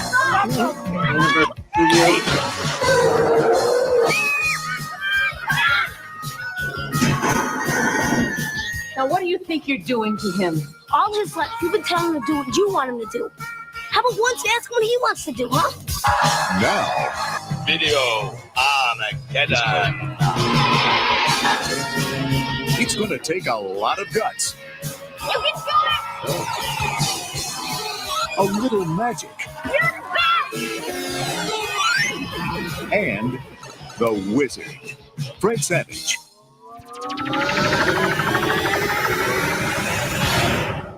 The Wizard. Yeah. Was he already doing Wonder Years too, huh? During that time? Hell yeah, he was doing Wonder Years as a youngin. He was a fucking star already. Dude was a baller. Anything. But yeah, the Wizard. I remember that That's shit out of throwback. nowhere. Yeah, The it was Wizard. like a Nintendo commercial for real. Yeah, I think that was like part of that the was deal. the first. They even had the kids in that movie. They had them playing. I think it was the Mario 3. Part 2. No, part 3. No one had seen it yet in America. Exactly. That You know was, what I mean? Like you in know, America, because it had been on the Super Japanese. What are they called? The Famicom, Super Famicom. whatever. The Super Famicom. Yeah. I think really when you look at it, there definitely was an advertisement, because I think back in those days when they wanted to do competitions, they would. I mean, you would it just would see be them like freaking have like a Bubble Coca-Cola back in the Remember or a Bubble Pepsi. Bobble with the two dinosaurs? They shooting out the bubbles and they trying to like pass the every level had like a different I think it was like a letter, but you had to like navigate through them. You could jump in your bubble, but anyways, it was a 2-player game, and the goal was to like beat the guy that you're playing with. Like, I don't know. What game was this one? It's called Bubble Bobble. It's got dinosaurs like as the main characters. They look like little. Is this the one where you're T-Rexes. shooting the bubbles Yep. with little drills? Oh. Or like ribbons? You would be able to get power ups and then like bonuses and stuff. But the Mirror bust a move? that's the same characters. It bust a move? Yeah, same characters. Yeah, when as you're Bust shooting the Move. ball. Dunk, dunk. Yep. Those dinosaurs. Oh, that's the one right there. But, They had but those in the arcades they and took shit too. Bust a Move took the characters from Bubble Bobble and put it into that like Tetris looking thing. Exactly. That's what it Puzzle was. Bobble? Bubble That's the Bobble. game I'm talking about. It's a good game. Bubble Bobble 1 and Bubble Bobble 2. Oh. It's a Bubble 2-player. butt. Bubble butt. 8-bit era. Yeah, I think I have all those on the emulator also. I just never play them. Oh, those are good games for the Nintendo. Those are classics. Those are good ones. Yeah, they Remember are. the Like Neo if you're just Geo gonna kill some machine? time, you know what I mean? I had a Neo Geo, and I didn't have a Neo Geo. I had a TurboGrafx 16. Oh, yep. Yeah. I got all I those. think they fucked with all the Neo Geo games though. Well, I my got mom, the it was on a, like, SNK, computer all disc. real- Famicom. The games real was like shit. a little computer, like not the floppy disk, but them other looking like type disc. That's what Yep. the TurboGrafx games was. That's what they Yeah, look they were like. discs. The little card looking things. But see, I sacrificed the 16, and I should have got the motherfucking Sega Genesis, everything, because that TurboGrafx 16 was whack. Everything. Now that I think Sega about it. Master System. Yeah, the Sega, The Sega Genesis came was- out in what, was- 89? Sega CD, Sega Master System, Sega And 32X. Genesis, the 32X, right? Yeah. I had all of them. Then they came out with the Saturn. Yeah, I think I Then had they the came out with the TurboGrafx. Saturn. I And think the I Saturn had they had it for like 2 years, and they're like, all right, Saturn was Dreamcast. actually When I was pretty dope. younger, I was Yeah, Nintendo. was Then I the- went that was the first iteration Saturn, of Dreamcast. Virtua Fighter. I Yeah, never had a Virtua Fighter. Dreamcast, bro. I'll pay some money for the Dreamcast, and I'll I pay want a some Dreamcast money. right now. Oh, Well, yeah. you Dreamcast love is All games motherfucker. on, like NFL 2K was dope on Yeah, that shit. they say that's the best game ever, bro. For Fuck yeah. football, Fuck yeah. 100%. I could create my own team and players. I put my whole fucking junior high football team up in that bitch. We were all in there. It was dope, Bro, man. they said that shit moved like the 2K hoop. on everything. Yeah, for real. Move Like you on could move, everything. you could move and fake out the DB and then jump up and press Y and catch that shit almost every time. But if you're That playing shit against is somebody who crazy. knows what they're doing, they could go over there and fucking pick it. You know what I'm saying? So The it was user pick. So I used to call badass myself the control. king of the user pick in Madden on my mama, Yeah. because that's all I do is user on everything. Yeah, this was before Madden was doing that shit too. I don't Madden know. Yeah, did that 2K was crazy though. 100%. I remember on the Sega Saturn, I had World Series Baseball '98, and that's the first time they had that the batter's box where you have to match where the ball is and lock it up and hit and shit. Oh, that wow. was dope. Or was it '97? It might have been World Series Baseball '97. But anyway, That's that like shit that was one man had the revolutionary. quarterback tunnel vision. Remember Exactly, the yeah, cone? yeah. I used to hate that shit. That shit Oh, my sucked, mama. especially if you got a shitty quarterback. It had a Facts. This small shit was vision hella cone. little. Oh, everything. Like, because he'd Pause. move it and he'd throw the ball to the guy, and his accuracy was all fucked up because the vision cone was small. Oh, my mama. Fucking Tim 100%. Tebow in that game or some shit. You're like, damn. Facts on everything. And it's one more other system I need. I need the first PlayStation because two of my favorite games of all time You can get is that. Scarface and Godfather, bro. Oh, my mama. Dude, the Godfather game is dope. I played that. Remember I think you I played can on the come up- PS2 though. Yeah, you Was it- come yeah, up, you come up, you start at the bottom, and you work your way through the ranks. Facts. Fuck yeah. On both of them games. I would spend so much time with that and Splinter Cell. Like, I just remember Splinter Cell. I never hours. had that shit, but I know what you're talking about. That's that Hours. army game. Yeah, you're like a infiltrating spy. Like you do night vision goggles, and you're sneaking up on people, assassinating. Kind of like in a pre-Assassin's Creed, but like for the military.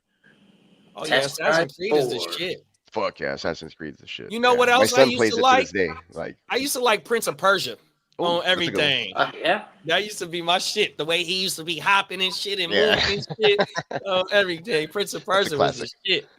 It's a classic. That shit's funny though, because when the PS1 came out, you're like your jaw was on the floor when you saw the graphics. Like, oh wow, that shit looks like an actual car. Like I recognize that car. That's a 70 Chevelle. That's or a Cybertruck. That's a 69 fucking. That's a 69 Camaro. And then it's like PS2 was like evolved a lot more than the PS1. The PS2, I loved my PS2. That was a that great PS2. system. That's what I meant to say. PS2, Yeah, bro. the What PS2 is the was Midnight Dub Edition on PS2 too? I think as it might well. have been.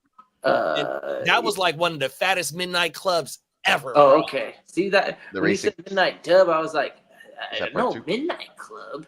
Yeah, But, Midnight Club. yeah. Well, I think Rockstar make that game too, bro. Yeah. Yeah, On graphics were already everything. getting dope on the PS2 when you're like, oh shit. And then after that, I had a PS3, and then they fucking broke into my house and stole it, and then I got an That Xbox. PS3 was too fucking big. That's where It was bulky as fuck. But oh, I my played mama. Black Ops 2 on that shit. Zombies. Oh man, Yep. that was Yeah, that but was the shit. PS3 was the first one where you could do HDMI. and the Blu-rays. Yep. Yeah. And you could get That was online a cheap a lot Blu-ray easier. alternative because the other Blu-rays just by itself was Yeah. hella expensive, and the PlayStation was only like $400, you $300. could get online and play via Wi-Fi, like also. Like, Yeah, that wasn't my happening. on mama those built ones. in Wi-Fi. Facts. Yeah, free online play. Yep. Yeah, man. I That's remember what those I days. I think MLB The Show, the baseball game. Yep, that was on that bitch. Started I had that one. started on PS3. I had a dope ass wrestling game. Which one was it? The Superstars one or Super Slam or what the fuck? That one was fun. The finishing moves were like over the top. They made them like cartoonish or whatever. It was Well, fucking I badass. love the SmackDown game was super dope. Yeah, SmackDown. Was I think that might have been PS2 SmackDown on PS2. Those are great games. But it evolved. Your creative character was with all with any of the moves that you wanted to add. That shit was like hours and hours of fun. Hours JD. and hours of fun. JD, you coming to Vegas? I'm gonna bring you out a Red Sox hat. I need the big B's. I'll get. Yeah, let's what go. color you want? White, red, or navy? Hey, Red. Big that B's. SmackDown game was the shit, kiddo. You like the crimson? He want me to take this motherfucker off. It's baseball season. It's wartime for him. It is baseball season. I've been watching spring training every day. Oh, my Hey, mama. JD, what color you want? I got it. He's Big like, I need to, B's. Catherine's like, I need Lee to get rid of something. He got to downside. You like this red downside. We hat? got the same hat. We got the same hat size. Are those fitted or they're those are not? all- These are they're all all adjustable. these are all fitted hats. Oh my mama. What size your cranium? Let's see. What am I? What's my poison? I'm a 7 and 1/4. I'm a 7 1/4. Yeah, I am okay, too. boom. 7 There and you go. 1/4. Look at that. I'm a 7 and 1/4. He's up. That's right. All 7 1/4. I got a smaller my dome. size Pause. quite well. I'm a I 7 can't and get those. I got a fatter head than y'all. I probably have the smallest one. Pause. You know, putting a 7 1/4 on. Man, I'll be rocking visors in Vegas. We need to get a giant fedora for Kidda. My head's not that big. Okay.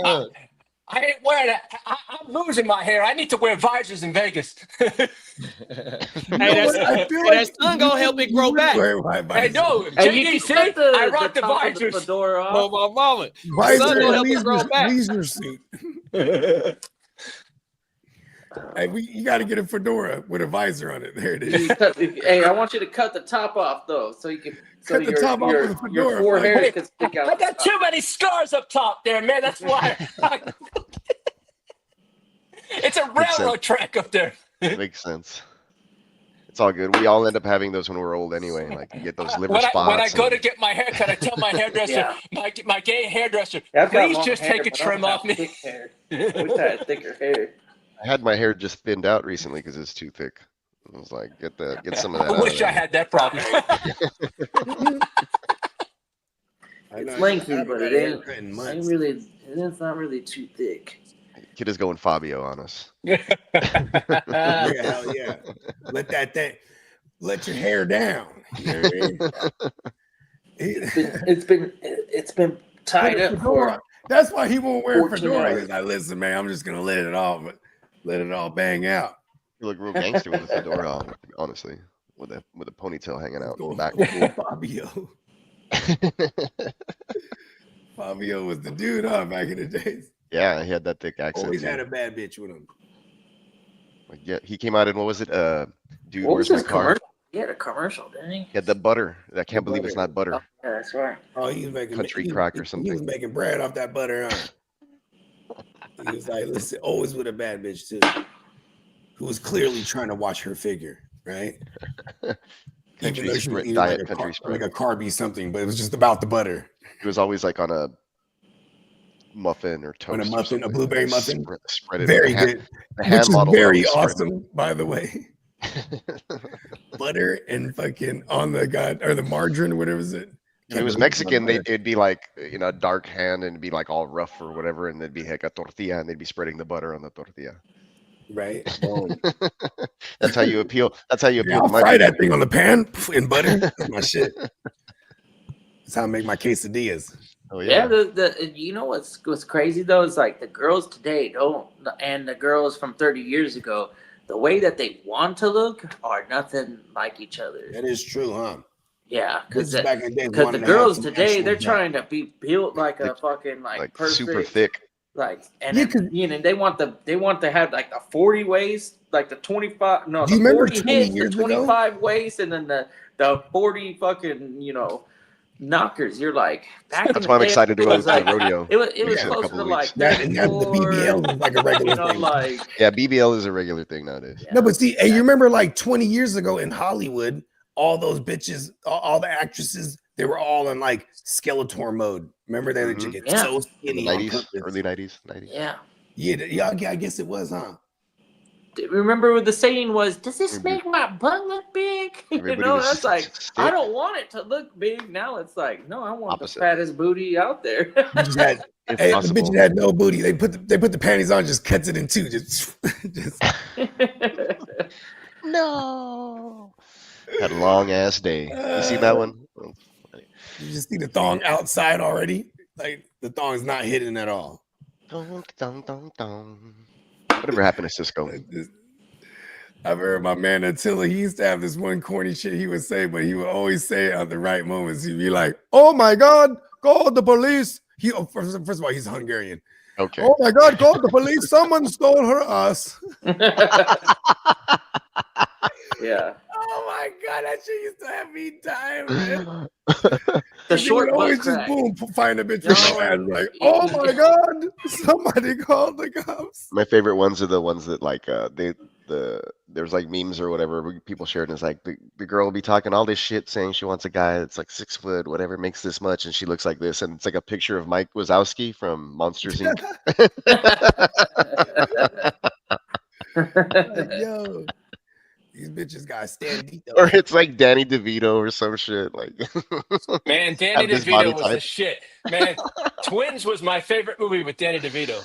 Oh, Danny DeVito is still the shit. You ever see him on Always Sunny? It's Always Sunny in Philadelphia. Oh man, kills it in there. And then even like going That back show and you watch was like Batman 90% Returns. improv. Go back and watch Batman Returns. He's fucking killing. That's it. the best character out of any Batman movie. I still think that he was the Penguin, wasn't he? Penguin. Yeah. They went with I still think that's like at least the top 3, if not best all time. That's my favorite Batman movie as a kid. Yeah. The other one was cool. I think it was everyone's.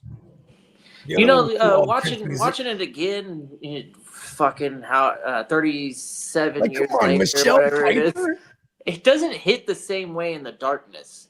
It does all of a sudden feel more like the It's a Christmas Tim Burton #1, like where it's kind of like corny but different. Yeah, it's campy. Yeah. When I was a kid, I used to always like get tripped out because it was like kind of dark or whatever. But now, what you see like in terms of like horror and actual dark stuff, Gothic. like it's Gotham City is a Gothic place. Yeah, the Dark Knight is way more Gotham, its name. Yeah, I don't know. It's still a good one. I enjoy it.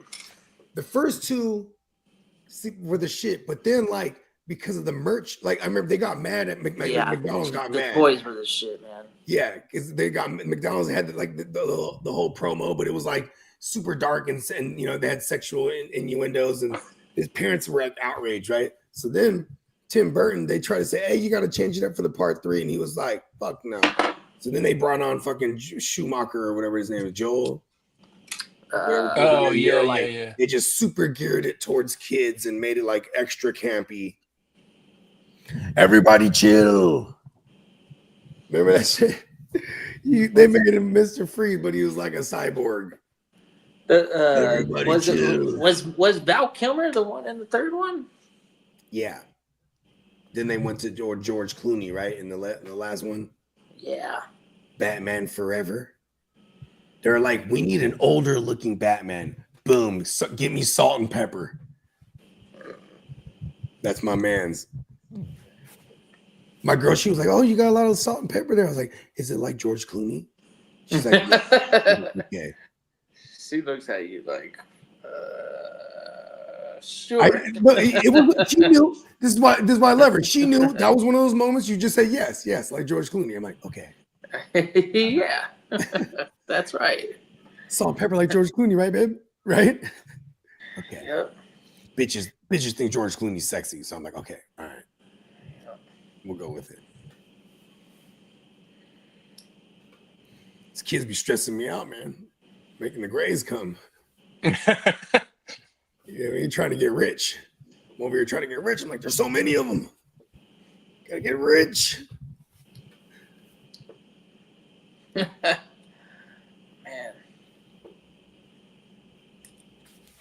I know, like last year, one of the homies was like, he's like, hey, I'm getting into that bridge loan shit. I was like, word?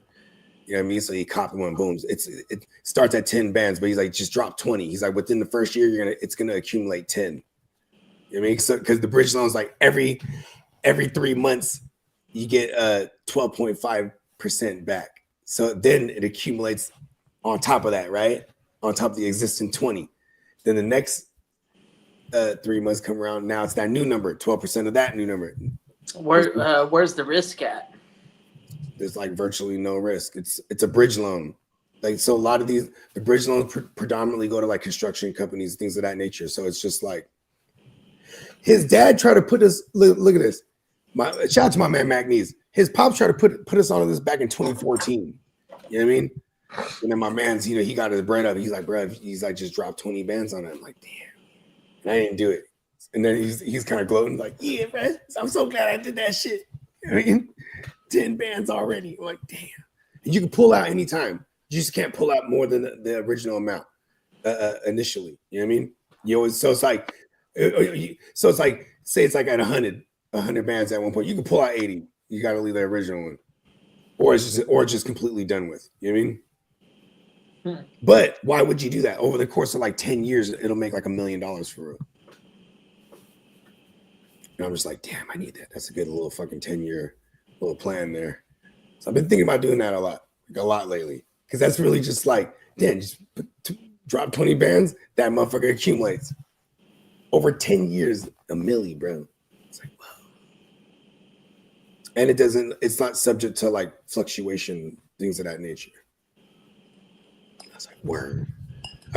I looked into this heavy last year and then I chickened out. And then now I'm looking to it again. Hey, kid, I'm going to send you the pictures of the A's new ballpark in Vegas. Holy shit, they just released it. This is nice. Cool. It's a what is it? An enclosed dome. Oh, they're building a whole new. They're building a whole new. Where do they play currently? Like in LA, where is it at? I think it's Sacramento, I believe. I don't know. It's in Sacramento. Oh, you're talking about the A's. Yeah. Oh, okay. Yeah, the A's are moving. I don't know why I thought you were talking about the Dodgers for some reason. Oh no, Dodgers is staying. Hey, kid, on the inside of the stadium, on the roof of the panels, they're gonna have the scoreboard on the ceiling. So I'm gonna have to go like this and then go like that. I'll like that. I'll put it in the thread for you. So they're trying to copy the big fucking little round thing or whatever. Yeah, I just put it in the thread. What is that thing called? The spear. The spear, yeah. Yeah. Cool. Oh no. That means that they're gonna be able to have like cool concerts there too. Probably so. Yeah, one day I'll tear the house down. Oh, y'all talking about the spear? The spear's pretty tripped out. Yeah. Oh, okay, I see what you're saying. Neat. That way they don't have to upgrade their scoreboard every fucking 10 years. Real hard. You can just update the graphics. You can just change the graphics. Just have a neon peacock in that motherfucker. You know what I'd love to see them do is a similar environment as what they got in the Coliseum, but you know what? Half of what the experience in the Coliseum was the fucking fans. So yeah, exactly. Those fans ain't gonna travel. You know, maybe a few times a year, but they're gonna have that band out there. Yeah, this does look like the Sphere actually. That pan out photo looks like they'll be able to close that bit. No one can clone the Sphere. I mean, I was like, yeah, I mean, it's what you call a declarative statement. Yeah, you know? couldn't argue with it. I can't argue with this. Yeah, I'd be hella fucking up to watching a baseball game in Vegas. Yeah, there's crazy. This guy that I work with at church or whatever, he's like, we went to this thing. It was like in Oklahoma or Dallas. No, it was in Dallas. I think it was the one that Lee may have mentioned before. It was like a big bar, and they have like a huge IMAX screen, and it's basically like if you're at the game, and they have the stadium seating, but you're like in a booth, and you get to order your drinks and your food, and you're all comfortable or whatever. But you're watching the event like if you're actually at the stadium, like like you have tickets at the game. Yeah. Yeah, and so it's projected on the big ass IMAX screen, and you and like maybe like 4 or 6 other booths or like that or whatever. You have parties of like 6 to 10 people at your table. And I would do that. Yeah, but the fucking shit was expensive. I was like, how much? Would I be able to tell him, hey, put it on the Niner game now? He was like, it was like $200 a ticket or something. I was like, fuck. But you know, like basically like going to a game, probably better. Everything's big in Texas. That like the A's game would be one of the more affordable things to do in Vegas. I'd imagine if you're doing baseball. Oh yeah, because of the A's, yeah. But like if you're doing baseball at one of those places, it'd probably be cheaper because baseball is like every fucking day. You know what I mean? Yeah, not like not a football. Yeah, exactly. 81 home games. Yeah, because then wasn't Sacramento in line to get the A's first? Fuck, I don't know. I don't know. They're like, fuck that. A's could have gone anywhere. It was depends on who bid the most money. That's what it was. The Vegas app. I think it was the money, and then who was going to give another stadium? Yeah, I think it was so something hot. like that. They're like, God damn it, they're taking all our teams. You have too many. They had to pay relocation fees, and then they had to say, "Okay, we're going to give you another stadium." That's what it was. I think it was the Vegas A's. I know, right? I think I wonder if they changed the name, man. That's gotta suck. I better not. Hey, the A's gear is hard, bro, with the elephant. The elephant, that is the pretty cool one. The A's is a pre-1900 team. Shit, it's old. We're talking shortly after the. I want to say it was like, what is it? The Reds are 1874. And then the A's is sometime in the 1800s. They were the Kansas City A's. Yeah. Back in the day. Yep. Oh shit, that's dope. Where's that at? In Vegas? Yeah, it's pretty dope. I'm not gonna lie. It's the sphere, but inside is a baseball field. Yeah, I think they took over the Tropicana site. Yeah, so then they'll project that channel right there. That channel right there, I follow that. So the sphere will project like if you can see inside, it's gonna give you the illusion that it's an open stadium, or are they gonna actually open that bitch up? How does that work? Oh, I don't know.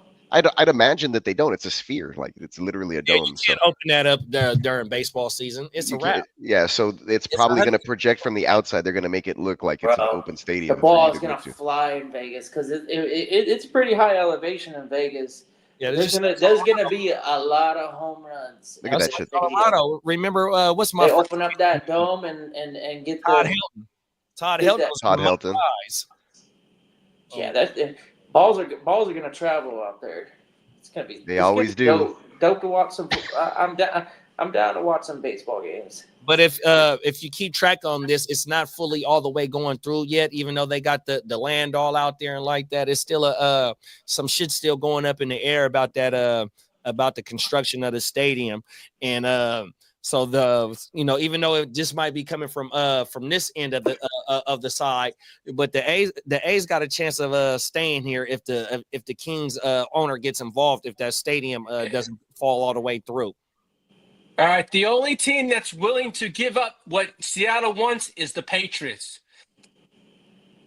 Everyone feels it's DK to the Patriots in the coming days on Monday or Tuesday. But if Seattle wants a first round pick, the Patriots ain't. I don't think the New England's going to give up a 4 though. I think they'll give a future. Because they got a high pick, you can get freaking what's his name? But your second round. So if you're the Patriot, if you're any team that's in the top 5 and you own your second round pick, it's a high second round pick, kind of like a late first. Exactly. So shit, this is the Athletics right here, Philadelphia Athletics. I forgot that they were the Philly Athletics, and that's the old school one. That's the 1901 to 1954, and then it was Kansas City 55 to 67. And then the Oakland A's from 68 to 2024. And then we're doing the, I guess, Sacramento right now, but eventually. They don't even call themselves the Sacramento A's. It's just the A's. Yeah. Hella disrespectful. Yeah. Yeah, so I knew that the A's have been around since, I thought it was the 1800s, but it was 1901. That's still the 1800s. You only that's why you can't rebrand them. They just that's baseball history. 100%. The A's.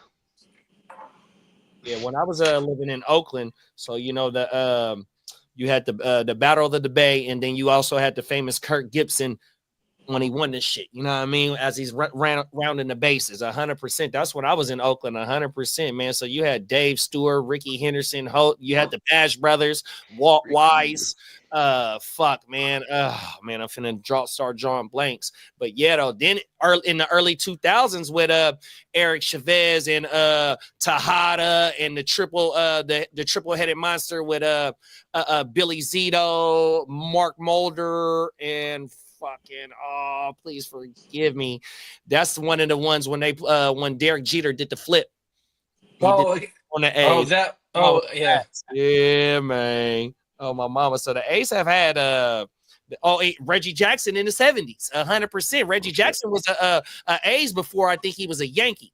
Or was it the other? Yeah, he was Mark McGwire played, and Jose Canseco played for the A's. Yeah, that's the Bash Brothers. That was during the 80s when I lived here. Oh, my mama. 100%. They were the Jose Canseco, the first 40-40 dude. Mm-hmm. Let's see. How many World Series we got? Who's that? Ricky Henderson. Ricky Henderson. Okay. Yeah, was an all-time base stealer. He's got a few. I think he got 2 with the A's. He got 2 with the Athletics. They only won one. I think they only won one. I think they only won one because they lost to the Dodgers. The Dodgers, that's that, like I said, that famous Kirk Gibson when he going around the bases. He hit the game-winning grand slam, and then they beat the Giants the following year during the earthquake, the Battle of the Bay. They only got one World Series. Matter of fact, I think that's their last one because in the early 2000s, they was getting put out by the Yankees. I think they might have got pulled out by y'all 100%. The A's have won it 9 times, but they've appeared in the 4. Let me see. Yeah, the last time they won it was, I think, in 1989. 89, yeah. They went to back-to-back. The Dodgers. Yeah, when they swept San Francisco. Oh, my mama. That was the Battle of the Bay during the earthquake. Yeah.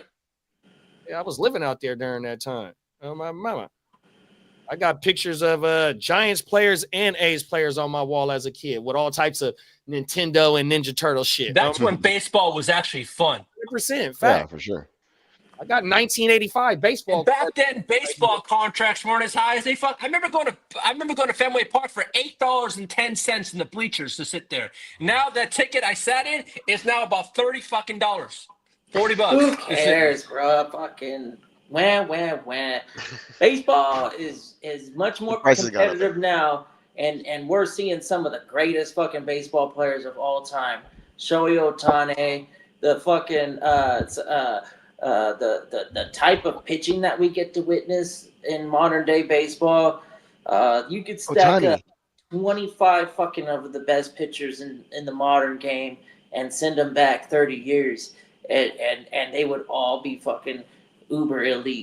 Now, kid, do you like to pitch clock or not? Hold on, let me say something. So now these pitchers don't go nine months. No, they go 6. No. That's because we have this different. We have a different ideology where we emphasize great pitchers. So even though none of our starters go beyond the 6th inning anymore, it's because we have 4 guys in the pen that will just fucking shut you down in a 1, 2, 3, and 7th, 8th, and 9th. It's like each team is trying to have 3 closers, and oftentimes they accomplish that goal. And for pitching sakes, it's a lot harder for a hitter to be good. So when you see an exceptional hitter like an Aaron Judge, approaching the home runs and still batting over 300 and getting on base at a 400 plus clip, and Juan Soto, same thing, hitting more than 40 bombs, getting on base at like a 450 clip, and then having a 300 average. I mean, some of these talents, if they went back in time, they would just have egregious numbers. Their numbers would just be fucking amazing, because back then the pitching wasn't the same. It's not like every fucking team right now has a guy on it that could throw 100 plus. Remember, like when we were kids, we're talking about like Randy Johnson. Like, wow! Now every team's got Randy Johnsons that throw that hard. You gotta have a couple of closers that come in. Yeah, that all do that. This is like the Dodgers are the best example. They got like 5 guys on their team that throw 100 plus. No, I feel it, but just growing up, a CG was not a rare thing for a pitcher to right. Nolan motherfucking Ryan, man. Exactly. He was the king. So and also in my era, right? Also, you had a Dennis Eckersley and a John Smoltz. John Smoltz was a star. Also got a whole bunch of saves. So we're never going to see a 3,000 strike pitch. I mean, like Roger Clemens, whatever his record is on the strikeouts, we'll never see that. We'll never see the Dennis Eckersley and John Smoltz record being broken because the saves ain't there. Complete games like Nolan Ryan, a perfect. Well, no, we see perfect games and no hitters damn near all the time, even a little bit more now. But just that era from the late 80s, mid 80s to maybe the early 2000s, that type of style of baseball, just like basketball, the fucking load management shit, specialty players and shit like that. You know what I mean? I guess that's what it is, bro. It's just completely different. Hey, it's Pebbles! Yeah, it was 200. Hey, Hello. how's it going, Mimi? 228 strikeouts led the league. So yeah, you're right. We ain't ever gonna see a 300 strikeout season anymore. Like back in the day, 300 strikeouts was achievable, but the innings limit it allows some of these guys to I guess throw as hard as they can and be really aggressive for as many games as they possibly can. Chris Sale, I don't know how many strikeouts he had, but he's been historically a strikeout pitcher. He did really good. The Tigers. Scooble. Nah, the old school. He grew up. Verlander. Verlander. He might be the closest that we ever get to them old school pitchers, and I think he with the Giants this year. Yeah, he is. He got a 1-year deal. I think a 2-year deal. Verlander, like one, and the Dodgers boy. What's the Dodgers boy's name? That's Sandy Koufax. He got numbers. Kershaw. Oh, it's just he's like Sandy Koufax. I heard. Yeah, he's approaching 3,000 strikeouts. It's just but the bullpen is so important. It's like facts. The way that the modern game has built how the Dodgers is that's how the Dodgers been winning. We got you're not going to get 5 guys that can throw multiple complete games a season. So they emphasize on the bullpen, and they want to have 6 guys out there that can really dominate an inning. They're getting paid. For example, this offseason, I think the highest paid reliever was signed for more than $100 million. Yeah, it was the guy that went to the Dodgers. So you're talking about a guy that throws 1 inning 60 times a season, getting paid $100 million for on average. I think on an annual average, that's like a $25 to $28 million. But you're only throwing one inning a game and making that much money. I mean, special shit. That's that analytics part of that shit too, though. Yeah, I mean, very much so. You know, what the fuck? I forgot what I was finna say. Damn it. Some good treat right here. Shout out to the flower that I got from my big bro.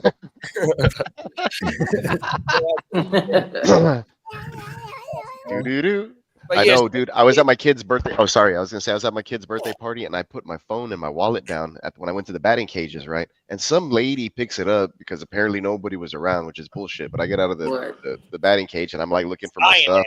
And then my brother-in-law is like, "Man, you got short-term memory." And I'm like, "Shut the hell up, bro." And sure enough, somebody had turned in my stuff to the front. And I was like, "You see, it wasn't me. Like, I know where I left my stuff, dude." You're swearing on, "Hey, bro, it's too much weed, man." Like, no, I put it right here. I was pissed. I was like, "Shout out to good Samaritans, quote unquote." Right? I was like, "Lady, I was in the batting cage. Like everybody else was chilling there. Like I know my sister-in-law got up and said bye later, and she took off, and I had my stuff right next to her. So nobody was on that bench anymore, and we were one cage over. But like there was nobody else out there even. And where did this lady come from and scoop up my stuff? Like when I wasn't looking, when I was in the cage. I don't know, dude. It was weird. Speaking I was looking for a while.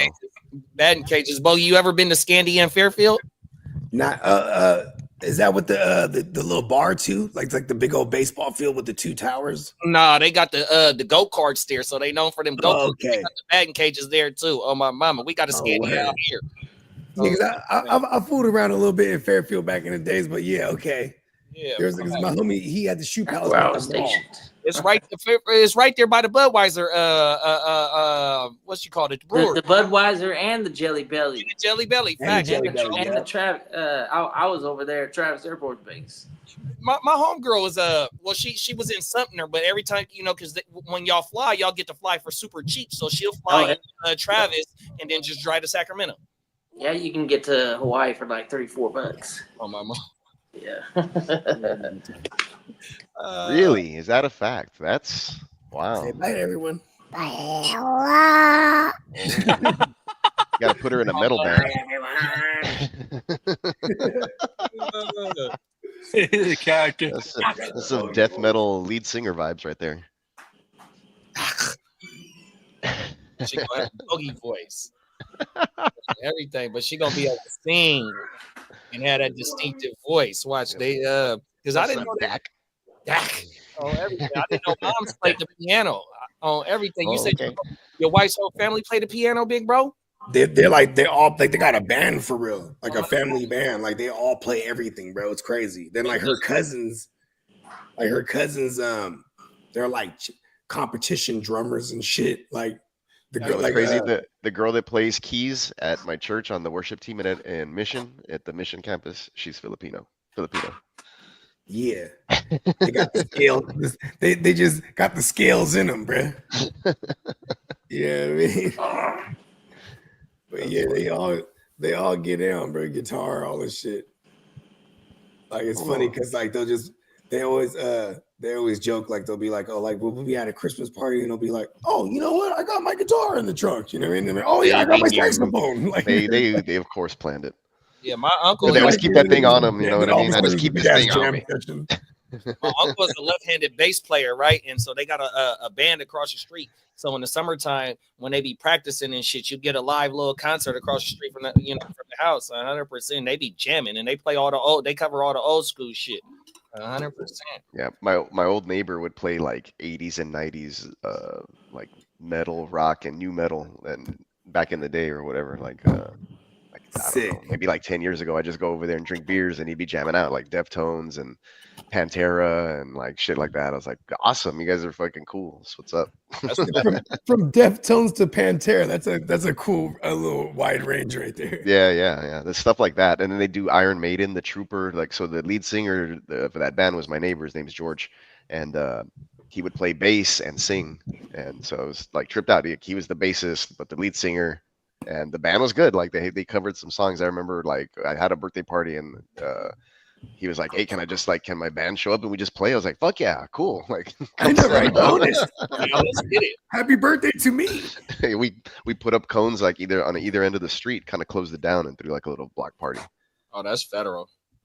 Yeah, we had we busted out cardboard. We had a breakdancing competition. I remember all this shit. It's like sick.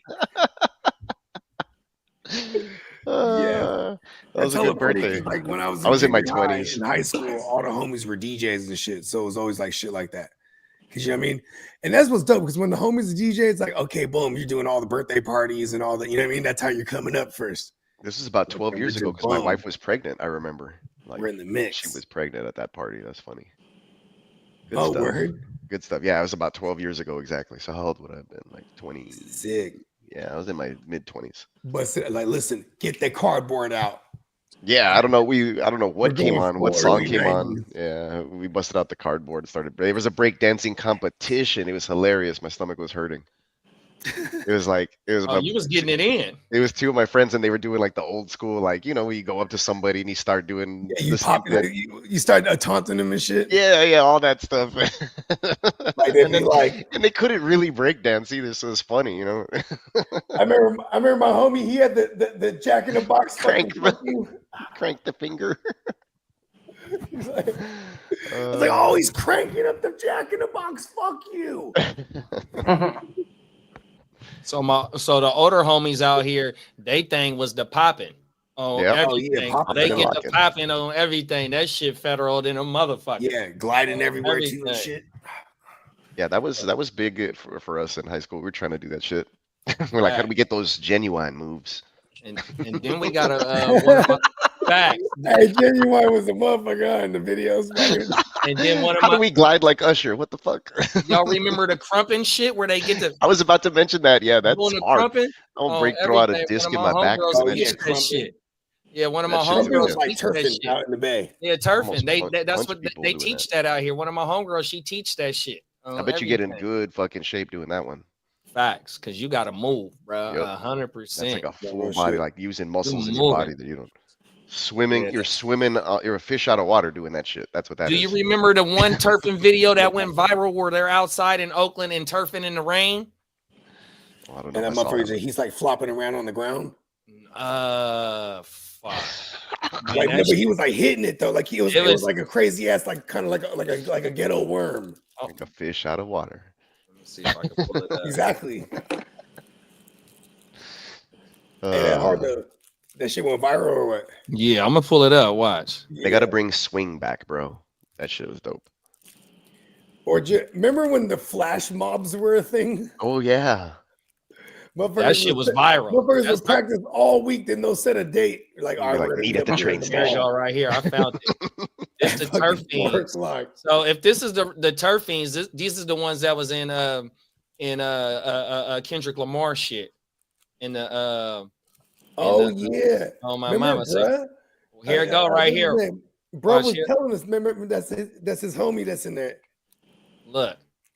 So this shit was hella viral back in the day. I don't want to play the sound because I don't know what we might. I don't, you know what I mean? Watch, they finna get to going. Look, they I ain't wonder if I open. can play music in the background. Fire that shit up, big bro. No, watch them. They finna get to going, bro. Look, they turn for the Saboom Bap now. Oh shit! God dang! And they in the rain, bro. That's hard. Right on McCarthy Boulevard, bro. Guys out here in the street almost getting run over. Turfing, bro. And he's getting his Jordan 4s all wet, bro. They turn up, boy. God dang! They ain't lit. Oh, whoa. I don't know if I've been wearing those sneakers though. I know, man. I put on some shitty ass sneakers. I wouldn't be wearing those. Oh damn! The turf war going on. He dropped his phone. It looked like he dropped something out of his pocket. Look, and he going. Oh shit! Let me put the music back on. That was good. Like they ain't even got no coats on. They ain't tripping. They getting it, bruh. Whoa! It was like a glitch in the Matrix. Yeah, no shit, right?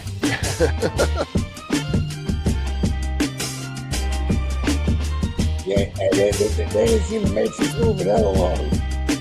Look, bruh came from across the street. Look at it. Look, they turned, boy. Look at that shit. That shit federal in the motherfucker.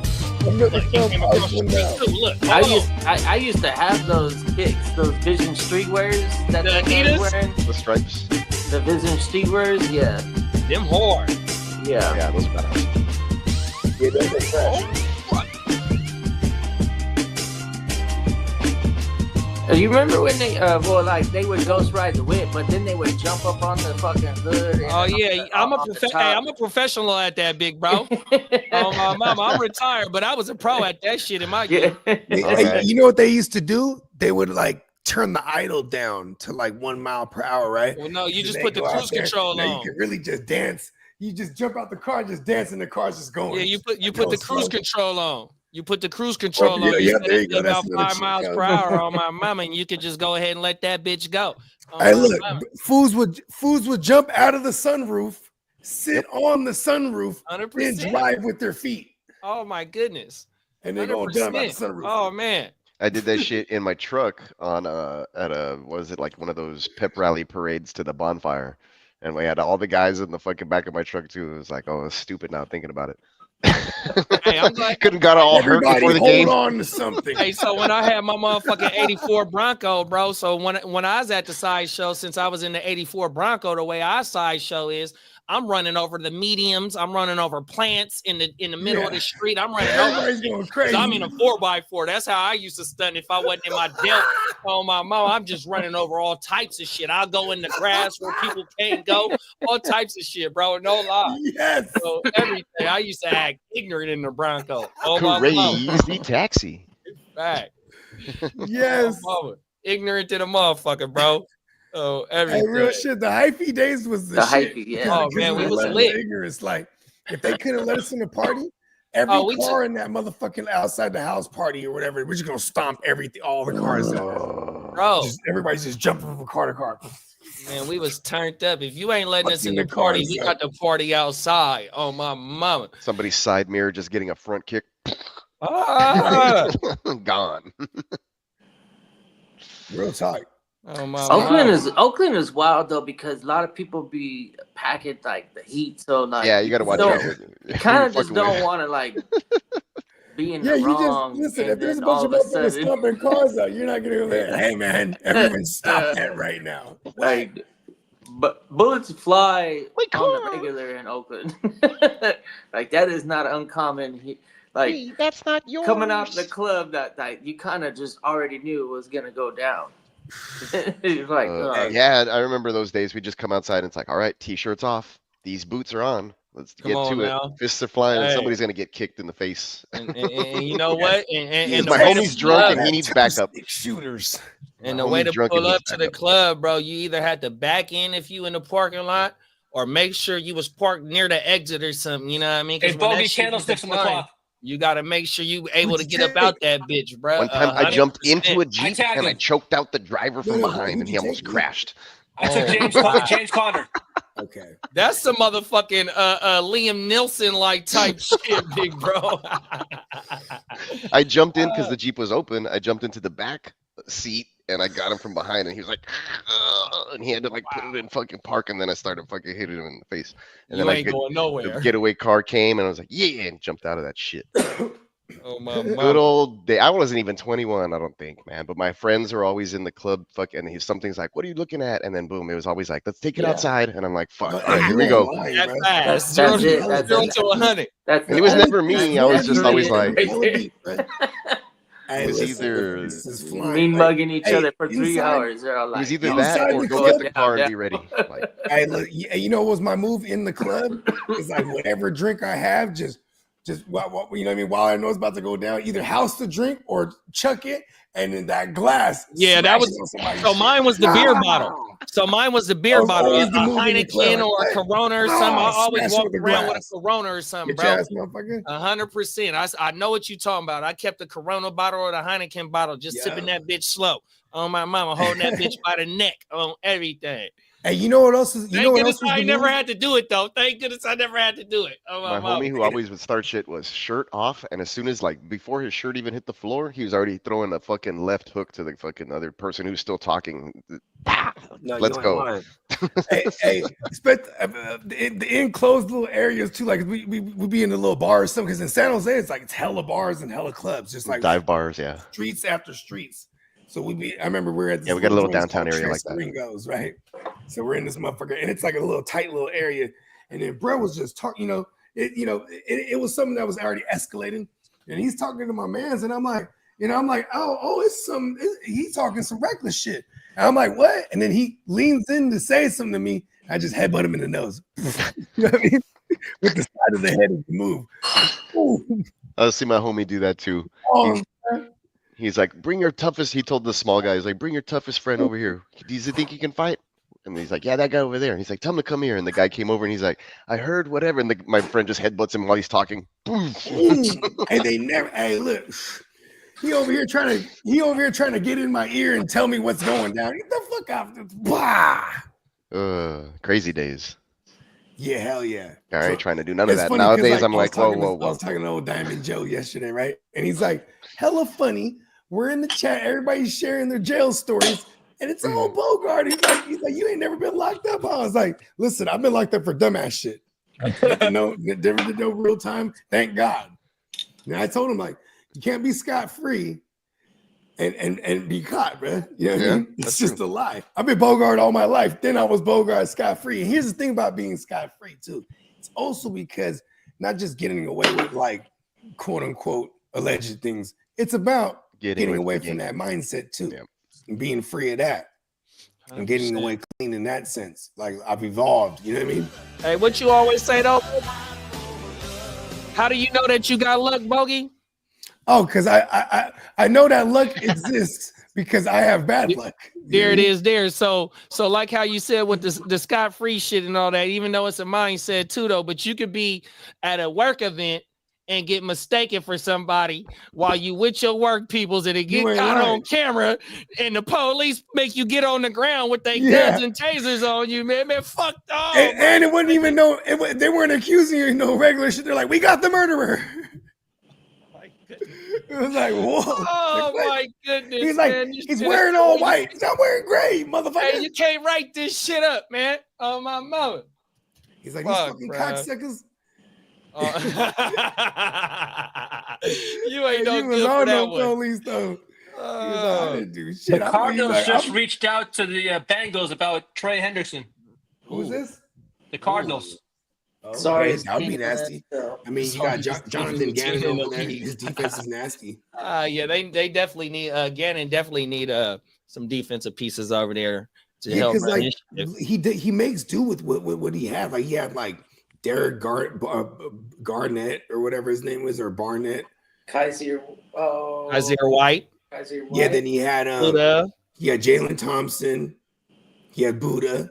And then, like, BJ Ojolari was supposed to be a guy, but then he tore his ACL. So did they take a corner in last year's draft? Browning because they need pass rush that bad. So it's like, yeah, so that'd be interesting for them immediately. And I hate that because it's in our division. They're gonna suck. I said they're gonna suck. No, I'm just saying, like, they're not bad on defense though. Like Jonathan Gannon, yeah, they're bad on offense. I'll give you that. They are gonna suck. Who's the OC over there? He's a Stefanski disciple. Oh, okay. Yeah, he was over there with the. That's why, like, I remember a couple of years ago, it was like when they traded for Josh Dobbs. I was like, oh, he's gonna be a guy. Because I was like, Kyler Murray's not ready for the ACL. I'm like, Josh Dobbs is gonna get in there, and everyone was on like Clayton Tune or whatever it was, and it was like, it ended up being the Pastronaut. Who are you talking about? Yeah, because he came from the Browns, he was under that system, so that was like a layup. The OC for the Cardinals. Yeah, where he come from? Yeah, he was with like Baker, and he comes from the Stefanski tree. Drew Petzing. He was over there in Cleveland for a couple of years. Petzing. Yeah. Yeah, and then obviously you got Gannon. He came from 29-year-old the Eagles. He was the Eagles. He was the DC. The Super Bowl losing team. That's where, and then Steichen went to the Colts. Yeah, and then they had the quote unquote down year, and then they were fucking back now. Super Bowl champ. Fucking Howie Roseman. He's like, because Roseman forced it on Steichen. Roseman forced the two coordinators on Steichen. I mean, on the coach. What's his name? Yeah, and think about this too. Now, Kellen Moore's gone. It's like, who's going to replace him now? Unless they're just going to go in-house again. But they haven't made Vic Fangio. Of course, Vic Fangio's coming back. He's like, fuck that. I want a Super Bowl. They haven't made that hire yet for the OC in Philly? If they did, I missed it. Yeah, I haven't looked into it yet. What's that? On these drafts? The OC in Philly, Lee. Have they hired that job yet? I think they did an internal thing. I think someone came in. Hold on. Who took Pacheco right there? Was that you, JD? No, that was before me. That was Titans. Oh, that was Titans. Damn, all the running backs getting Kellen Moore. Yeah, it was running back for me in this round for sure. It just gives me a little bit of his name is Kevin Patulio, Patullo. He was he's now the new offensive coordinator. He was the Eagles pass game coordinator. Oh, he got promoted. They went within, yeah. Yeah, they went in-house. Okay. My name is Fertoli. Bedelia. Patulo. Something What like movie that. is that from? My name is Fadoli. That sounds like a made up Smoking name, Aces. but it works. There you go. My name is Fadul. That's not the Smoking Aces. Remember that movie? Oh yeah, Smoking Aces. That's a good With one. Alicia. Alicia She Keys. had that big 50 cal, and they was in Lake Tahoe, or was they in the big Reno? bitch. Yeah, it They was was in either in Tahoe. Tahoe or Reno, and she got the sniping from He the was cross. tucked off in the little casino or the little. A bunch of people came out of that movie. Was Taraji in that? A bunch of folks came out of that quick. Was she the side bitch? I forgot. Damn, that movie hella. Yeah, but it was like there was all It these is like 2008 or something. But that was that one dude. My name is Fadoli. He was like imitating a hitman or something. Does he get assassinated on the road? Oh, there's like 3 crazy dudes. Yeah, also. they're like skinheads, kind of. Yeah. Yeah, and they just going like they got crazy tools. They got fucking blow torches and goddamn chainsaws. Like they're ready to get it in. They're like, This we is do a this dirty for fun, job. now we're getting paid. Remember it? Right out the gate, shoots that fucking one dude. With the little, he had a little valet jacket on. Boom. Then he just goes up to him. He's just dead. He's like making him smile. Yeah. He's like giving him a speech. I think Tom Hardy comes out in this fucking movie. Is he in that movie? I don't know. Let me look at the cast. 2006. It's even My older than name what I is thought. Fratoli. Ryan Reynolds, Ray Liotta, Joseph Reskin, Alex Roscoe, Wayne Newton, Jeremy Piven, Ben Affleck. Yeah, Jeremy Piven, Ben Affleck, Peter Berg, Christopher Michael Hawley, Andy Garcia, man. Andy Garcia in a pouch, Drago, man. Alicia Keys, Georgia Skies is her character. Yeah, Tarji's in there. There you go. Charisse Waters, Nestor Carbonell, Chris Pine. There was a hitman there. He had like a little spike thing that came out of his sleeve, like a little. Joel Edgerton, Jason Bateman. Yeah, Jason Bateman was in there. Matthew Fox, Patrick Swayze, Robert Weir. I think he was the guy with the little cast. Brian. My name is Fratoli. That's like the only part I remember. That and like the 50 cal scene. That's all I remember. Tearing everything down. It's an old movie. Yeah. She was hot, remember? I remember Taraji and Alicia though. They like because they was locked in because I think Taraji was on the headset when she was telling Alicia to shoot motherfucker. Yeah, because remember she's like, there's 2 dead motherfuckers up in this fucking elevator. I had the background from that movie, like the cards and the people or whatever. It was a screensaver on my laptop. I remember. It's like in 2006. Damn, 2006 is almost 20 years ago already. I was 2 years. I was still a young. Yo, what up, Johnny? I was Johnny. Johnny Mittens. Wasn't even a dad yet. Me neither. That was when those were the days where it was like, hey, we're gonna go to Vegas. Like, all right, cool. Those are the days where I'd be awake for 3 days straight. Like, no, you ain't lying. And I'd be in Vegas. Oh, this is just like a regular weekend. Clothes on the back, like fuck it, we're going.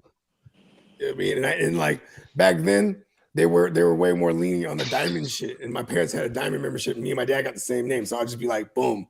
Oh, nice. Tell them to book me a room. I would always have free rooms, bro. It was just like, oh, we're going to Vegas all day. Talk about it. All day. To this day. Yeah, now they're hella strict. They even have like a kind of like not a requirement, so to speak, on how much to throw back, but they want you have to gamble. Yeah, just gamble in the casino. We need a retina scan, sir, urine sample, and you have to gamble. Hey, Cuzzo is the reason why we got the top of the Palms. Oh yeah, hell our yeah! first live Shout draft. out to Cuzzo Kev. Yeah, when I partied in Vegas with him, we was he had his own suite. So you can stay with me, bro. I'm like, cool. My mama. I stayed with him and Hess in the bungalow, just like wherever the night ended. You know, Man, we was at the top of the Palms, bro. When the Palms was juking, this was like, well, at the end of it was juking because I want to say this was like either 16 or 17, huh? Palms always be jigging. Talk about it. Yeah, then. because they got the day parties and the fucking and the pool parties and the, you know what I mean? Oh, everything. It's like it's off in its own little fucking woo wop. You know what I mean? Yeah. It's not on the main strip. That motherfucker was juggling. When my homie got married at Caesar, we just like went through the whole pool area and they closed off the fucking back gardens or whatever. It was all dope. I felt VIP. I was like, yeah. And the whole time I was just like in swimming trunks because I was gonna get in the pool. So we just did the whole fucking wedding rehearsal, and I was in trunks with no shirt, fucking drinking a beer, and with another drink in my hand, like fucking double fisted, double fisting it, sipping from the cup of life. Oh, no. And my wife was pregnant too. That was also about 12 years ago. I remember it was the last time she could travel right before. Before they cut off. So it's like second trimester. Yeah, so she stayed at the room, and I was like, I'm gonna go down to the rehearsal, and I got all fucking lit. My girl used to hate it because, like, we had 4 kids, so I always whenever she was pregnant, I'd be like, I'm drinking for 2. You know what I mean? Right? You get it? You're eating for 2. I'm drinking for 2. She'd be like, oh my god, here we go. Because we always, we're going to all the functions and shit. You know what I mean? Women like being seen when they're pregnant. You know what I mean? Oh my god. Another attention. It's attention. Yeah, hell yeah. Plus, you gotta start the babies off nurturing with love from within too. You gotta bake it with love. You know what I mean? Bake it. Yeah. I always made sure to be slapping some loud music too, because I'll be down if any of my kids like, hey, turn that shit down. Right. Like, hold on, man.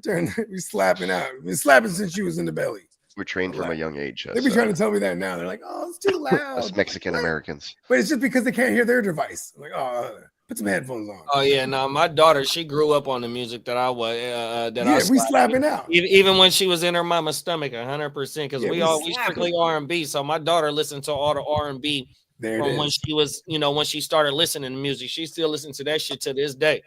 Let's go. Hey, you know what I stumbled off into? Remember Rome? They had like one joint. Yep, I remember Rome, the R&B group. I got a topic. I got a topic that we can talk about one day. Yeah, we'll go down the R&B rabbit hole. So they just released the top 100 R&B songs of the 21st century. I seen it on Joe Budden shit. So we could talk about that shit. Because Slim a big music fan too. Okay, we're gonna have to go. Come on, mama, we can talk about that shit one day. Remember Troop? The Troop. Yeah, I remember Troop. Hell yeah.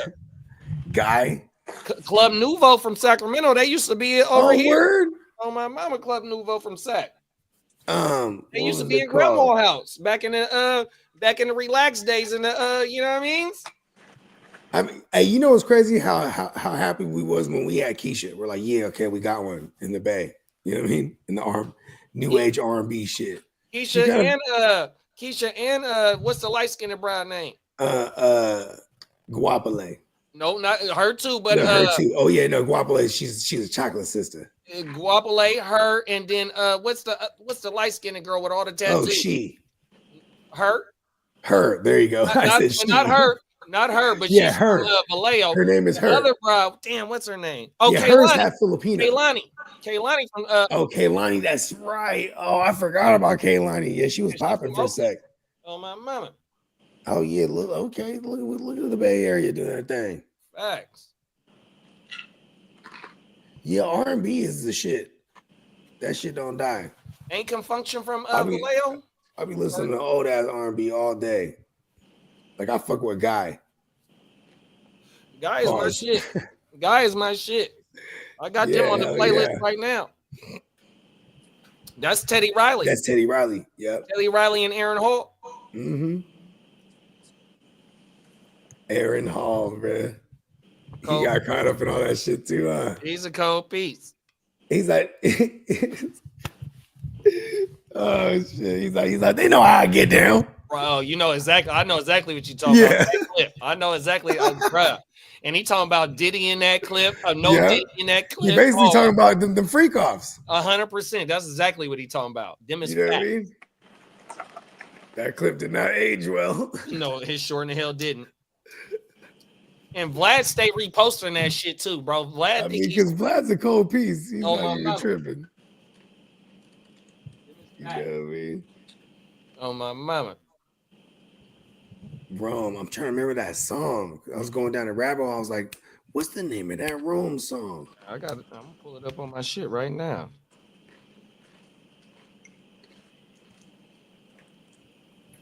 I'm like, yeah. What was they had that one joint? It was like a smash though. Do you like this? I belong to you. I belong I to you. belong to you. I That's it. belong to you. I belong. That's it right there. I give all my love To you. Every time I see you. your face, it makes me Oh, want my to mama, that is it. And they got the dance in that motherfucker where they get the everything. Yep, they did that in Facts. the video. Facts. Hey, that was back in the days. We used to watch the CMC. That's when you see all the videos back in the day. California Music Channel. That was like The jukebox. We used to have. So when I was growing up, yeah, it was the the jukebox. jukebox. Yep. Everything. That was one of those dumbass. That's how I know about see all Team the Bone Spirit. Thugs videos back Yeah, in the the day. Bone Nirvana. Thugs. What's Team Spirit? Kurt Cobain. Yep, That's how I know about That's what I Kurt said. Nirvana. Cobain. Yep. Oh, Because you would watch what people was requesting too, so they would over and over. You like all the popping shit, you would see it hella times. You'd be like, hell yeah, 100%. The Snoop video, I remember that shit. Snoop video, the Gin and Juice. Yeah, and then we would just record. We would just record videos and shit. The Hey, Bogey, what would you think about this? It's been reported by multiple sources, the Bleacher Report, CBS, and others. The Ravens are possibly could trade tight end Mark Andrews to the Chargers for cap relief. I like that because sayonara, sucker. Yeah, I don't like it because I just shipped off Isaiah Likely to Kidder. No, I have Likely, so I like it. That's why he said it. Sayonara, sucker. Me too. I have shares of Likely in a lot of places, or not a lot, but a good chunk. I was a year too early on Likely. Happens. Gotta wait on tight ends. Yeah, that's the thing. In other words, it was a likely problem. I remember when I did that with Trey McBride. He got treated as a throw-in a trade, and I made out in the trade with CD Lamb. So it was like, okay, cool. But at the same time, like he just got used as a throw-in, and then the very next year he starts balling. And like now it's been 2 years of that guy, and had to deal with him in the playoffs and shit. I'm like, oh shit, this motherfucker. Got that Trey McBride I just kind of threw in there casually to seal the deal. And the Giants will not have a problem if they sign Aaron Rodgers, him doing Pat McAfee each week. Oh, word. Oh, okay. That will not be a problem. Whoa.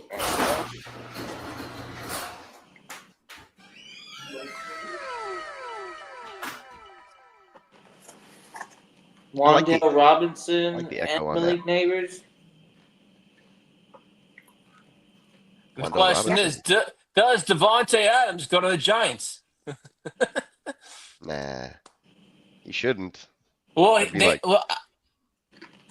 he did come out and say that his free agency is not going to be connected to Aaron Rodgers. He did say that, though. That's what I heard, but we'll see what happens. Yeah, Devontae Adams would go to a team like the Chiefs or something. Yeah.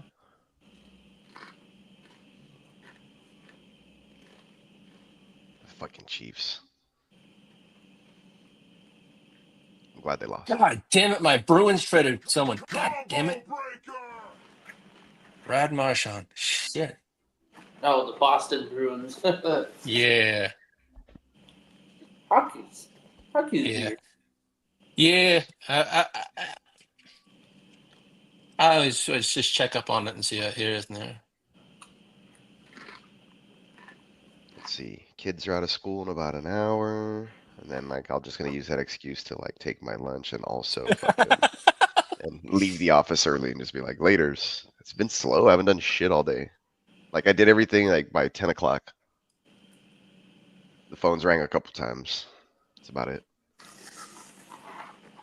Knock on wood. Hopefully it stays that way. Yeah, man. I bet you in 20 minutes, there's going to be some NFL news. Hopefully.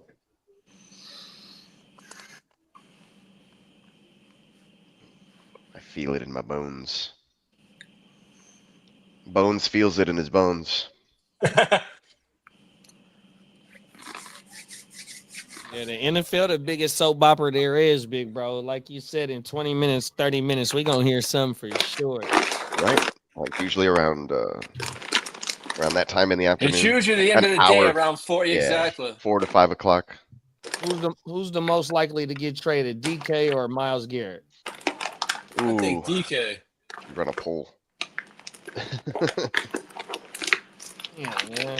Probably DK. Yeah, you're right. Well, I don't know, man. And Not if they're for a first trying and to a get a third. first and a third, Not for a I first think and a third. Myles Garrett. Yeah, that's what I Myles was Garrett saying. could fetch a first plus. So if we're talking first plus, I don't see it from DK.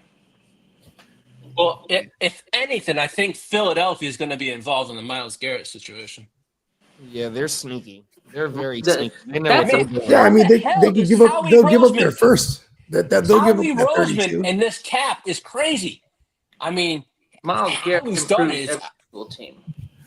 I mean, they kind of just freed up a bunch of money right now. Yeah, they let Slay and the other what's the other Bradbury go. Slay and Bradbury. Yeah, And they're then, letting Milton go because Milton this is his second contract. He's trying to get more paid. Landon Peterson, or whatever his name is, he retired. Oh my mama! I know Myles Garrett makes every team better, but the Texans are probably the only team that's where they're like, why would we ever trade for a Myles Garrett? We don't need him. We don't. Yeah, that's like the only team that I can think of right off the top of my head. Where I mean, they got Danielle Hunter and Will Anderson. They're all right. Aren't they about to pay Hunter too? Isn't he about to? Oh yeah, Danielle Hunter. Oh yeah, he's Let me probably think. gonna. I think he already got. Let me see. Yeah, he got like a little extension, right? Yeah. Oh, okay. He Yeah. may have. Or they or they talked about it, and it's like it's in the works right now. And I think they was the top tandem in the league in sacks. Hunter and the young bull. They both had over 10, if I'm not mistaken. Oh, I miss you, D'Amico Ryan. Danielle Hunter, 19 mil. He's a free agent in 26. So yeah, they already locked him in within a little extension. Now we got Saleh. We got to bring back that magic, Saleh. Bring it Tunsil's back, the one they got to Saleh. re-fucking structure. He's making 21 mil. He wasn't that great. We got a lot of questions on defense for Saleh, bro. Are we gonna bring in? Are we bringing in? Personnel is like nothing. We have nothing. Yeah, and they said Hargrave. They said Hargrave is a free agent. I didn't know that. Yeah, it saves us some money too. Yeah, I'm glad. Shit, that was a big swing and a miss on that free know. agent. Yeah, that was a big contract you guys put up. Facts. Like I gave him like 70 mil, 60 mil. Was it Like, 68? I think you guys Hey, gave we'll talk. We got to bring in Yeah, Jonathan Allen, bro. absolutely. We And got then to we bring let- in my man Jonathan Allen. And then we let DJ Jones go. See, DJ Jones was good for us in the middle. You know what I mean? And we let him walk to Denver. And then because Armstead held it down too for all those years, and when we let go of Armstead, it was really bad. It's because look, Hargrave 2 years ago alongside Armstead, that was decent. I mean, It was all right. yeah, that is decent. Yeah, when Oh, it was okay. when it was Buckner there though, Buckner and Armstead, you know, the middle wasn't, they wasn't giving up them big runs like how we have been as of recently. You know what's fucked up? Buckner, he was on the McAfee show. I remember early on when he was with the Colts, and he even said he was like, I would have took less money. He's like, you know, they did try to make it like it was a funny thing they traded me. I wanted to stay. all right, y'all. I'm out of here. I still got to go to work in 7 hours. So Shut Bad rest. Yep, man. Yeah. Have a good night or day. Big bro. Yep. Some sleep, man. All Like right. a vampire. Vamping. And there goes that man. Gang green, man. 100%. He's a vigilante at night. He's Catman. And I can't wait for the 32-man league, y'all. 100%. Yeah, hell yeah. Who do you think signs Darius Slay if the Eagles don't? I mean, Probably take a I'd be like- hometown Ravens? discount to I the could see the Detroit Ravens. or Detroit. Yeah, Take a hometown I think discount to go to Detroit back is to what he said he Detroit. wants to do. Yeah, I heard him say that myself. Okay. He probably still got a crib over there and shit. And they're Glorious. contenders. I could see DJ and Reed going to the 49ers. Yeah, that'd be a nice pickup for us. Or Asante Samuel. We definitely need corner for sure. But Like Reed the for opposite sure of the because what's the rookie? Reed was just with Salah. What's the second round pick that we got last year? Green, because I think he played outside corner. So we definitely need somebody. If we bring in Reed though, that would make sense though because he was just with Salah. You know what I mean? But then you got a lot of money going because you just paid Lenore. That is true because we can't have all that. Want some type of bag. You're right. Yeah, we can't have all that going to just two positions in the secondary. That's why Hufanga can't stay on the field. We can get. Maybe that makes the Asante Samuel thing realistic then too because Asante Samuel ain't really been handling, but what he could be. You really haven't seen the field too much either. That's what I'm saying. Yeah, and he was a first round pick too. Sure was. You know what I mean? So I don't know about bringing him. It was like him and Surtain. I would rather go young with the secondary with Jair and Mustafa Green, Lenore, and then hopefully draft another corner. 100%. You know what I mean? Because we definitely need D line and O line help. You know what I mean? We do. We picked up that extra fifth, so we got a pick in every round now. I think they got a total of 10 picks, if not 9. Mustafa. And we hit in the later rounds. That's where one place that we do hit on our draft. Yeah, I'm not on the clock, am I? Nah, I want to say it's no. I think it's is it still Candlestick? Candlestick. Okay, cool. Oh, he just made his pick. He just made it's on you now. It's on you. Yeah, it's now on Bogey. Who'd he grab? He took Zach Charbonnet. Oh. Why? He took the two smart ones. He got me twice with Hubbard and now Charbonnet. What's the rush? Bogey, you're probably going to go at Najee Harris. No. Hold on. Just stop saying. We're not saying any names right now. No, here's the thing. What is it called? I wouldn't have took Charbonnet right here, but I was like, I had aspirations of taking him like in a couple rounds. You know what I mean? Yeah, just like he pulled him up right there, and it's not even a bad move either. Running backs are getting scarce. Yeah, if DK is on the market, they might be running a little bit more this year. They're bringing over Clint Kubiak, right? So it's like, this is the way I look at it. It's like, who's more Alvin Kamara like, right? It would be Charbonnet, not Ken Walker. Ken Walker's terrible in the passing game. He's got some dump offs before, but yeah, he's like virtually like not usable in the passing game. Charbonnet, though, we saw it. He can carry a load too. At least he did the last little couple. He was a little last end of season darling, huh? He can take a load, huh? He can take a load. Pause.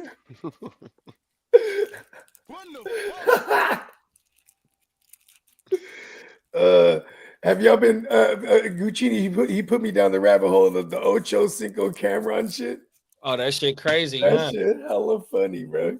Because I don't know, it's like, is Ocho capping or what? Like, he's just like, because I'm still going back to what Cam was talking about, where he's like, listen, you're talking about your piece to another man and what you did to it. Oh, everything. Hey, yo, hey, he was over everything. Yeah. But then like you. then when Ocho responded, he said what he said, and then Cam was like, "Yeah, my homies, me and my homies, we be talking a whole bunch of woo and they was like, I apologize. Yeah, Cam, you went a little bit too hard. Pause. Yeah, but then he continued to lie about no peace with my piece to another man. Pause. He's like, he's like me and my boys, because I get what he's saying. They have these certain standitos. Like, listen, man, 100%. You just don't. It's not something a dude says to another dude, man. Right. And then the whole thing is, you gotta remember. Or not. Hey, and you gotta remember, Dame Dash is they big homie, and Dame Dash, man, he if they pause everything, he paused everything to the fifth power. That's where I got the pause from. Oh my mama, the homies out in Harlem that I was rocking with back in like 2010, 2011 era. Man, shout out to my man Pedro, bro. I ain't seen her talk to these motherfuckers in hell of years. Shout out Pause. to Pedro. I picked up real quick. I was like, oh, it's like no homo, but no, it's pause. Everything. Yeah. That's what I remember it as. No homo. That's the way to use it. No offense to anybody around Yeah, here. no You know what I offense to mean? But see, that's why pause translated so well to the modern day era. You know what I mean? Because I've been saying pause is what, 2010, 2011, when I was rocking with them. Pause. Because like you could just be like in a whatever setting. And then someone says some wild shit. Pause. Hey, yo. Now everybody knows. Because Cameron, then once they blew up, it was a wrap. You had everybody, you had other people pausing shit now, you know what I mean? And then also the no Diddy shit, where it's just like, well, like you almost had anytime you talked about it, it's like, let's pause. That's its own thing now, no Diddy. Regular motherfuckers just say no Diddy. That shit is what's so hilarious, bruh. On everything. You know, it's funny, and then they chose to run down on Ray J. Huh? Remember the sons, Diddy's sons? And they was looking for Ray J, you said? No, they said, like, out of all the people saying no Diddy, you know what I mean? They ran down on Ray J. Yeah, they did. Ray J, they had Ray J shook. Yeah, he was though. Hey, Suge Knight been on Ray J lately. You got to go to the Art of Dialogue. Suge Knight is tearing Ray J up. Pause. Is he saying he's not a real pirate? Man, he's saying all of that and the above. Okay, see, I already knew where he was going. You know who Danny Boy? You know who Danny Boy is from Death Row? Yeah. Oh no! He's in there with Danny. Who's getting groomed? Hey, Suge trying to go viral, big bro. Oh my! Hey, trying to. He just does it every time he speaks, man. You got to hear what he said about. He over there like, I'm gonna go down in the blaze of glory. 100%. Like when he like, man, he went viral not too long ago. Remember, he was like, you didn't know the booty hole check or whatever he said. Oh yeah, the he egg check. Did. Pause. Yeah, he's like the egg check or whatever. He's like when you go up in the record companies, he's like, if you crush an egg in your rectum, you're not ready yet. I remember that one though. Yeah, that's messed up. It was like, oh shit, shit's going all out. He's like, fucking them people's already got me. He's like, they fucked around and let me just get. He just gets on the phone boom. Now he's on the podcast. Now he's on the podcast. He's just talking a gang of shit from behind the walls. Hey, he says that wrong thing though. They're gonna get him off in there. It's like the easiest. He needs to be careful. He knows what he's doing though. He only talks about his own people's. Suge gonna be all right. Should they say Suge in the PC thing? That's what Whack 100 said. He in PC ain't got nothing to worry because he's a high profile inmate. They say Tory Lanez is right there with Brad. Tory Lanez is cutting albums and shit. I heard he's like cutting like rap albums for real. And they said, so I heard the albums in there. He was just the Weeknd. Drake and Tory talking about Drake and the Weeknd talking about that new stuff is boo boo and he can't wait to drop. He gonna flame all they shit. They were talking shit. Tory was talking shit about Drake and the Weeknd. Oh shit! He's going at the Toronto. Look at that. He's going at his own kind. He said they new shit is foo foo. That's funny. Mama, when is this audio now? He has 10 years for real. It depends on if they gave him 85%. Is he? No, he's state. He's state. He's state. Okay, so he's gonna do like what? I don't know if he got to do 85% of his time or not. Okay. I don't know. Oh my mama. He been violating though, because they keep taking away his recording equipment and shit. Yeah, but the Menendez brothers got the one. What's the rapper name for second? Yeah, X-Rated. They the ones that got him to be able to record in the prison system. Getting drugged down. We was 4 deep, but I'm the only one now. All right. It says here the Patriots are expected to sign former Jets linebacker Jamian Sherwood to a 3-year deal. Wow. That once the tampering window opens on Monday. I like that signing. That's big. He's going to get all the work. Shout out to my man, Juwanna Man Bentley, but you know what I'm saying? He tore his ACL. So and then they got Tavai. He's a veteran. He's like 29. So like them bringing in Sherwood, this is dope because like I like that for fantasy. You know what I mean? I'll tap in with Cuzzo because Cuzzo just signed a 2-year extension. So when training camp come, I'll ask Cuzzo what Sherwood looking like out there, y'all. Yeah, you just gotta remind me to get that. That's some of the inside information I can get is on some of the Patriot players. Oh my father. You know who's tapped in with the Patriots too? Jimmo. 100%. I remember he was trying going for the position. He got offered the job too with them, but then like they were kind of low. He needed to make the same amount he was making and then some, and they were like, "Oh, you'll build up to that." He's like, "I can't do it." Right. I can't lead this situation for it. Yeah, because he already had his situation good where he's like, you know what I mean, taking care of the kids. So it's like if he's gonna make that big jump, because he's gonna be traveling with the team, and you know what I mean, really in the mix. So he's like, "Listen, you gotta pay me." We got a trade question, y'all. Let's go. Wow. We got a shout out to Song. What's up, gang? What's gang up, Song? Song gang in the building still. Yeah, He said, gang would you rather have Lad Talk about it. Would you rather have the Scott Lad or the 103 and McBride? And McBride. On the other side. I'll take the second side for sure. That's too much value right there. Yeah, the 103 and McBride sounds nice.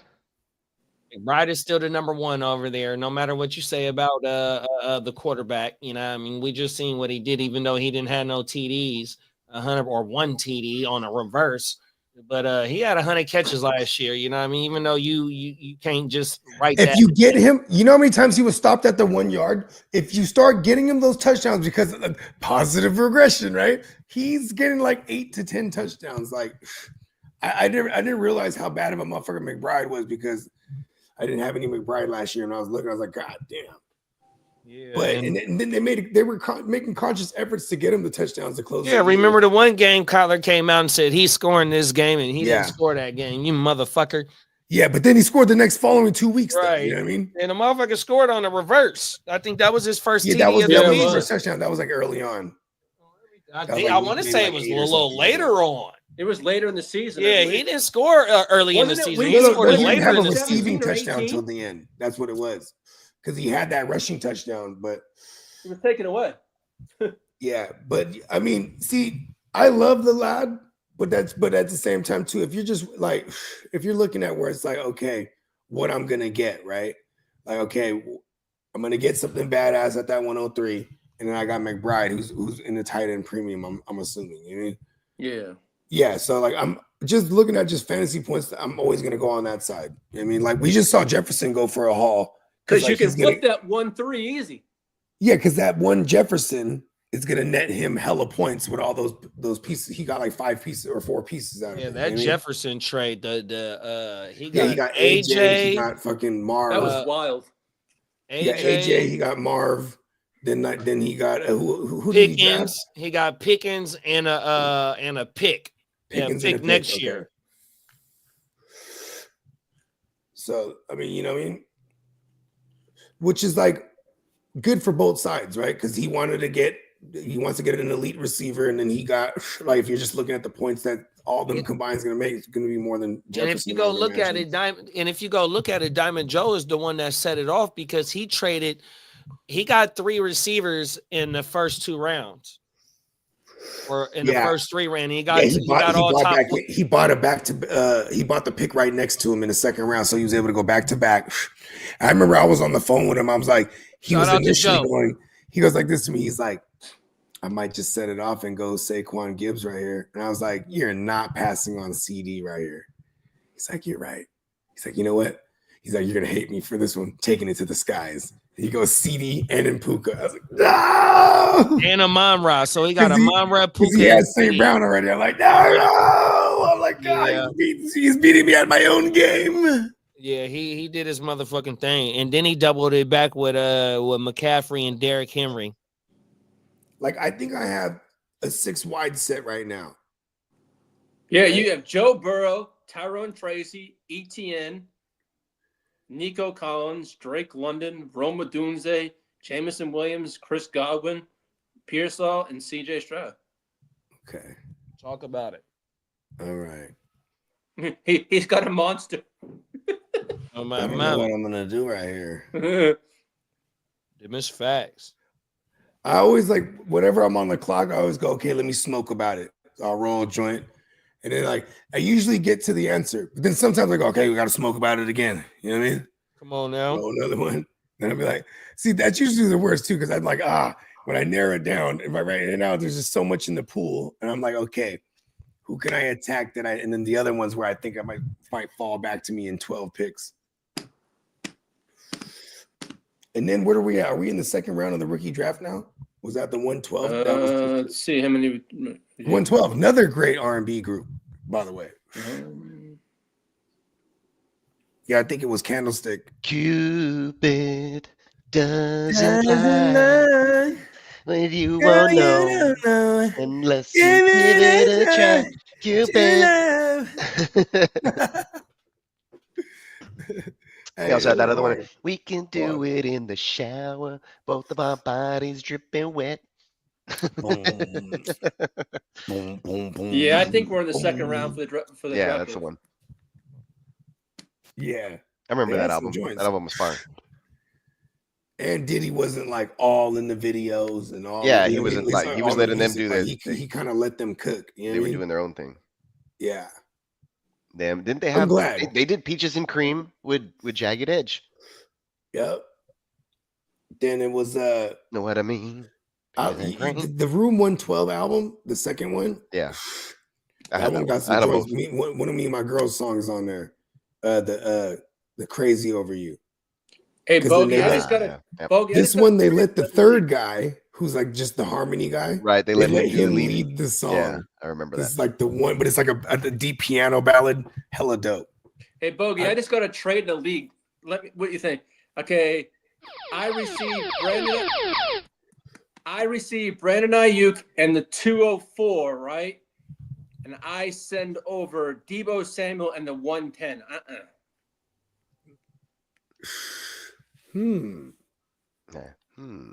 So you would from the 110, you're dropping down how many spots to get Ayuk? I would do that. So from the 110 to the 204, what's that? So 110, 11, 12, then 3. So you drop down 5 picks and you go from Deebo to Ayuk. I'm doing that, bro. You're receiving Ayuk? I'd receive Ayuk, correct, yes. Yeah, I'll do that. Am I crazy? I'd rather have Ayuk. Even though he's coming out the ACL, he's a young, true number 1. Give me money. You're dropping from the 110 and the 2-4. That's why it's also not bad for me. Oh, sorry, I'm doing work here in the background, but I'm listening to y'all. No, do you think? But it's like you're selling deep. You're selling the person's aspirations on Deebo. I know you're big on Deebo in Washington too, as someone should be. But I am going to sell the injury-prone guy for the guy who's only being sold because he's coming off of an injury. I got a question for you then. Yeah. I have okay. Ear to the streets. Yeah. So I know you're not. I ain't gonna say I know you don't. So. So for you to get the Deebo JD stack, JD 5 stack, do you want JD 5 or do I gotta get the Deebo? And you know what I mean? What's going on over here? What we gotta do, big bro? Oh, this is between y'all right here. Yeah. No, JD has JD 5 and he wants Deebo from me. Yeah. Yeah, and I would take Ayuk if I was you. Well, I just took that deal. Nice. I just took it, but I go know ahead, push JD that thing through. Is hung up on Deebo as soon as I traded. Oh, he came up on Ayuk. Let's go. So I got to go send something, bruh. I got to go get to working on some deals now. Yeah. If Deebo's available. I haven't said no, but I know how much you want that stack. Oh, everything. Them is facts. So we don't have the trade yet. No, but no, I already received one. I'm like, I'm gonna make him think about it a little more. That's what you gotta do. That's what you gotta do, big bro. Oh, everything. Because on that team I had that I just did the deal with, I have Brock Purdy and I have Ricky Pearsall. Oh, I ain't mad at that. That's a nice stack right there. I have the Ayuk, Purdy, and Ricky Pearsall stack. And you know what, big bro? I think that the Devontae Adams shit with us is bullshit because we're a 50-50 team. Exactly. We and run, you guys and had so much cap issues. I don't think that's happening. and not only with the cap though, just the scheme, because we run 50% of the time, Exactly. we throw 50% of the time, and it calls for our wide receivers to block. And I don't know if Devontae is willing to give up that, because Brandon Ayuk, even though he had only like 70 catches, but he had 1,400 yards, so he done a lot with not a lot of receptions. If you look at Jefferson and Chase and all them and they targets and shit like that, they be having 90 catches, 150 targets. Brandon And Ayuk, if you look at it, San Francisco, their wide receiver is very young. You bring in Adams, that's an older, adds to the room. He's a little older than you got Ricky Pearsall, you got Jennings, you got a young receiving core over there. right. So I think Adams is just talk. It's just smoke and mirror because he wants a California team that just threw the 49ers. Plus, remember, you guys just lost Debo. You know what I'm trying to say? Right. And they lost Debo because they didn't want to pay that much money. Exactly. On everything. If he want to go to a California team, he makes the most sense with y'all. Or the Raiders. Or the who else is in California? You got the I don't know. Well, man. if they let go of Cooper Kupp, the Rams or the Chargers, I think would be the because they're gonna need someone to replace Kupp, but who the hell knows what Sean McVay does? You know him; he works his magic somehow. Right. Oh my mama, bro. No, because Adams did, but he has a home out in California. But you know what? Then again, it's gonna say, hey, he's gonna be playing with Stafford or Herbert, either if he comes. But I mean, I don't know. There's so many. I know next week's gonna be crazy, though, man. So I'm already ready. Yeah, if I'm Devontae, I'm trying to tie myself with a good quarterback, bro. 100%. Well, for me, DK is going to cost pick. Adams is not going to cost picks. So it's just money. So to me, that's where that's for me. That's what the logic is. Take. We have the money. Get it. We get Herbert, and you put Adams with McConkey. Oh, okay. Yeah, but I would like to see the Chargers get not just one, but at least two wide receivers in the free agency. Yeah, for sure. Because or not in the draft, but in the draft. I'd like to see one in free agency and one in the draft. Yeah, because look how Ladd fell to y'all. You know what I mean? Well, you went and got the offensive tackle in the first round. You know what I mean? And Ladd fell into your lap. You know what I mean? And Harbaugh knows a lot of these college players. You know what I mean? If he takes the tight end from Michigan, or does he go with Hampton? Either or, it's going to add a weapon to us. Yeah, I think you can get a running back a little bit later in the draft. In the second round, yeah. Yeah, 100%. So I take the tight end first round. That's what I would do. No, 100%. Yeah, because the tight end, what is it, Loveland, and then what's the other one from? But I think the guy from Penn State's gone way early. I think he's gone in the top 10.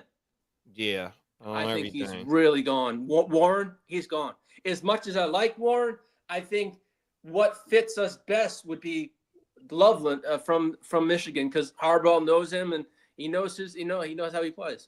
Everything. Yeah, he knows a lot of these college players for sure, bro. 100%. But also that it would be wild if we did bring in Andrews, though. That would be crazy.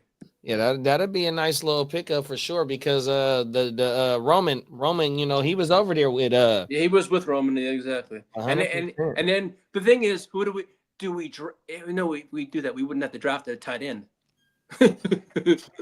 Because who I like, here's my three choices. It's Hampton as a running back, right? It's Loveland, and then it's Grant. I like Grant. I forget what Grant's position was. I like him. I forget where he's from. I think he's from Michigan too. And he's for the trenches though. Okay. So we know like Harbaugh likes building from the trenches out. Because our defense is young. That's why I'm saying, do we add to it? Because we're gonna re-sign Slater to an extension. So we got Slater, we got Alt. Add to that. I think he's just gonna build that trenches out. Because it's a deep draft. Well, that's what he's known for, because that's what they did with us. You know what I mean? They built them trenches out. I was actually online yesterday looking at your drafts when he was coach, and that's what he did, was trenches. 100%, bro. Them is facts. But I was just looking like next year's cap, right? and this is what we have next year, is crazy. We have in cap space next year $172 million. Oh shit. The Seahawks have 180 next year. The Bengals have 174. Chargers have 172. Damn, bro. Now that to me, and no man, you can bring in a wide receiver next year. Yeah, see that's, but see, you know, what I mean, I love, But the I don't know what the space. class is going to look like next year. Who's going to be free agents? Right, and not only the class too though, but I you know, what I mean, you don't have to pay for a lot of these free agents once Harbaugh starts getting his draft classes in, because you guys are gonna, you know, a lot of these players are gonna be homegrown now with him getting these draft classes in 100%. So you build through these drafts and only pick and choose what free agents you want 100%. Yeah, I'll take that any day. Yeah, because you guys got a left tackle in the first round. Who else? You got Ladd in the second round. Ladd in the second. Then we took I forget what we took last year. You guys had a nice draft. It was a solid draft. Yeah. Facts, now, what are your needs for, like, you guys? Basically O-line, right? Okay, we took Joe Alt at 5. We took McConkey in the second. Then we took Junior Colson in the third. And then the linebacker, a defensive lineman in the fourth. Okay. And Vidal somewhere like in the, what was he? Was in the 6th to the 7th, I think. Oh my mama. Right. So yeah. I'm not too sure. And Colson didn't get a lot because Colson was hurt last year. He was hurt with his hamstring, so hopefully he has a bounce back year. Yeah, because we went Alt, McConkey, Colson, Justin Ibuku from Alabama. Then we went Tarheeb Steele in the 5th, Cam Hart in the 5th, then Vidal in the 6th. Then we went Brendan Rice 7th, and then Cornelius Johnson, who's no longer with us, in the 7th. And they hit on Steele. Steele probably one of the reasons why they letting Cam Hart and Steele with the bet were next to Joe Alt and McConkey were great picks. So our draft, I thought our draft was like an A- last year. And that's probably one of the reasons why they not bringing Asante Samuel back, because of Steele. Steele and Cam Hart, yeah. Everything. But what am I thinking? But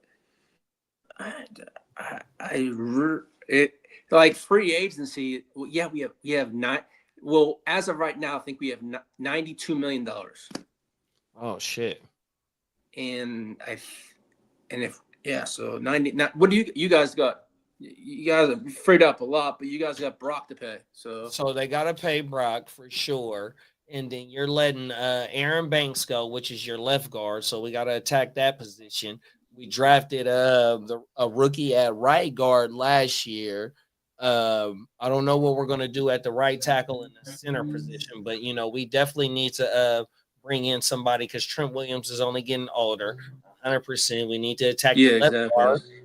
Aaron Banks. Who else? You got Drake Greenlaw. You got Travarius Ward. You got Tufanga, which Jair Brown and Malik Mustafa you already drafted for those positions. 100%. So my thing is you really don't need to bring in no high-powered ass free agent. You need to just go ahead and attack the draft 100% and get some low level or some mid-tier free agents that's not really breaking your cap 100%.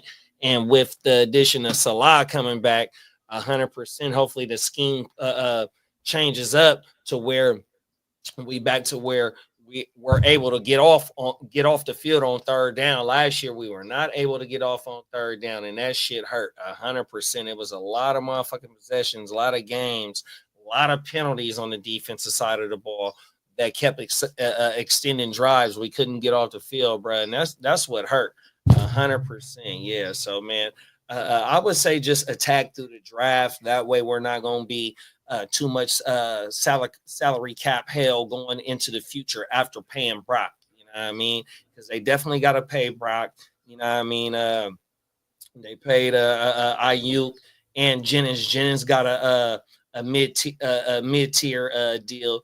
You took Pearsall, so you banking on Pearsall to take the next step, hopefully this season, if not next season, but we really need him to take the next step this season. So, you know what I mean? You don't need to spend too much money over there or invest too much draft capital, especially early round draft capital into that. So that's why I say defensive line and offensive line, and then you need another corner because you're letting War go. So yeah, 100%. That's what I think that the Niners should do. Facts. And, you know, with the Debo trade, like I said, we get a 5th round pick, and you know we known for hitting in the back rounds of the draft. Pause. So yeah, man. I just hope that we don't. You're already preparing for paying Brock with letting Debo go. You know what I mean? And if Drake Greenlaw goes, if you let Greenlaw go, and you already let Debo go, that lets you know that you already preparing for the next few years with paying Brock and at a high point of quarterback dough, what quarterbacks get. So yeah, man, 100%. So you got to go through the draft. You can't swing the fences for no high name free agent unless it's Myles Garrett, bro. Somebody like that, a Micah Parsons, which we know they ain't letting him go.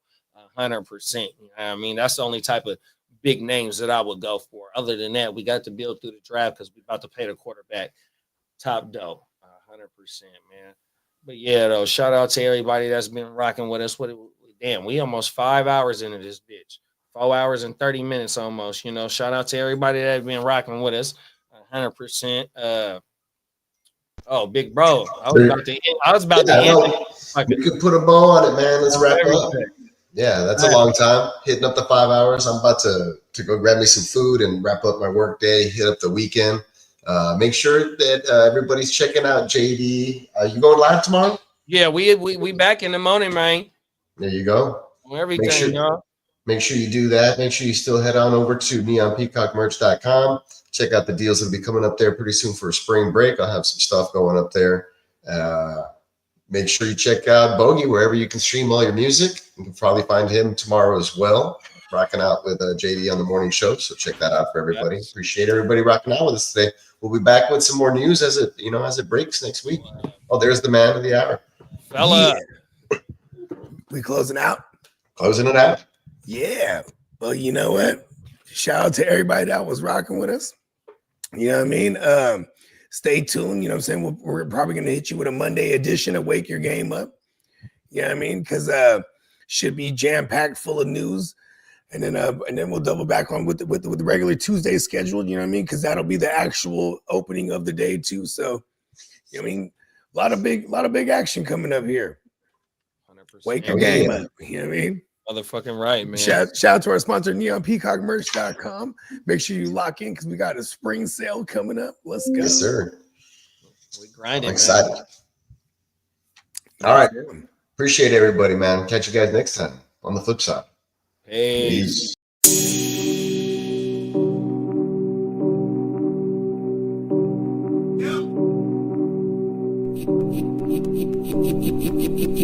Eureka.